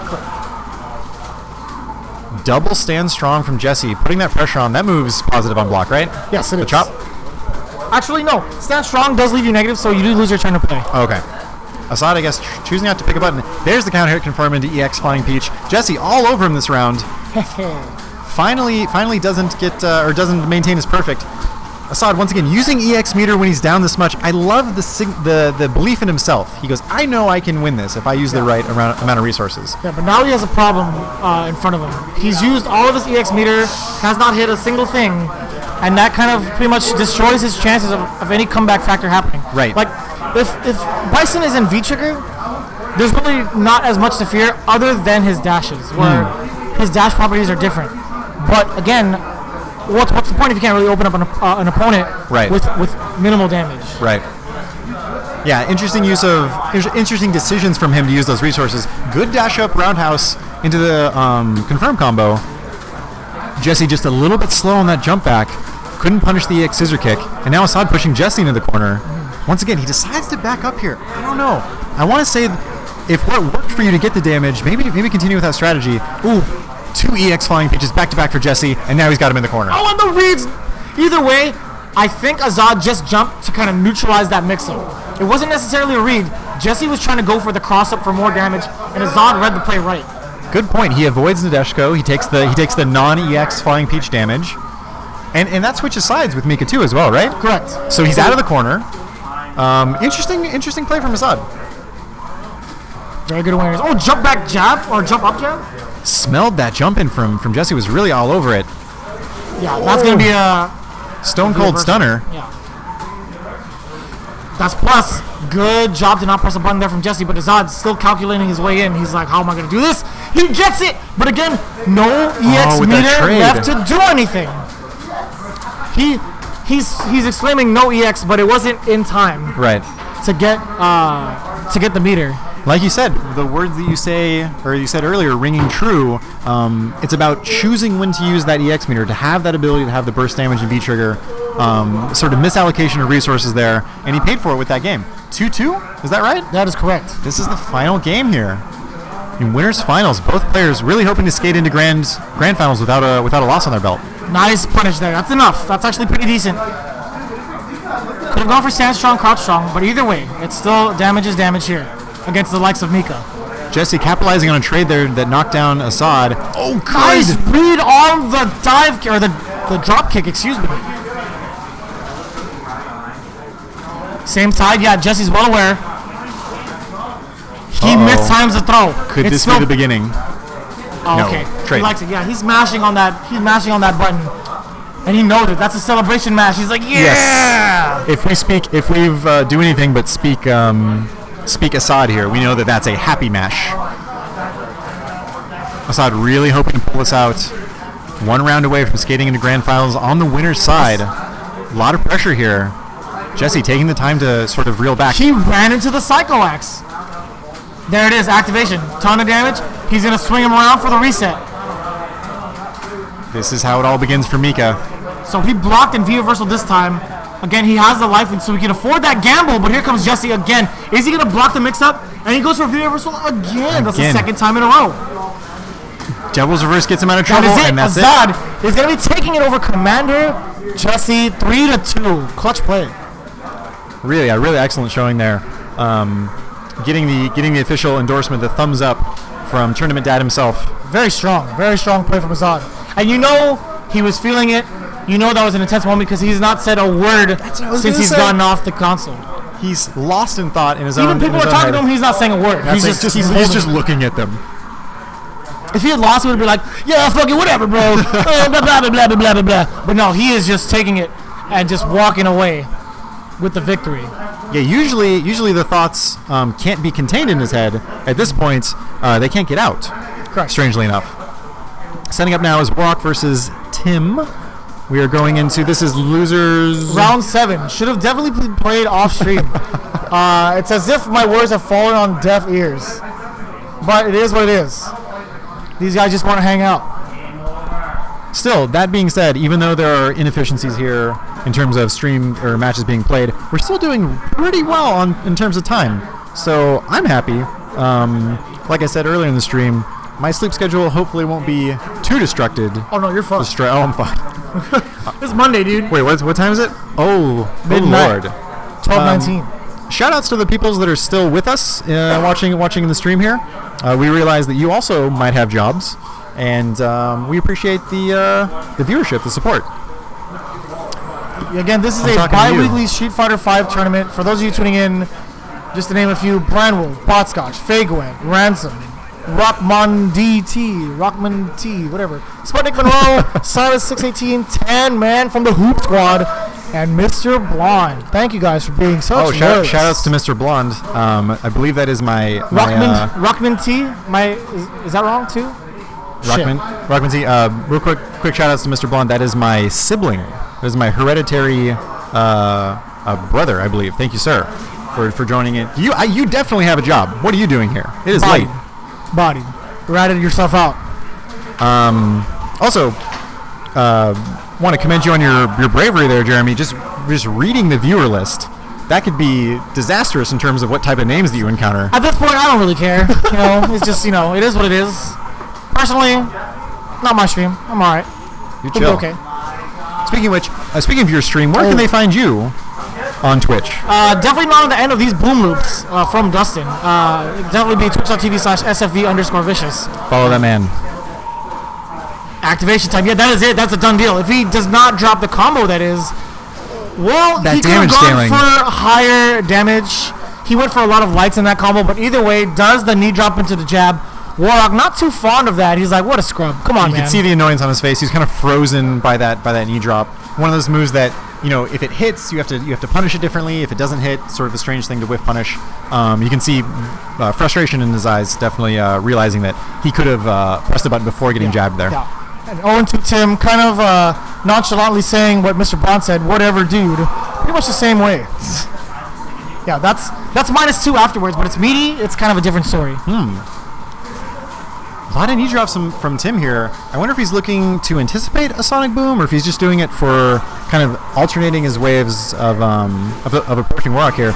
Good EX headbutt into shoulder tackle. EX flash kick from Warhawk to stop all that nonsense. Just non-stop progression here. Both players going at each other. Finally, Warhawk decides, I don't want to stand in between Urien and the Aegis Reflector. I'm going to bounce. Second opportunity for him, though. Wow, interesting timing on that EX flash kick. Not necessarily reversal timing. And he gets the overhead. Nice clutch play. Now, Tim actually had the game earlier with the EX tackle actually connecting and missing that Aegis. I think if it was a little bit too far, if he did the far Aegis, it might have gone off the screen, so it was a tough call for him. Old Demon's following Tim here. Needs to select the right Aegis when he activates. Raw headbutt, no punish. Actually, can you punish headbutt or no? Raw headbutt, if you block it, you can't. You're -2. If you just let it rock by crouching, it'll whiff, and then you can punish it. Got it. Good use of the V-Skill Sonic Boom by Warhawk to approach. Excellent flash kick. This time, calling out that knee drop. Pressure now from Warhawk. Gets the Sonic Boom combo, stun racking up, and now he's in the corner. He's got a huge life lead, though, a lot to work with. Ooh. Nice, back-to-back throws. Warlock is definitely gonna take it down. Yeah, that was kind of risky. Yeah, good movement from Warwick, though. It's an interesting sort of thing when after you throw somebody, you're in a position where you can walk up to them, you can melee, whatever. It's an interesting thing when you walk up, crouch, stand up again, and then throw. It sort of gives them a weird read on you. Are you going to do a crouching move? Are you going to do a standing move? Flash kick to start off the round. It kind of makes you think, shoot, should I block here? Right. Should I even bother pressing a button? Yeah, I'm just going to block, and then you get thrown. Flash kick again. This guy's unprotected. You cannot jump in on freedom. The Benjamin Franklin kick is in full effect. Damn, that was a sick combo. Full sweep combo there from Warrock. Really commanding the screen presence here, his space on the stage. Boom pressures. Finally gets through with an E drop. Can he convert? He's got him in the corner. EX tackle hits. I'd like to see some Aegis activation here. Yeah, that's a full combo. If he can X off of meaty, he is plus enough to continue the rest of that onslaught. Again, good forward jump, so good. But just not necessarily, a little bit out of range. He had the timing right, but Guile's so good at maintaining that zoning pressure. Activation. Wrong mirror again. Nice. Getting the dragon suplex. Tim, a little flustered here. Yeah. Really needs to pick himself up. He's still very much so in this. He has a very strong character to contend against Guile. Definitely. Yo, he walked up real forward. No respect. Yo, damn. That's going to be at least 50%. Once again, using that critical art as soon as you can. Getting all that damage to start off the round really puts the player in the opposing player in an interesting mental space. Makes them think they're more behind than they actually are. Maybe the mountain is too insurmountable to make a comeback for. Let's see how Tekken Tim handles the pressure. You can never count out Aegis Reflector. Yep. That's the combo I like to see. Mediums, crouch fierce. Right. Again, one of the things we saw in the first game. Lets them away scot-free. That is not safe whatsoever. Beautiful crouch fierce from Warwick there. Woo! All the way from downtown, that EX flash kick. Dear God, Warlock. It's like he was hiding his secret that entire round. And that secret was military-grade boots. Yes. These aren't your regular construction steel-toed things. These have Kevlar in them, maybe? Military grade issued to him from his post. I'm not running the tournament. Once again, for the viewers at home, Jeremy just looked up to as the leader of these things. I don't know why, man. People willing to follow Jeremy into battle, I'm assuming? Probably, but I'm pretty much leading everybody off to their deaths at this point because I'm tired. I have not really rested from NCR. Yes. Because I had to do some work the following morning, and I slept in afterwards. Give everybody a recap of your travels real quick. So 2 weeks ago, not 2 weeks ago. Last. I mean, that's fine. Like, as long, yeah. Conferring with some players about matches. If you can get them, just do it. Found him. Because no one else is running this tournament except the players, I guess. Yeah. So back-to-back weekends, West Coast Warzone, single-handedly, or not single-handedly, with the team, put the stage up and down. Carried 500-pound Marvel 2 cabs. That shit was annoying. But there was like 4 or 5 people on that team, and we did all that. And then literally the weekend after, or the week after, had a lot of commentating to do. Went to Zanbeer, Wednesday night fights, and then left Thursday morning for NCR. Did a little bit of commentary on Friday. Actually, a lot of commentary on Friday. Yeah. And that was when like pools were going on, right? You were sort of like manning the station during the long. I was doing Street Fighter 4 commentary and a little bit of teams of Street Fighter 5 for the exhibitions. But other than that, it was just tough. Retaining your title of Renaissance man here, you're being the roadie as well, moving cabinets, setting up displays. Look, man, I do what I can for the homies and the community. He sacrifices for you guys. He's willing to put in the effort, put in the time. And this is all like free labor. I'm not even like asking for money. He's doing it for the love of the community. NCR didn't get paid, didn't ask. What, West Coast Warzone didn't get paid, didn't ask. I do it, but I want to kill myself sometimes. So no, I'm just kidding. All jokes aside, it's just I just like being there at majors, being able to see everybody again. So that's what that's what the payoff is for me. Right. It's just hanging out with the homies and like creating funny memories. I was talking about it all over Twitter. But that's enough of that. We're gonna go into this match. It's gonna be Warhawk versus Futile, Guile versus the Bonita Laura. Warhawk here just finishing up a match earlier, so he's all warmed up. He's ready. He's got his flash kick. Anti-air's on points, especially after that last finish. EX flash kick to stop the walk-up throw attempt. Really calling it out, saying, I know exactly what you're going for. You know, now that I think about it, I don't think Yugen would have been able to crush counter because at that distance, the EX flash kick would have landed on the mirror. Oh, interesting. That's the sickest thing. I just like, holy crap. That's levels on levels on levels of play very here. Smart play. Crush counter roundhouse into the elbow follow-up. Futile's got him in the corner. He's starting his pressure. He started off with a bit of a deficit first, but now really putting in there. Warhawk trying to fight out of the corner, getting some sonic booms in. I like it. Activation time. Drops the combo. Not happy about that whatsoever. I wouldn't be either. He tries to go through. He thought he was slick. But Warhawk, he knew what was coming. Big neutral jump there to punish, I believe, a V-skill dash in or something. Oh, he did try to jump in between. That is not gonna happen. Come back down to earth, baby girl. This overhead works if you're jumping or not. Yes. It's definitely gonna work. Now, I guess homework for those of you tuning in. Off of that overhead string, right? The crouch medium kick to forward strong overhead. Can Laura EX elbow through that? Ooh, interesting question. I need you guys to look that up because that's not going to be available for frame data. Definitely a good option, but chose the right options here. Getting a stun on Guile. That's going to be a crush counter. That's going to be death as well. Excellent patience baiting the flash kick, knowing that he wanted to do it after all of that pressure, after all the stun. All that pressure mounts up on a player, and they try to take the easy way out. There's no easy way out. Sorry, Rocky IV. I love that movie. It's just, what the hell is going on with this? Sorry, go ahead. No, another bait out of the EX flash kick from Futile. All this pressure. Oh, gets the stun again. So much forward movement, so much pressure in the corner, and finished it off just like that. I believe the stun was off of a single hit, so damage scaling not that bad there. Futile takes the first game. Big sigh from Warhawk. He's looking down contemplatively. Contemplatively. I like the latter. Actually, on the wrong syllable. Contemplatively. Sounds more British. Like aluminium instead of aluminum. Oh my god. Yeah. Like garage instead of garage. Anyways, back to match. He finally connects with a flash kick. This time in a combo. Overhead blocked. Punishable. Overhead is actually it should be minus. It should be -6. I saw Futile get a jab, but nothing else after that. Once again, big jump in from Warhawk, gets the flash kick combo, but once again, has him in the corner. For the most part, overheads are definitely punishable, with the exception of Ken's Thunder Kick. Thunder Kick is -2, but it's going to be punishable in the next patch. It's going to be -4. Beautiful. How about Ibuki's overhead? Is that one punishable by? Actually, no, that's also -2.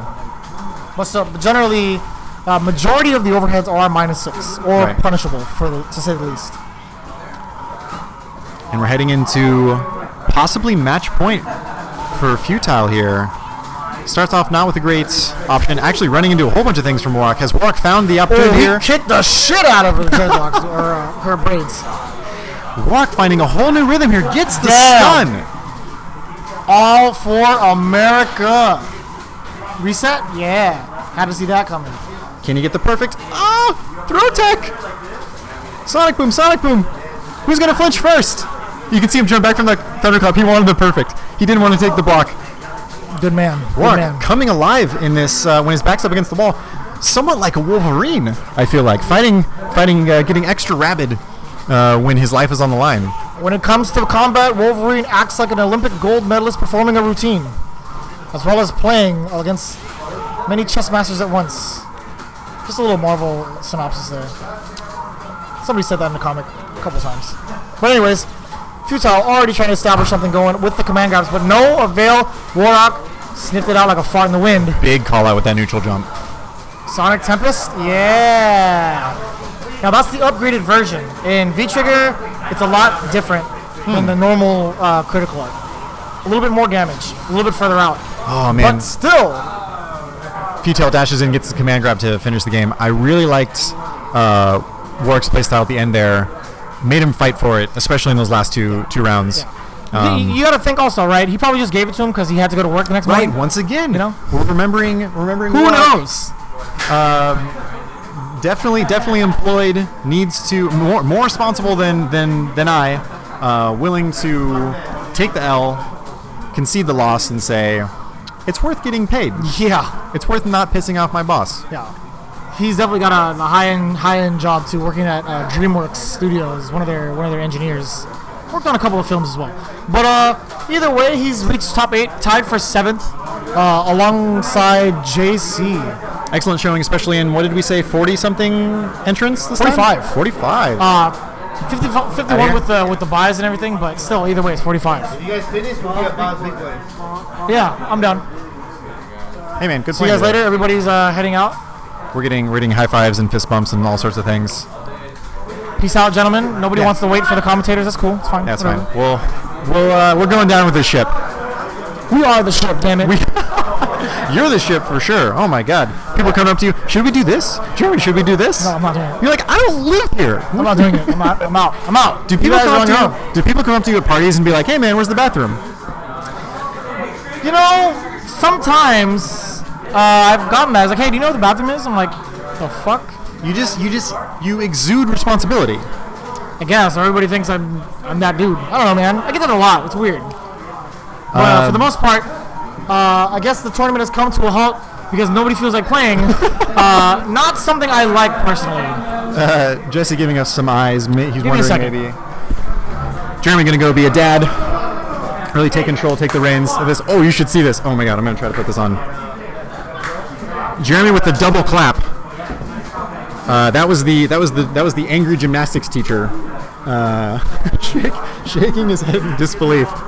I can't believe this sort of thing. How dare these people? My time is valuable, which it is. Everybody's time is valuable. Don't kid yourself.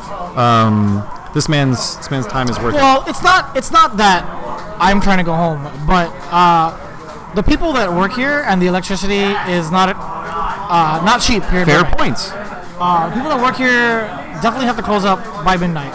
Excellent So point. I'm making sure that everybody conveniently gets this tournament under wraps. Once again, guys, for the community, for the greater effort. You out of here? All right, man. Good seeing ya. Yeah, see you later, man. June is out. June's out of here. Might have work tomorrow as well. I'm not sure of his shift schedule. June, do you have work tomorrow? Oh, sick. Responsibilities. What a lucky guy. But still a healthy amount of people here. I mean, nearly every setup saturated with players. Also I'm gonna shift gears here, but go on. I just want to see. People playing. Always wonderful to see. Like you said earlier, I went out and checked out the CVS setup, CVS thing. People were playing that. Yeah. Good to see. Always good to see.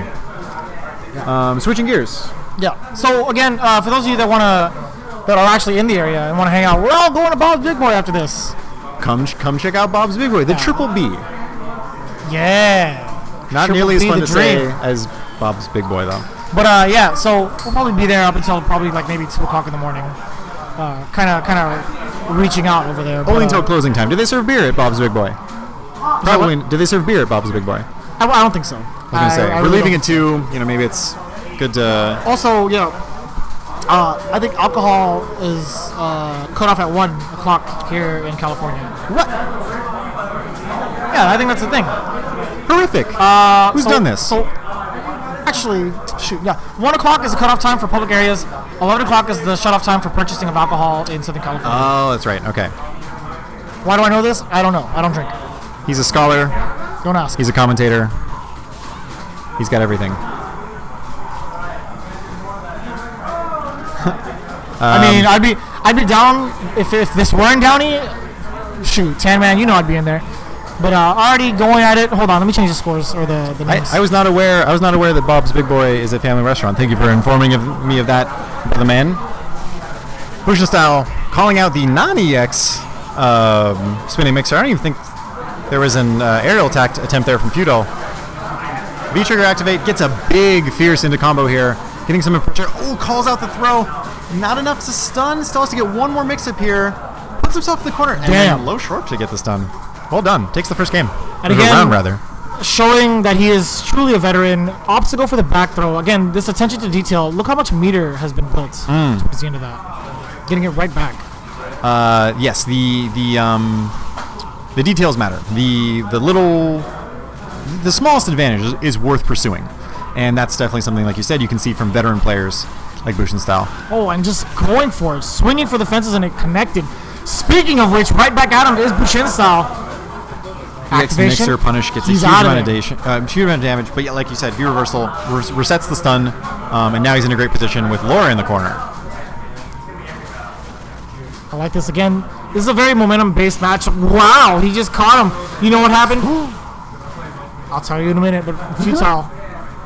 Stay tuned for the red. That activation is gonna kill.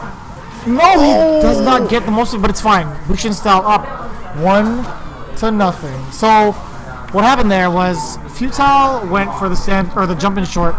It actually hit, right? Gave him a little bit of hit stun on the way down. Opts to go for stand roundhouse just in case Bushin style wanted to throw, and that's what caused that crush counter. Right. Pretty much any normal actually would have caused the crush counter. Futile sort of seeming to accept his fate. Nodded in approval at the end of that match. I think he maybe has some ideas of what to do to compete with this. Once again, Futile, our champion last tournament. 2 weeks ago, yeah. So hoping to keep his tournament hopes alive, as this is loser's bracket. Already off to a great start again. That shouldn't really go off unpunished. That eagle spike. Wow. Okay, well let's talk about that instead. That good awareness from Futile. Back-to-back sunset wheels instead. Yeah, doubles up. Double the pressure, double the fun. Definitely no fun to be had as you're in the corner. Yeah, Laura is going to be facing a lot of pressure against Rashid. Tough times, but no V-trigger quite yet. Just a couple more, and then Rashid will get started. However, Laura on deck to party. You can see him fishing for that stand medium kick. Oh man, that's so late. That late jump was everything for Bushin style. I really respect the spacing there from Bushin style. Knew that Laura wants to do stand medium kick and to activate. Was standing just outside of that knee range and was able to punish the whiffed attempts from Futile there. So this is definitely losers semis. It's actually match point for Bushin style. Yeah, he's really taken off on this match. Coming back with vengeance from when he lost to Jesse earlier, losing to that Mika. Big combo from him. Tries that eagle spike once again in a meaty situation, or either too low to the ground so that Futile can't punish. Yeah, absolutely. It's a really tough punish. It shouldn't be Rashid's turn to attack afterwards, but either way, keeps the pressure on. Good overhead block. Lost it once but before, it's not enough. That's gonna be it. He's taken out Futile, the champion from 2 weeks prior. Bushin style is gonna sit his keister down on that chair. He's gonna be facing off against Commander Jesse up next.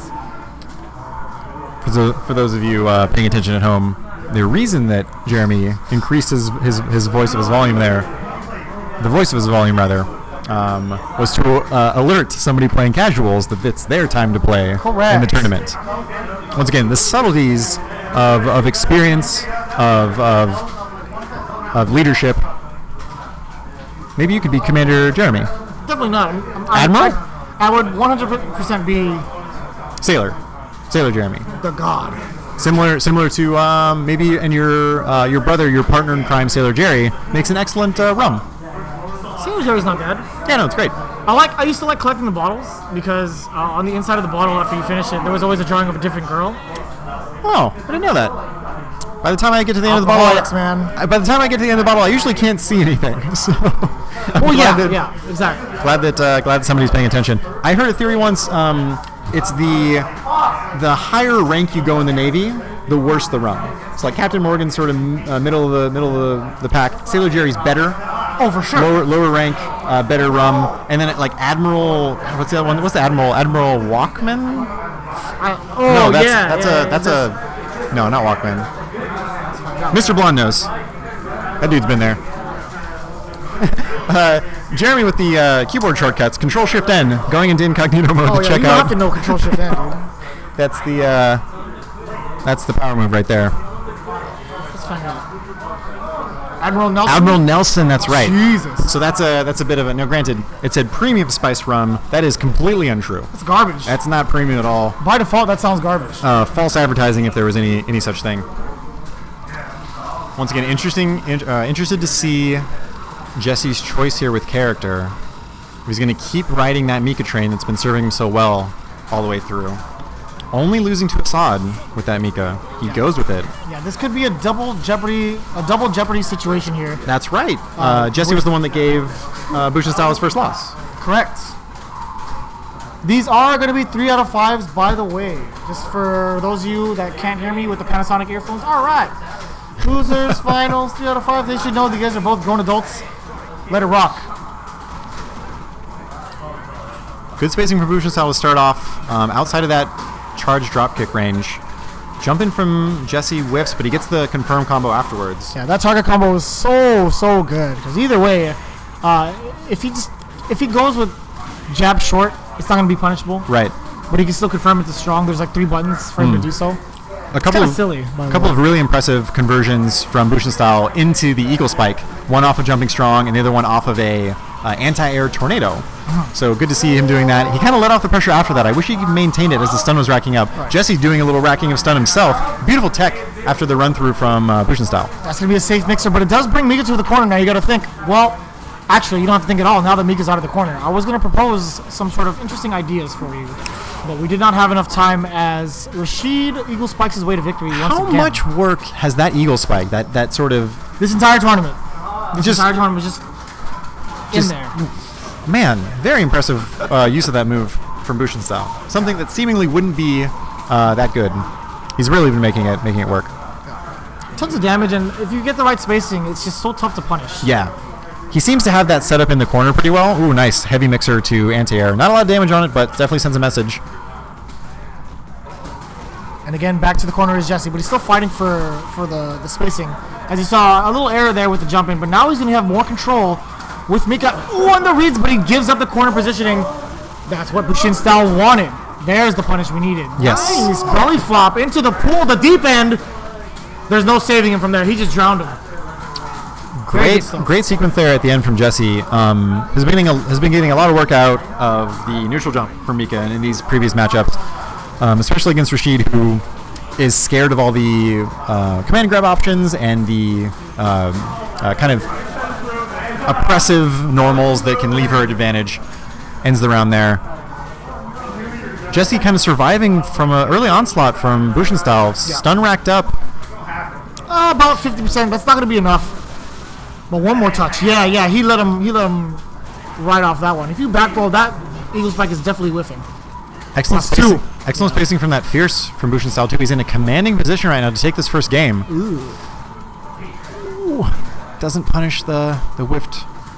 Nice block. Recovered just in time off of that belly flop. Throwing at that Fierce for days. Another one.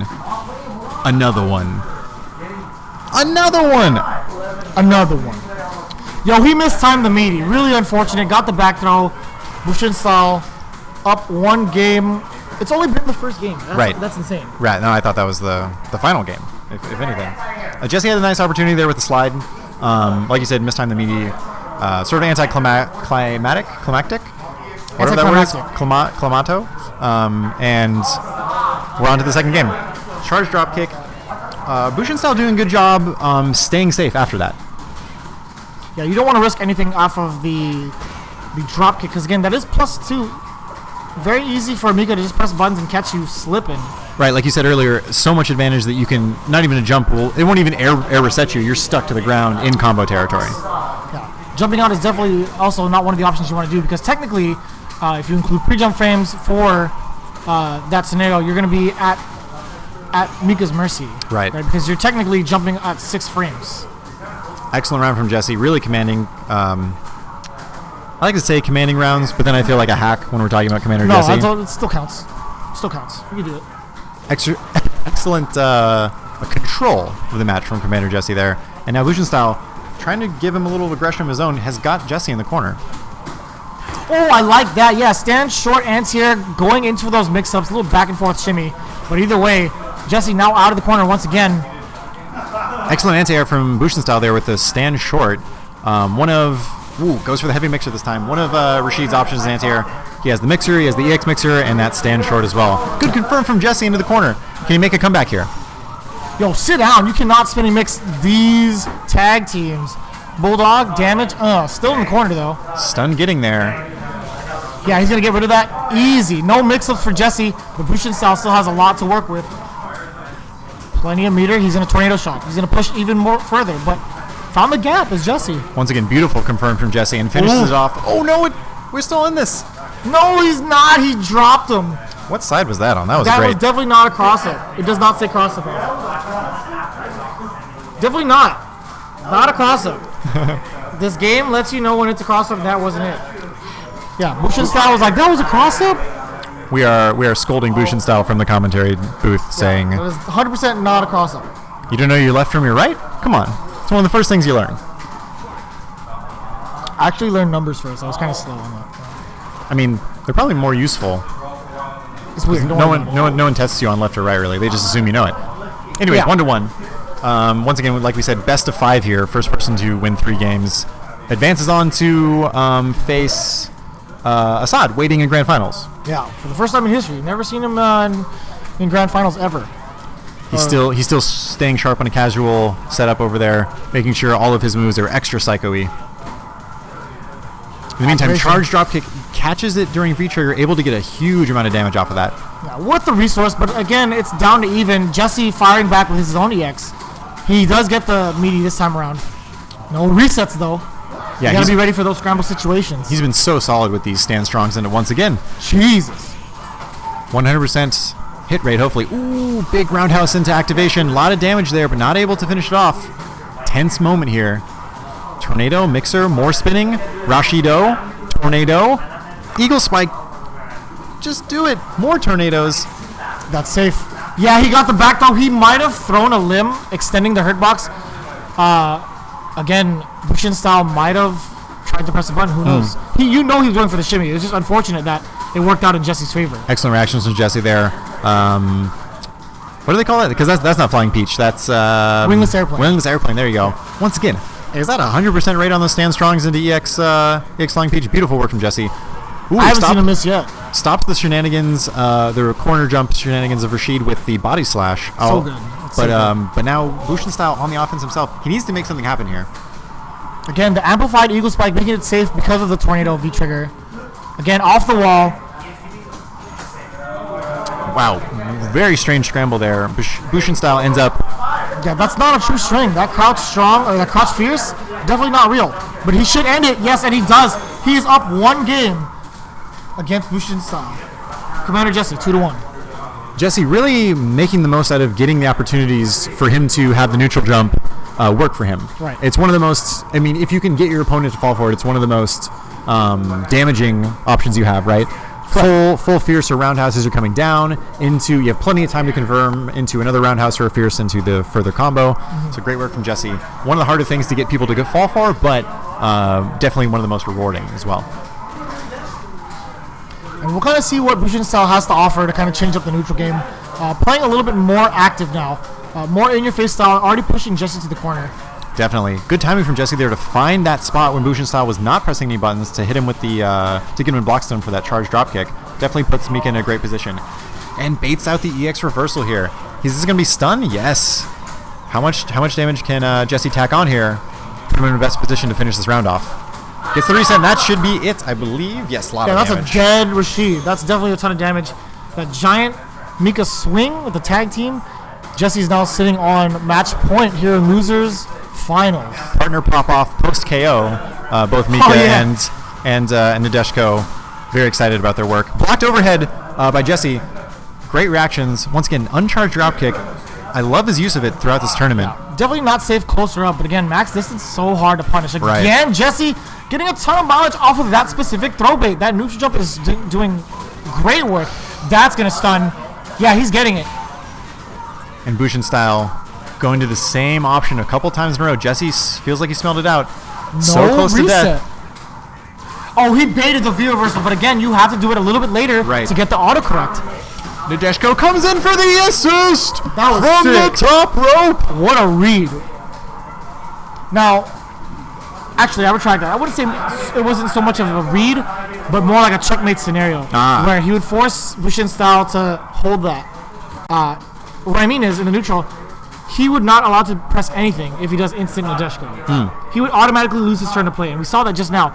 He went for the crouch fierce. It connected, although Nadeshko came in flying from the top ropes, kicking him in the head for the KO. So again, those scenarios are really, really tough to kind of handle. Yes. Not often in Street Fighter, especially Street Fighter 5 because of no chip damage, not often you see those checkmate situations, but that was definitely an example of one. Assad coming in, throwing the gauntlet, aka his gym bag? What is that? Definitely no gym bag, but nonetheless. His backpack, throwing it down. Jesse seeming unfazed though, not worried about the charisma, the grandeur, the entrance of Assad Sipping into on the that arena. Fiji water, aka tap water. It's pretty much the same as tap water. Tap water. It's expensive tap water. Yes. I hear that they, the people that bottle it, just essentially fill up a bathtub somewhere, bottle it, sell it for more. It's a racket, if anything else. Assad already starting off with the drum major. Drum solo, Nick Cannon, drum line. Ooh, Should audition for the next one. What a movie, dude! I never thought band could be that cool. Right. Yeah. And then all it takes is Nick Cannon to show us. Aside with a quick glance over to the commentators, he's wondering what we're talking about. I wonder if you could guess that we're talking about Nick Cannon's role in Drumline. He has no clue. I think that would be the last thing anyone would expect. But we bring everything here. We bring the references, the bants, the commentary. We are your full Street Fighter V streaming experience. Right. The only thing we're lacking is food and drinks. So if you can help out with that, send it. For the next one, at least. It's already getting pretty late. It is getting pretty late. I don't know what I would do with a full pizza right now. If anybody sends us a pineapple and ham pizza, or any pizzas with pineapples on it, I would be livid. Of course, I'm going to eat it on stream, but I'd be so upset. Yes. Damn, Azad is just smacking all the buttons. I have never seen such a disrespect for a piece of equipment in my These life. are both a bunch of nerds. I hope both of them lose at the same time. Right. This is now Are we in this is Grand Finals? That's correct. Grand Finals, Azad sitting on winner's side, already looking to close out the first round of the set. Jesse needs to win 6 games. Yeah, commanding start already from Assad. Really feeling himself sort of riding the wave of momentum of his own energy, working himself into a frenzy, ends it with a throw. Yeah, again, a little bit off on the crouch fierce for Mika, right, allowing him to recover and pretty much back throw him. Could have pressed any button, but he got back throw. Yep. A lot of extra meter. And Jesse coming out swinging. Yeah, good confirm off that crush counter roundhouse.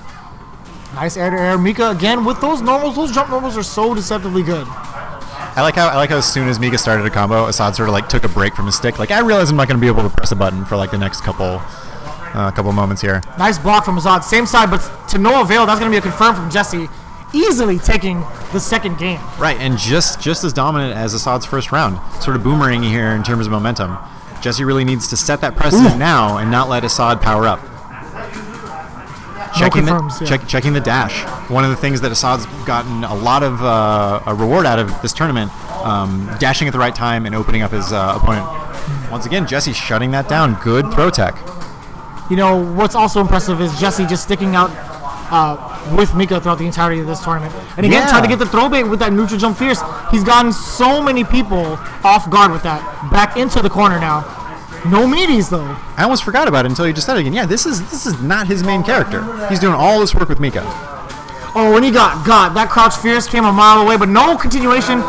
It's still okay. Jesse striking first blood, 1-0. Team Rocket is blasting off again. M. Bison into the stars. Nadeshko and Mika very happy about their colorful celebration at the end of that round.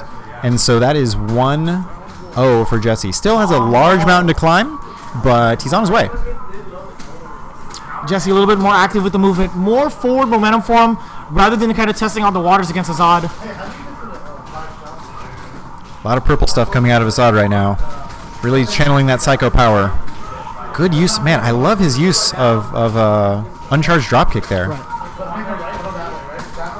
Gets it back there to start the pressure again. Charge dropkick this time. Catches him trying to hit a button into the corner. Another Okazime option. Assad at a loss right now. Really getting bullied by Jesse. One more touch. It'll be either death or stun, whichever comes first. But either way, it's going to happen. That is death, Assad. Wow. Jesse really pouring on the momentum there, knows that he's not going to need V-trigger, ends up using the V-reversal to keep Assad in the corner. Once again, great recognition of resources and what would be most effective for him in that situation. Again, Assad trying to regain that momentum. He's willing to spend the meter early, which is good because throughout the entirety of the rounds, he will build that battery all the way back up. Right. And like you said before, that battery is so important for Bison once he has the ability to set off V-trigger. Pretty decent life lead here for Assad. So far, so good. Yeah, Assad was doing a good job. I feel he's been doing a good job blocking these pressure strings, but I'd like to see him try to challenge some of the jump-ins that Jesse's been doing. I know Bison doesn't have the best anti-airs from the ground, but air-to-air, just like that, is something that would, I think, really benefit him. Yo! The reactions from Jesse. Sit down. Get out of there. There were so many flips and turns in that sequence. But that scramble still paid off for Azad's favor. He's tying up the rounds here in game number 2. Right. Assad playing a little bit more patient now. Starting out, good slide. This is a horrible spot for Assad right now. It's a horrible spot for anybody to be in. Meaty Central, incoming. Yep, Reset City. Other side. He went the first reset he had was on the same side. So him changing it around to kind of risk that. He's going to go for the reset again. Different variation. He gets to confirm. Anything will do it. That is a perfect KO. That is 2-0. Assad really making use of his winner's side here. Yes. He's using all the games. Yes, spending the time to gain information. This is, of course, definitely a deliberate tactic on him. He just wants to play as much Street Fighter as he can. Yeah. He wants to keep us here for as long as he possibly can. So for the most part, the more games means more information for you to download, right? Yes. But in terms of playing against the likes of Jesse, the longer sets you go, the more he has to condition you. Ooh, interesting point. As Nietzsche said, you have to be careful if when fighting beasts to not let yourself become a beast. Right. So are you learning from him, or is he conditioning you? Especially with a character like Mika, too. You're going to be paying double the price for any mistake that you make. Right. I like that side switch, too. Ooh. With the flare. Yes. You can't even see it, but he's hella pressing these buttons. So much pressure from Assad right now. A lot of chip damage as well. Gets to throw a little bit extra from the gray damage from the normals there. Yo, he thought he could press the button afterwards. Not in time enough. That is going to be it. That should be that is done. Oh, he's living! Just by a pixel. 39 seconds to go. There's no way this is going the distance. Yo, he read the jump back, and he did the safest and fastest thing he could do was jump jab. Jump jab. Once again, love that Assad is going to challenge the air movement from Jesse, because he can survive if he guesses right after the jump and after he's under that pressure, but really it's a better idea. Just don't even get in that situation. Nice anti-airs again from Assad. Being a lot more, he's contesting a lot more of Jesse's approaches in the neutral. Jesse sort of swinging it back on him, though. Even though Assad will meet him in the air, Jesse will hit the button first. But now, musical chairs in the corner. Oh, that's such a scramble. Nice blocks from Jesse. Either way, Assad still maintains the neutral. It's like a circus here when they devil's reverse into wingless airplane. I like that a lot. Well, I think we saw that in the other set they had too, right? Using the V-reversal to avoid the Nadeshko setup. Yeah. So Jesse can 100% grab it. It's just, I think he was a little bit too far out and the timing was off. But either way, still gets the round, tying it up. Could potentially, wow, that was dumb as hell. Can potentially reset the bracket. And just a note there, he had that significant sort of deficit in life, and he, the way he approached to finish off that round, once again, a raw, heavy Flying Peach. Love how he's using all the tools available that Mika has in order to secure these rounds. No confirms there, letting Assad slide, but letting him spend the V reversal as well. Yep. I think you've touched on it earlier, but whiff punish. Depleting Bison's ability to go into V-trigger is a huge strategic win. Yeah. And it really depends, right? You're laying down that pressure. If he has a life lead, you kind of have a hunch that Bison's will spend the meter just to get you off that offensive rush. But at this point, in this state, Assad needs to save both his V-reversals and his meter. Right. Jesse fully stocked under critical art. Any hit that he can confirm into it will happen now. Dirty. Yeah, that move is the best. Yeah, that move is so good. The juggles. Neutral jump hell attack. Good vigilance by Jesse to keep on his anti-airs when he needs to. That, once again, we talked about Mika's crouch strong, so good. Ponytails are excellent at hitting people in the air. Jesse been on full stock for a while, well, critical art rather, for a while now. One hit can do it. No V-trigger to activate. Ooh. Maybe he thought he was going to get it. Oh, I don't know. Yeah. That is definitely... Oh, I would check, but... Oh, actually, we can do it here. Zada is actually getting one game out of this set. A couple more, two more for him to win. 2-1, Jesse. Yeah. Once again, going with the theme of Assad trying to keep us here for as long as possible. He's not going to go 0-3 in the first set. He's going to go 3-2 in the first set and then win the last game at the end. Calling it now. This man wants to keep everyone in the building for as long as possible. Once again, a lot of purple stuff coming out from Bison, trying to channel his power there. Psycho power being the source of his magic. That must be sort of inhibitory to the rest of his life. Being that crazy probably doesn't get you very far at, say, the DMV. Yeah, I guess. I mean, that's a good way to put it, actually. Then again, if I remember Street Fighter canon correctly, he has like a jet that he just has that he flies around in. So I guess you really don't need a driver's license when you're an evil dictator. Anyways, Nadeshko already called out. Doesn't have that option for the rest of the round. Devil's Reverse blocked by Jesse again. Great blocks from him. Pressure from Azad afterwards, but Jesse was also able to just a big jump in from Jesse. Drops the combo, though. Yeah, don't want to drop that full plate. Now, again, kind of staying calm in the neutral. Is that going to be it? We're sitting at an angle. Yeah, it is. Okay, it's kind of tough sitting at a 30-degree angle. Yes. It's really, really hard to tell. Sometimes it eludes us. But Jesse is now sitting on reset opportunity here. Does the EX Brimstone do more? Does one of those command grabs do more damage? Do you know? To be honest, I can look that up. I'm not sure, so I don't know if there's like an option that's Giant Swing does more. Thank you, JC. Yes, remembering names. Here we are. Brimstone in the corner. Once again, horrible place for anybody. Assad, unfortunately, eating these mix-ups. Big EX Giant Swing again, doing the most damage. Yeah, and a stun. Definitely does. That is definitely 220 damage. Yeah, 220, 260. Wow. 250 stun. 250, oh, okay. A lot of stun. Close, though. We'll give you the partial credit for that, JC. Good work. Armika resetting the brackets. Yeah. So now you're going to see a little change here. Azad sitting also in the loser side because of that reset. Again, Jesse taking it pretty convincingly, 3-1. Hopefully Azad has had some sort of change in his dynamic of playing Bison in the neutral. He had a moment of meditation there. He had a very concentrated look on his face, sort of scratched his brow, thought, how do I have to adapt to not have this set go the exact same way as the last set? And get that sweep going, punished. Jesse had a ton of mileage off of that, catching a couple crush counters here and there with the sweep. But again, Azad is very much so prepared for it. That fireball is traversing screen to screen. Holy crap. Assad's so good at making the best use of that.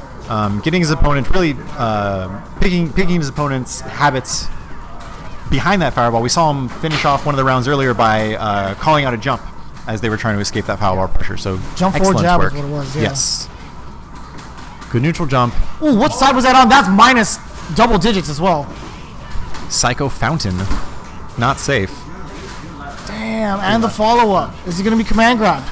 No, he's not. He's just going to get drop kicked in the mouth. Nadeshko coming in from the top ropes, shooting it from the Kanzuki estate. Peace. It's 2 versus 1. It's an unfair fight. It's always an unfair fight with Mika. That's true. Regardless of Nadeshko coming in. I said it. Leave me behind. I don't care. Air target combo from Jesse there. Fierce, but it wasn't a crush counter, so he didn't get any follow-up afterwards. Not an ideal punish from Assad on that body splash. Could have gone for the heavy buttons as well. Could have gone for at least a Psycho Axe potentially. But, right. Just missing the opportunity. Jesse using that armor. Activation time. Again, now he has meter. Azad just might go into some really good damage. Again, so the Psycho Flame in V-Trigger is actually not punishable from that rate. From that distance, I should say. Gets a lot of damage off of the EX conversion after the V-Trigger, or in V-Trigger mode rather. Right. Just makes that safe with the Psycho Blast. Jesse gets a back throw. Once again, Nadeshko activate, and such a tough position to be in. Always. You have to you have to block eventually. Jumping's also a bad idea. The Mika can react with either an anti-air or the wingless airplane. Right. Just Jesse going up 1-0 in the first. That is correct. In the first game of this newly reset grand finals bracket here. Yeah, so Jesse's sitting up with that advantage. He's going to use that V skill to kind of bait Azad, and he does so correctly. Spitting hot fire. Got too many bars for Dictator here. Yeah. Once again, it's strange. It's a weird timing because of all the blocks done, but couldn't punish the body splash even when it was right in front of him. Interesting jump from Assad. Mid-screen, but still decides to jump over Mika. How did he know? That anticipation from that jump kick, that jump roundhouse was so great. Plus two, has the reversal. Excellent spacing by Assad there to stay outside of that. The Assad special. Oh, that box thing kind of screwed Azad over a little bit. Yeah, missed time to go for the throw. Yeah, got thrown himself. Unfortunate, especially when we like that sort of unique characteristic play from Assad, using that EX Psycho blast to set up all of his options. Okay, at this point, Azad has no comeback factor. He has to just play out the game, but he doesn't get to. Yeah, fuck indeed. Those meaties are such a problem, and I don't blame him for being so frustrated. Yes. Again, he had to really decide. With that much life left, either do I view reversal, do I save it for the comeback factor? It's such a tough spot to be in. Yes. Against less offensive characters, maybe he can keep a little more in the bank for the V-trigger, but once again, like you said, Mika really forces your hand in some of those situations. V reversal coming out is such a nice option, as we see here. Yeah. Again, with hefty life lead, not too much to worry about. Azad still has a lot of resources to work with further and further down the rounds. But Jesse's sitting on full bar all across the board. Right. A lot of comeback factor for here. Activation. He's going to do it. Yes. Yep. Slapping the booty butt cheek sandwich. Here we go. Tag team in the air. He's done so. That's 2 games to nothing for Commander Jesse. Jesse seeming to get stronger as the set goes on. Like you said, is it really about you learning about Jesse or Jesse conditioning you? And I think you were right on the latter point. You know, it's already down to the wire. Azad might have run out of gas at this point. It's late in the night. Yeah, it's pretty late. It's 1:09. But again, Azad definitely not out of this just yet. Back-to-back Brim subs. Okay, there's some baggery going on. He tried it again, but missed it. Yeah. Huge neutral jump again from Jesse. Back into the corner. Reset. Has to see it coming.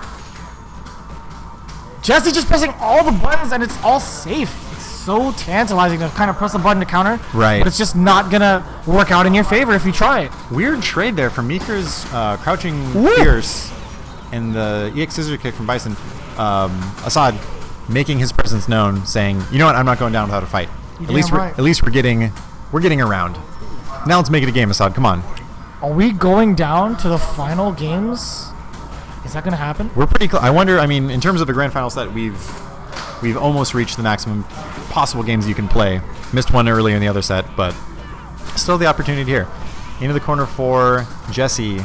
Once again, going to that neutral jump to get a lot of damage out of it. Not much, I feel like, Dictator can do in terms of a character-wise to combat that. Sort of out of the range of his anti. Yeah, it's tough. He can't even crouch jab that because just the nature of Mika's hitbox on the way down with Fierce is it's kind of silly. Right. Shades of Sakura's jumping Fierce from Street Fighter 4, one of Jesse's characters in that game as well. Nothing's ever that good though. Ooh, yeah. To be honest, it does mirror it significantly, but it's just we obviously know Soccer's is way better. Yes. Okay, activation. Is he gonna make anything out of this? All right, the corner carry. Couple more mix-ups away, but no, Azal's not gonna give him that chance. He's sticking it out, 1-2 against Commander Jesse. Not going out without a fight. There's a fire still burns within this man. That fire needs to be put out. We need to go home. I was gonna say there's a little bit of an ember still on the roach. All jokes aside, though, again he just won 2 consecutive rounds in game number 3. Yes, he might be onto something here. Jesse might be a little bit too brash on his offense, but at the same time, Azad might have found the download he needed. He found the update. Right. Crush counter. Right when I say that, Commentator's Curse is in full effect, getting that stun. Jesse. Fierce. Yeah, he's going to throw him into the corner again. Reset. Such a huge mountain to climb. You can grab that. Yes, he definitely can grab that. There's so much recovery on that. Excellent choice from Jesse. Now sitting on tournament point here. Azad needs to pull something out of his ass. The momentum in these... get back in this game. The momentum in these matches is so interesting. Assad, like you said, won those 2 rounds to finish off that third game, and then Jesse comes back with nearly a perfect in the opening part of this 4th game. Yeah. Azad, a lot more active in the jumps here in the neutral. Just trying to follow along Jesse's movements here. Gets the back throw. Now he's going to play with that estate a little bit more, not force any errors upon himself. But he gets clipped with the drop kick, crush counter. And good confirmed by Jesse to follow that up. Corrin with the carry to him to the corner, and Jesse once again getting so many free jump-ins. I feel like once again I want Assad to combat that. Yeah, it's a tough call. It's something you really need to work with in the training mode to kind of test and see how far you can actually crouch jab that. Right. Again, Jesse, relentless pressure in the neutral, locked and loaded with that V trigger. If he gets it down, yep, activation, reset. No, he's gonna go for the full combo. But is he gonna command grab? He does. That's gonna be it. Jesse is gonna be your champion this week at Game Realms for the Street Fighter V bi-weekly tournament.